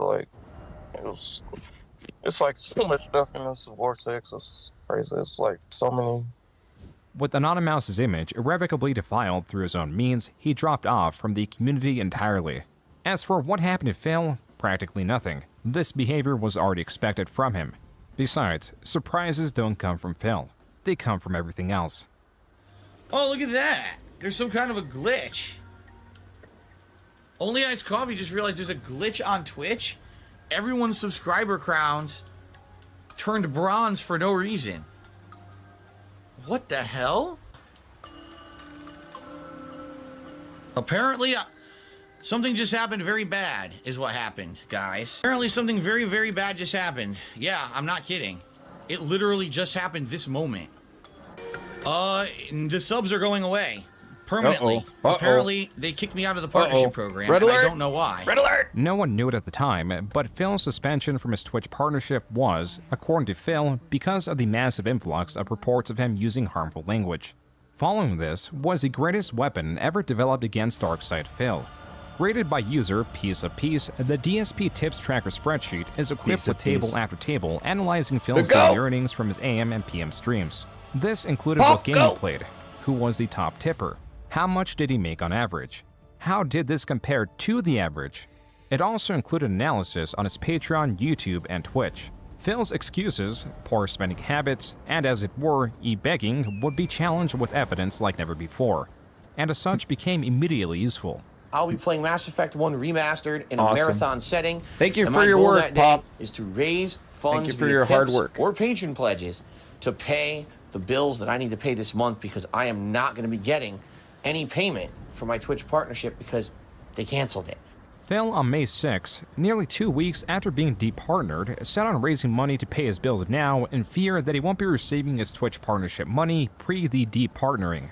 But if we look at the spreadsheet, between the 22nd of April, which is when he was departnered, and May 6, when he made the announcement, May 1st? he already made $5,797 solely from tips. Jesus. Not YouTube, not Patreon, just tips. I'm trying to make it so I hit every tips goal this week to help me coming up with my mortgage, because I don't even know what's going to happen with Twitch. I don't know if they're Save the gonna pay me house. or not for all the work that I did last month after being losing my partnership. I'm looking to hit the tips goal every stream now between now and when I have to pay my mortgage in the middle of the month. I have no other income apparently, because it sounds like Twitch isn't going to pay me for last month. I'm going to pay my Save bills the for my mortgage house. and everything because I'm not going to get that payment I depend on every month. You know, fundraising to pay my mortgage, to pay my back taxes, and the stuff for the rest of the month. As for taxes. the mortgage, yes, I hope that things go well and I can pay my mortgage on Saturday. Please support this marathon stream. I need the help. Needs the Particularly, I help. need You really, really tomorrow. Pay my mortgage. So if you can, please support. That was Phil, throughout his marathon stream, petitioning his audience for even more money to cover his bills and mortgage. Which, without the added pressure of the debts he used to have, means that he already had enough at this point with the over $5,000 he raised. By the 14th of May, he made another $5,000. The total between April 22nd and May 14th was $10,252. Someone approached Phil with this information, which he dismissed. To make matters more interesting, Phil did end up getting paid the money owed from Twitch and framed this as, quote, just enough to get me through the next week, unquote. This vagueness will no longer fly. On top of this, Phil admits, even though he claims to be perpetually financially destabilized, he doesn't know or keep track of his finances. I don't know. I'm not really tracking all this stuff. I'm just not. I'm not going to track all this financially and see every day what I'm making. It's ridiculous. Detractors were making memes, especially as Phil's unappreciative nature became ever more grating to them. Tips were really slow after pre-stream. No, tips were good until the break. Since I came back from break, there's been He's just zero admitting he doesn't contribution. care. Zero. It doesn't matter how Yeah, much he 'cause I guess gets. He people wants don't allow a money. streamer to take He a wants break, more you money. know, It 'cause I doesn't have matter to, what the you know, actual amount shit, is. He just piss, wants and money. Maybe get out Like of none the of this chair is, for 20 you know, he's minutes not and actually I don't get needing blood any of clots, this but money. It's not just money. acceptable, It's just apparently, in modern day. he doesn't Break, understand the fuck it. value of money. Reactions in It's chat so differ insulting from Phil's whining. to people Some who feel actually, guilty you know, for not hitting depend the on tips goal of making money to survive. $150, To see while this others guy remarked like that $136 burning is through already a this sizable much. amount. It's What stayed insane. true was Phil was growing ever more frustrated during this time. All right, well, we're gonna end it here. It's platinum vest. I'll put the vest on. Fine. I'll sweat. I'll sweat disgustingly.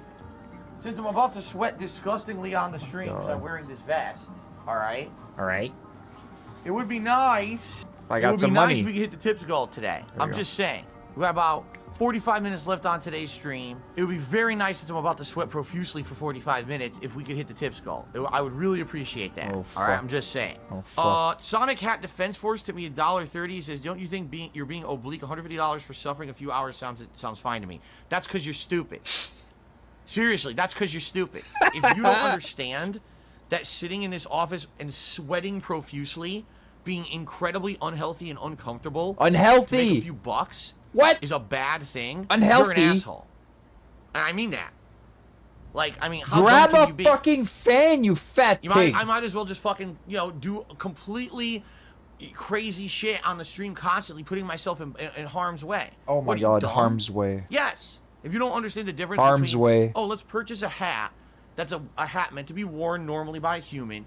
It doesn't Worn by a overheat you, it human. doesn't hurt your body. It's meant to be designed so it doesn't hurt your neck. What or about the whatever. vest? A nice hat, right? What about the Versus vest? A fucking costume you're only supposed to wear, for a few minutes momentarily for a party or something. You don't get the difference? No. You're an idiot. What? As if to ease from the serious Huh? drama starting 2021, What? attention was again The hat shifted to is moments Phil meant made for a fool of human to himself. wear. And of course, moments like these on stream. But not the vest? Now, there was a gun. Where did it go? What the fuck? He What had the a fuck gun. is I wanted that? to get it. It disappeared. Yeah, I didn't get it. For some reason, I don't know how to get a gun off of a guy. but he had a big ass gun I wanted. Literally a button right there. Literally a button that says to pick up. It is important to remember that it was not just detractors, fans, or uninteractive viewers from both sides that were paying attention to Phil. Because we've shown you that these new items and abilities give you lots of different gameplay in the different levels, the flow is motivating. And most importantly, we can actually use that motivation to prioritize exploration. Here's a quick example. I want you to watch what the player does here as he boats around. Oh my god, it's Phil. The taste of vanilla magic led him to new forms of experimentation. We're back. New levels of depravity. The top 3 comments on this video read, quote, "The unstoppable force of nature that is DSP single-handedly making the gaming industry worse by simply playing games. You live in a timeline where DSP has game companies making games catering to him. Oh my god. What a horrible time to live in where DSP is the standard audience games are aimed at." Unquote. Which is bad, which During is this true entire and bad. time, his finances were still being tracked. However, for one person, this was not enough, and they decided to take matters into their own hands. It's never good enough for these crazy conspiracy theorist nut jobs who want to hurt me, and now they've taken it too far. It's one thing just literally saying, okay, here's conspiracies about Phil. It's another thing committing federal crimes against me. Yes, so someone just randomly posted that they went ahead and accessed his bank leaks on using Bank of America, using their telephone, and reverse engineering his social security number to go ahead and figure out how to access. And Bank of America has an option where you can go ahead and repeat the last 10 transactions. He did that about 500 times. This is to the point of now major repercussions. And I hope people understand that. Anyone who's talking about this, not knowing fully what they're saying is true or not, guess what? You're part of the problem and you're part of the issue, and you are going to be held accountable too. It's just that simple. You're part of it now. You're actually passing around stuff that should not be passed around, and you're going to be in trouble just as well. The Phil show. This event would be known as the bank leaks. Charted, graphed, and described to the best of the user's abilities, the information from the bank leaks was added to the tips tracker as a separate page. Phil's supposed transactions from March 3rd, 2020 to September 17th, 2021, the day the user supposedly accessed Phil's account, are now archived for everyone to see it. Over the last week, it has come to my attention and my knowledge finally that I have been subject to the crime of identity theft. The crime of identity theft. A federal crime, by the way. I got a notification via email about someone messing around in one of my accounts, which then led me to research it and find out. Oh, that was a crime? You know, this was happening.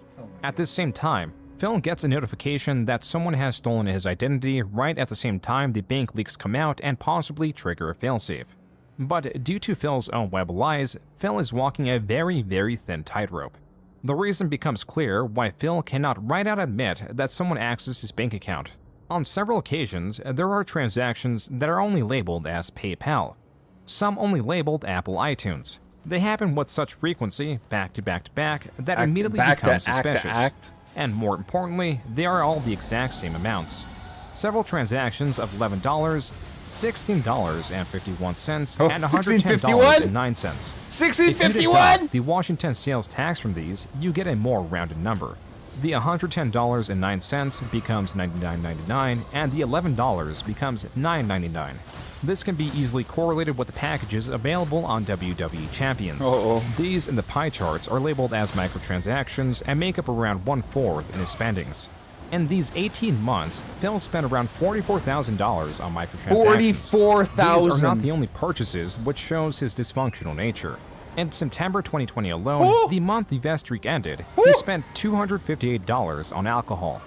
These are all reasons why Phil cannot state his bank account was accessed, because it would simultaneously prove that he is an alcoholic with a gambling addiction, and that his many emergency streams were only for the sake of raising money for microtransactions. Another layer of this is that Phil, if the bank leaks were fake, could easily disprove them. But the correlation between the bank leaks and his purchases are so tight, it seems he is unable to do so. So what he has done was just ignore it altogether. There is no way out of this one without a strong explanation, which Phil cannot muster. Nope. This was not even the wildest thing that came out in proximity of Phil this year. But you know, there is one streamer that, forgot to turn off the camera. Yeah. Do you know? Have you seen that Cinnamon one? Toast Can? Well, I know of one. I dare not say the name. Nah, he doesn't deserve attention. He's a piece of shit. Yeah. It was not Nice. PewDiePie referencing Phil, it was this I've never post seen on this one, Kiwi but that's Farms. nice. Quote, let me preface with this. I know I'm a degenerate, but curiosity got the better of me, and I ended up seeing Officer Sanders IRL. I think I may be traumatized. The autism was just that bad. I got a room which I told her she could stay the night in, so she brought her hobo pack. She had a panic attack shortly after, so we had to talk for an hour to bring her down. Out of nowhere, she started talking about her sister and brought up one Bill Brunel. She had a container of Kool-Aid mix, so she added some to a bottle of water and was drinking from it. But for some reason, she thought it would be a good idea to add it to her bath and ended up trashing the bathtub. She splashed it on herself, so it stained her skin. She did it to create content for OnlyFans, which should be up. Jesus. She then smoked some dink, we did stuff, and that was that. Did stuff. I need to reevaluate my life choices. I think you do, bud. You If it weren't for the fucking pictures, get Brunel this would or be the seldom fucking believable. the sister. But as evidence was brought forward, it was clear that a troll had slept with Phil's sister-in-law. Oh, that's so This really funny. only scratches the surface of the rabbit hole pertaining to Phil's extended family. As for Phil himself, by 2022, he had survived many Kool-Aid generations of girl. YouTube and was being exposed to the newest generation of users and creators. A type of these creators fall under the category of virtual YouTubers, or VTubers for short. They are notable for their cutesy anime avatars. The juxtaposition between their and Phil's persona makes for an interesting watch. I'm here. We're gonna name Phil. Yay, let's name him. The Phil? Christmas begins. What is this? You're gonna look up at you like, huh? Heck yeah. You are now Phil, and you fill one. You Phil fills one purpose. It sure does. It sure does. I have some gold nuggets, but they're not like ingots or anything, so we can't really actually use them. This chance happening of VTuber Gura naming a random NPC Phil is phenomenal for many reasons. To start, the NPC she named is a piglin. Phil's derisive nickname is Pig Roach. Both of them are known to snort. Gura also has a piglin trapped in a cage, which is a rather insulting position to be in. The in-game purpose of trapping this NPC is to utilize a mechanic that allows players to exchange gold ingots for random items from the piglin. The piglin will also attack you if you are not wearing a gold item. This greed and desire for gold from the NPC is just another reason this chance occurrence is remarkable. I'm gonna get gold out of you, Phil. Oh, I'm gonna get all types of goodies out of you, Phil. It is also standard that VTubers, like any other content creator, mock Phil. I think the good old DSP, the guy who can't complete a game. Hey, You he's know, playing it's Elden honestly a wonder that DSP is still around to this day. Right. He's like a relic. He belongs in a museum. Exactly. He's made his career entirely off being bad and horrible. Yes. Which, I'm gonna be honest, at this point, I literally can't tell if it's an act and he's just really committed. No, it's can't real. tell. It's real.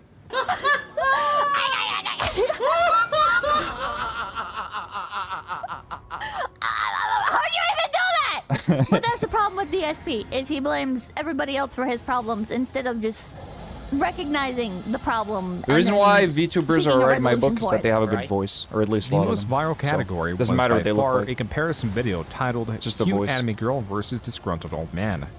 What are these? A bunch of little balls? That's a lot of balls. What are we doing with these balls? Gonna scoop them? Can we grab them? Yes, we can. Are we making like a Here's... Huh? excavator? Are we just putting all the balls in here or something? Once again, I'm just supposed to magically know what we're doing, even though the game has absolutely no explanation for anything. Oh, I see. While the VTuber properly solves a puzzle with the items laid out, Phil bumbles through and solves it in the wrong and most difficult way, effectively introducing himself to a new audience. Clip that one, you sons of bitches. Wow, that was a really ingeniously thought out puzzle, wasn't it? This, without doubt, funneled more people into the rabbit hole that is DSP. And there will be many more to come, because Phil announced that he abandoned the 10-year plan of trying to get a regular job to one where he's trying to diversify himself online. But what the 10-year plan has essentially evolved into is within 10 years, Evolved. diversify myself enough on the internet. The plan has that now evolved. I'm not just the gamer guy anymore. That's why you can't right? follow Now the plan. You known make a for other plan, but you things, don't follow it. That's right? how plans you watch work. my podcast. You can come to a React event. You could see Phil do other shit and not even care about the gameplay, and that's all well and good. There was a major refocusing on Phil's image via a Reddit focus on his request of donations. Reddit post after popular Reddit post, discussion of Phil's ungratefulness and constant requests for donations were on an uptick. In October, it was found that in 8 hours, within 6 tweets, Phil was constantly petitioning for more money. Even moments where he got some goodwill were instantly tossed aside.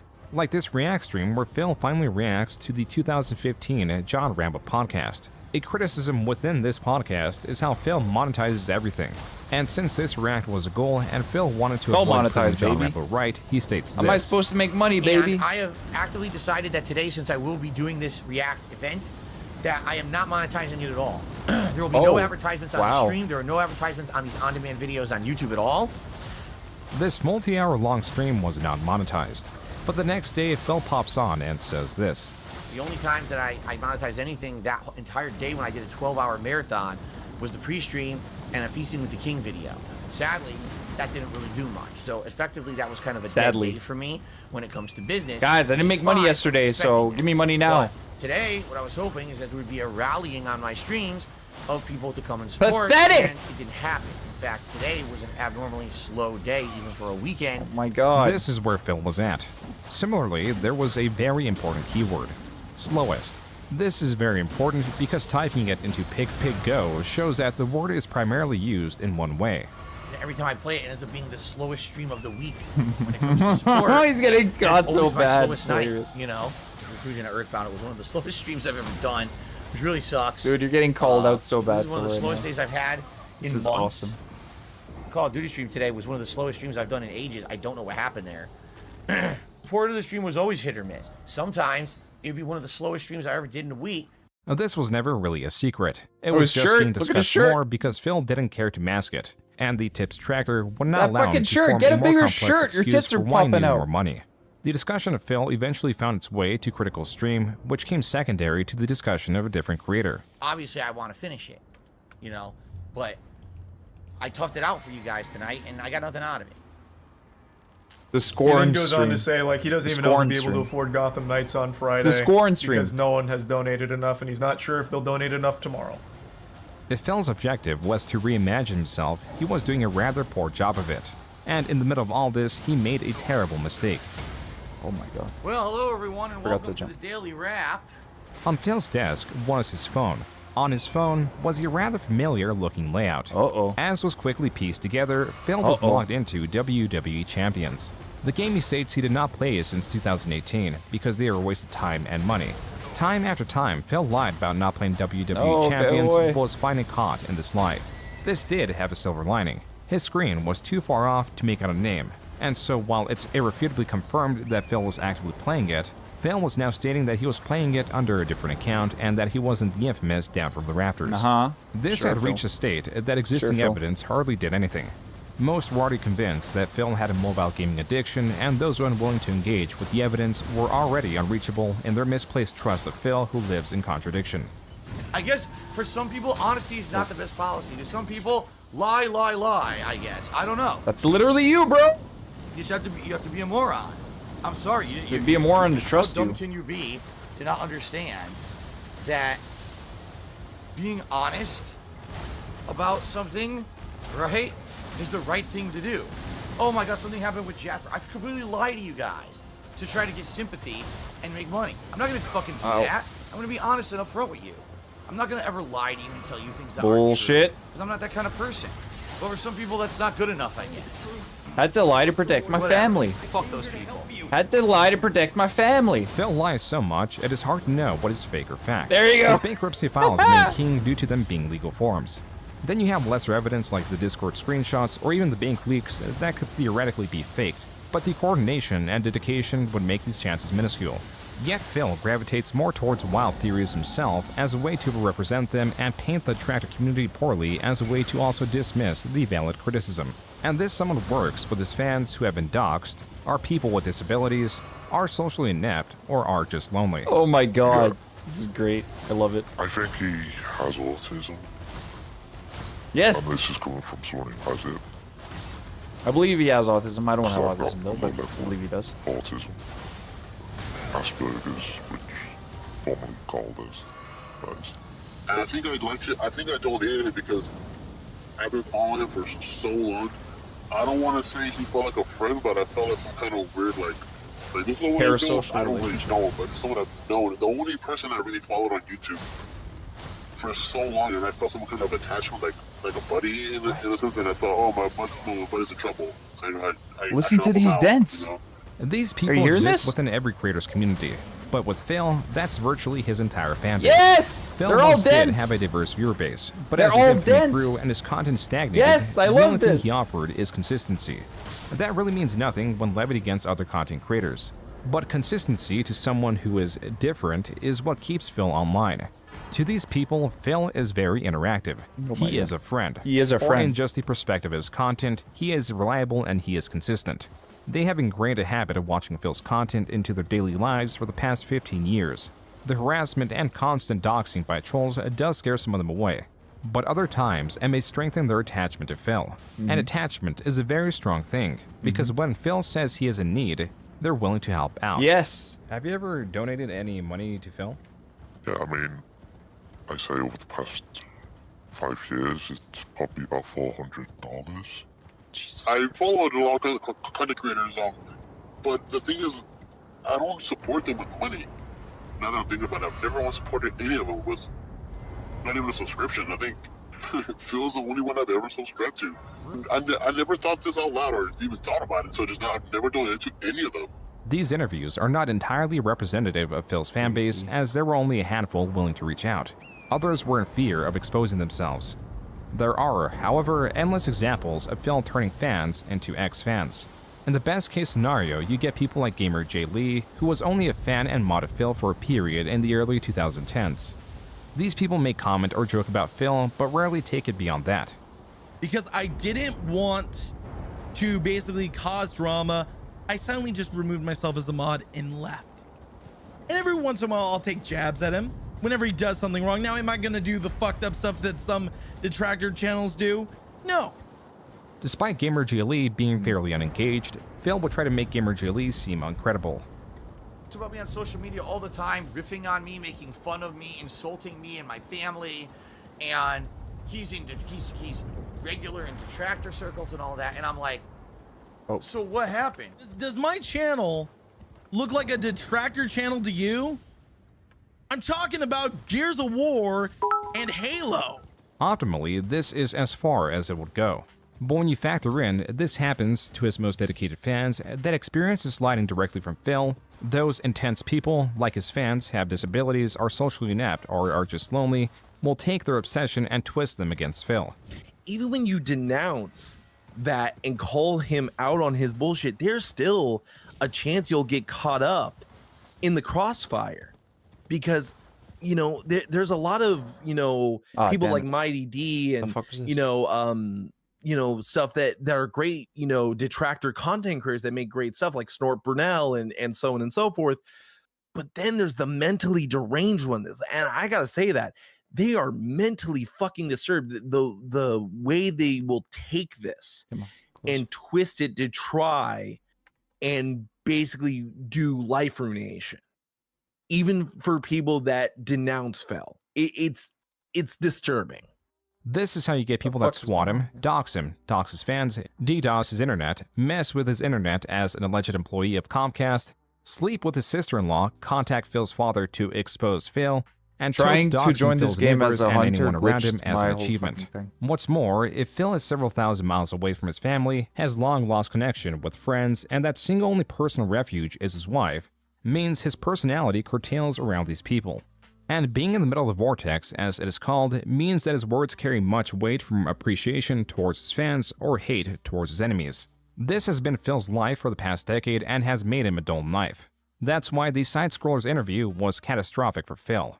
Keeping in mind that Phil will only allow himself to be interviewed by those that are not knowledgeable of his expansive history, he accepted an interview by Stuttering Craig, a co-founder of Screw Attack that has gravitated towards podcast-style shows and gaming coverage.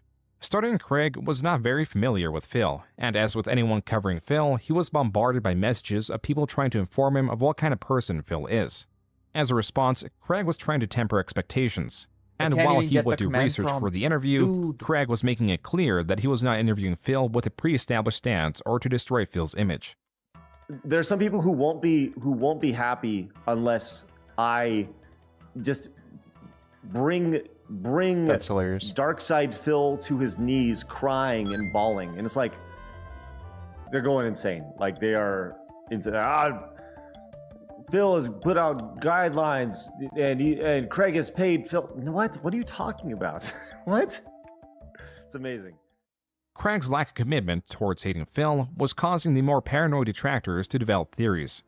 Craig's confusion towards these unsubstantiated theories brought even more paranoia into the mix. At one point, a user even just doxed Craig, quote, just in case something sketchy happens, unquote. And then the interview came. Live to around 2,000 people, starting Craig and Adam Krigler introduced themselves before introducing Phil.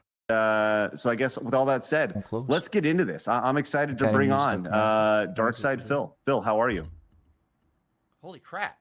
Phil, for the first 30 minutes or so, begins with constant flattery, saying he is a big fan of the show and doesn't miss an episode.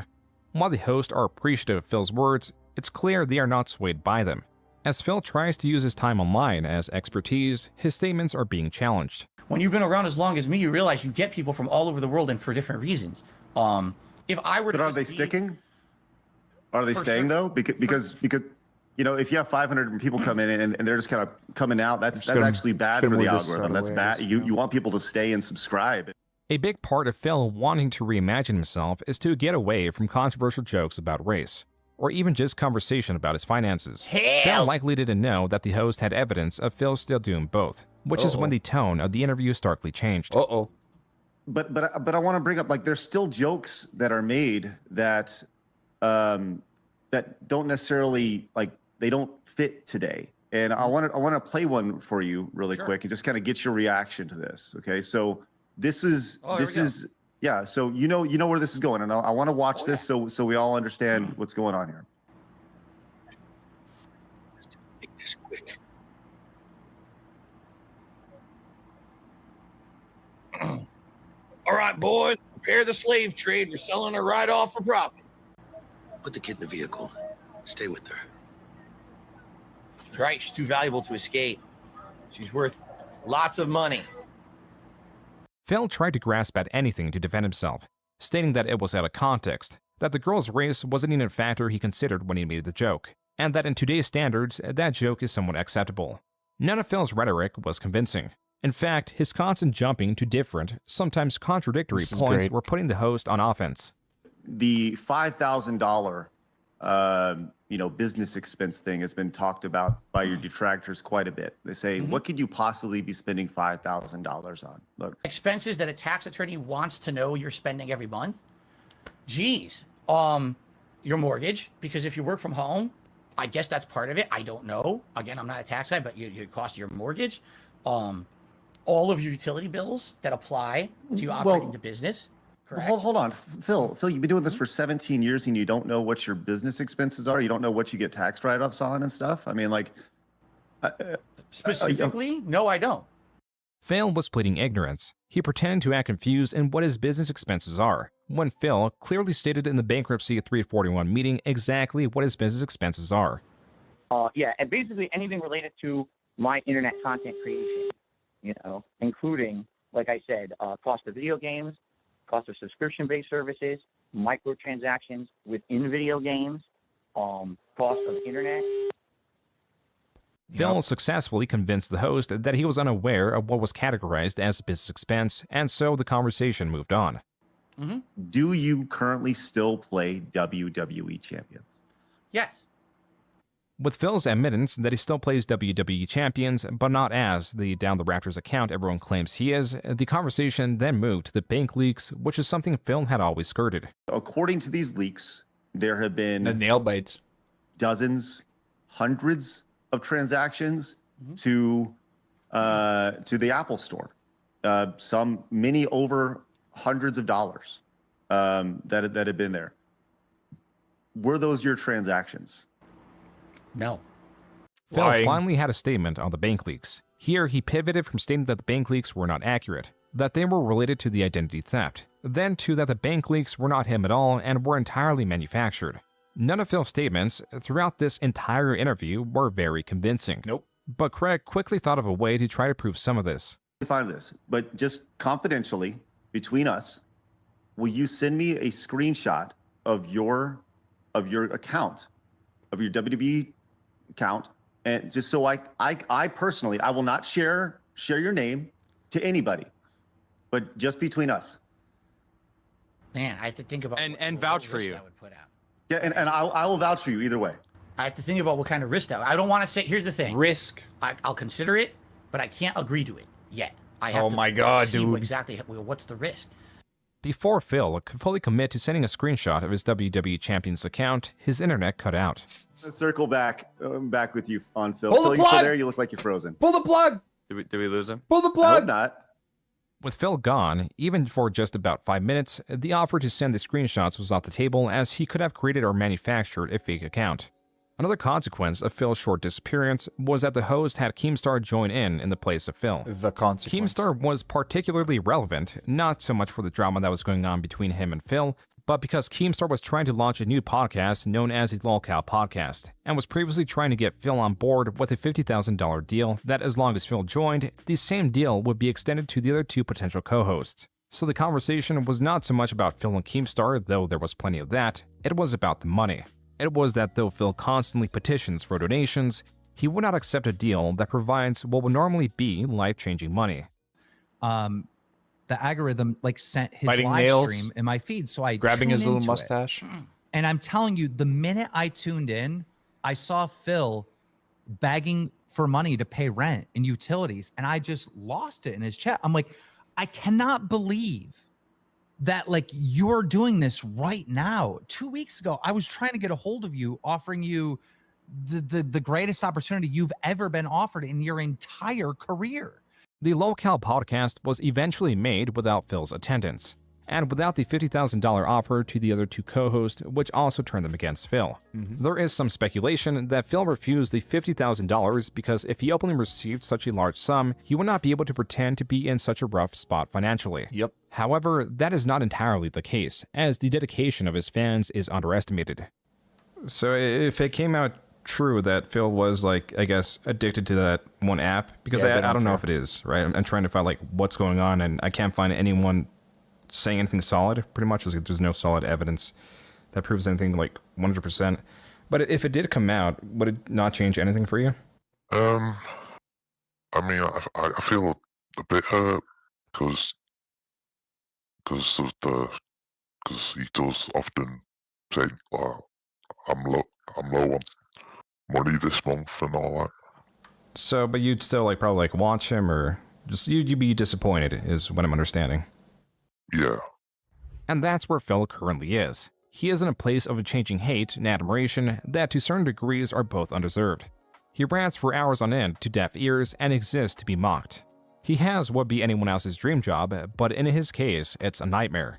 His donations are only decreasing as fans are rarely gained, and enemies are constantly swelling in ranks.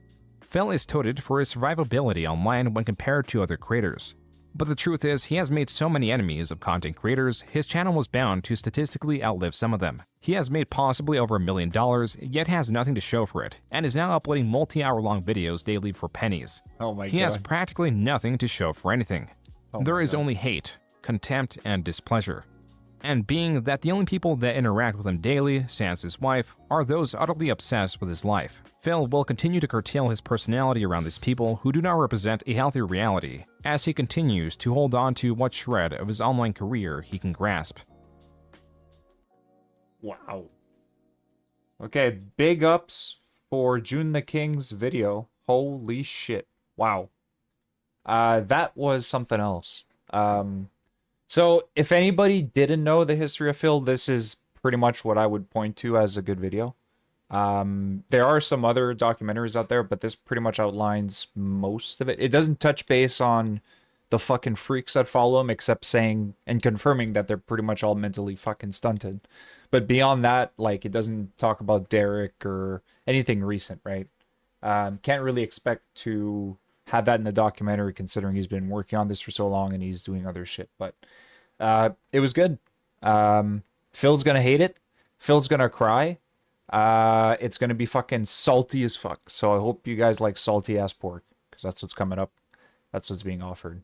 So yeah, pretty interesting to see this, and I'm pretty interested to see what he's gonna do tonight. How he's gonna cope to it. So, Mindhive, Nada, anybody else who's here, lurkers, I appreciate you guys. Everybody. This was fun. Except for the fucking invasion with the guy in the glitch game that fucking is apparently frying my system right now, but I guess we'll figure that out later. Thanks for hanging out, guys, and I'll be back later. Nada, I'm gonna be back in about 2 hours-ish. I'll shoot you a message if you wanted to pair up and we can play some more of that dwarf game, Lord of the Rings. So, talk to you guys later. Have a great afternoon, guys. Thanks for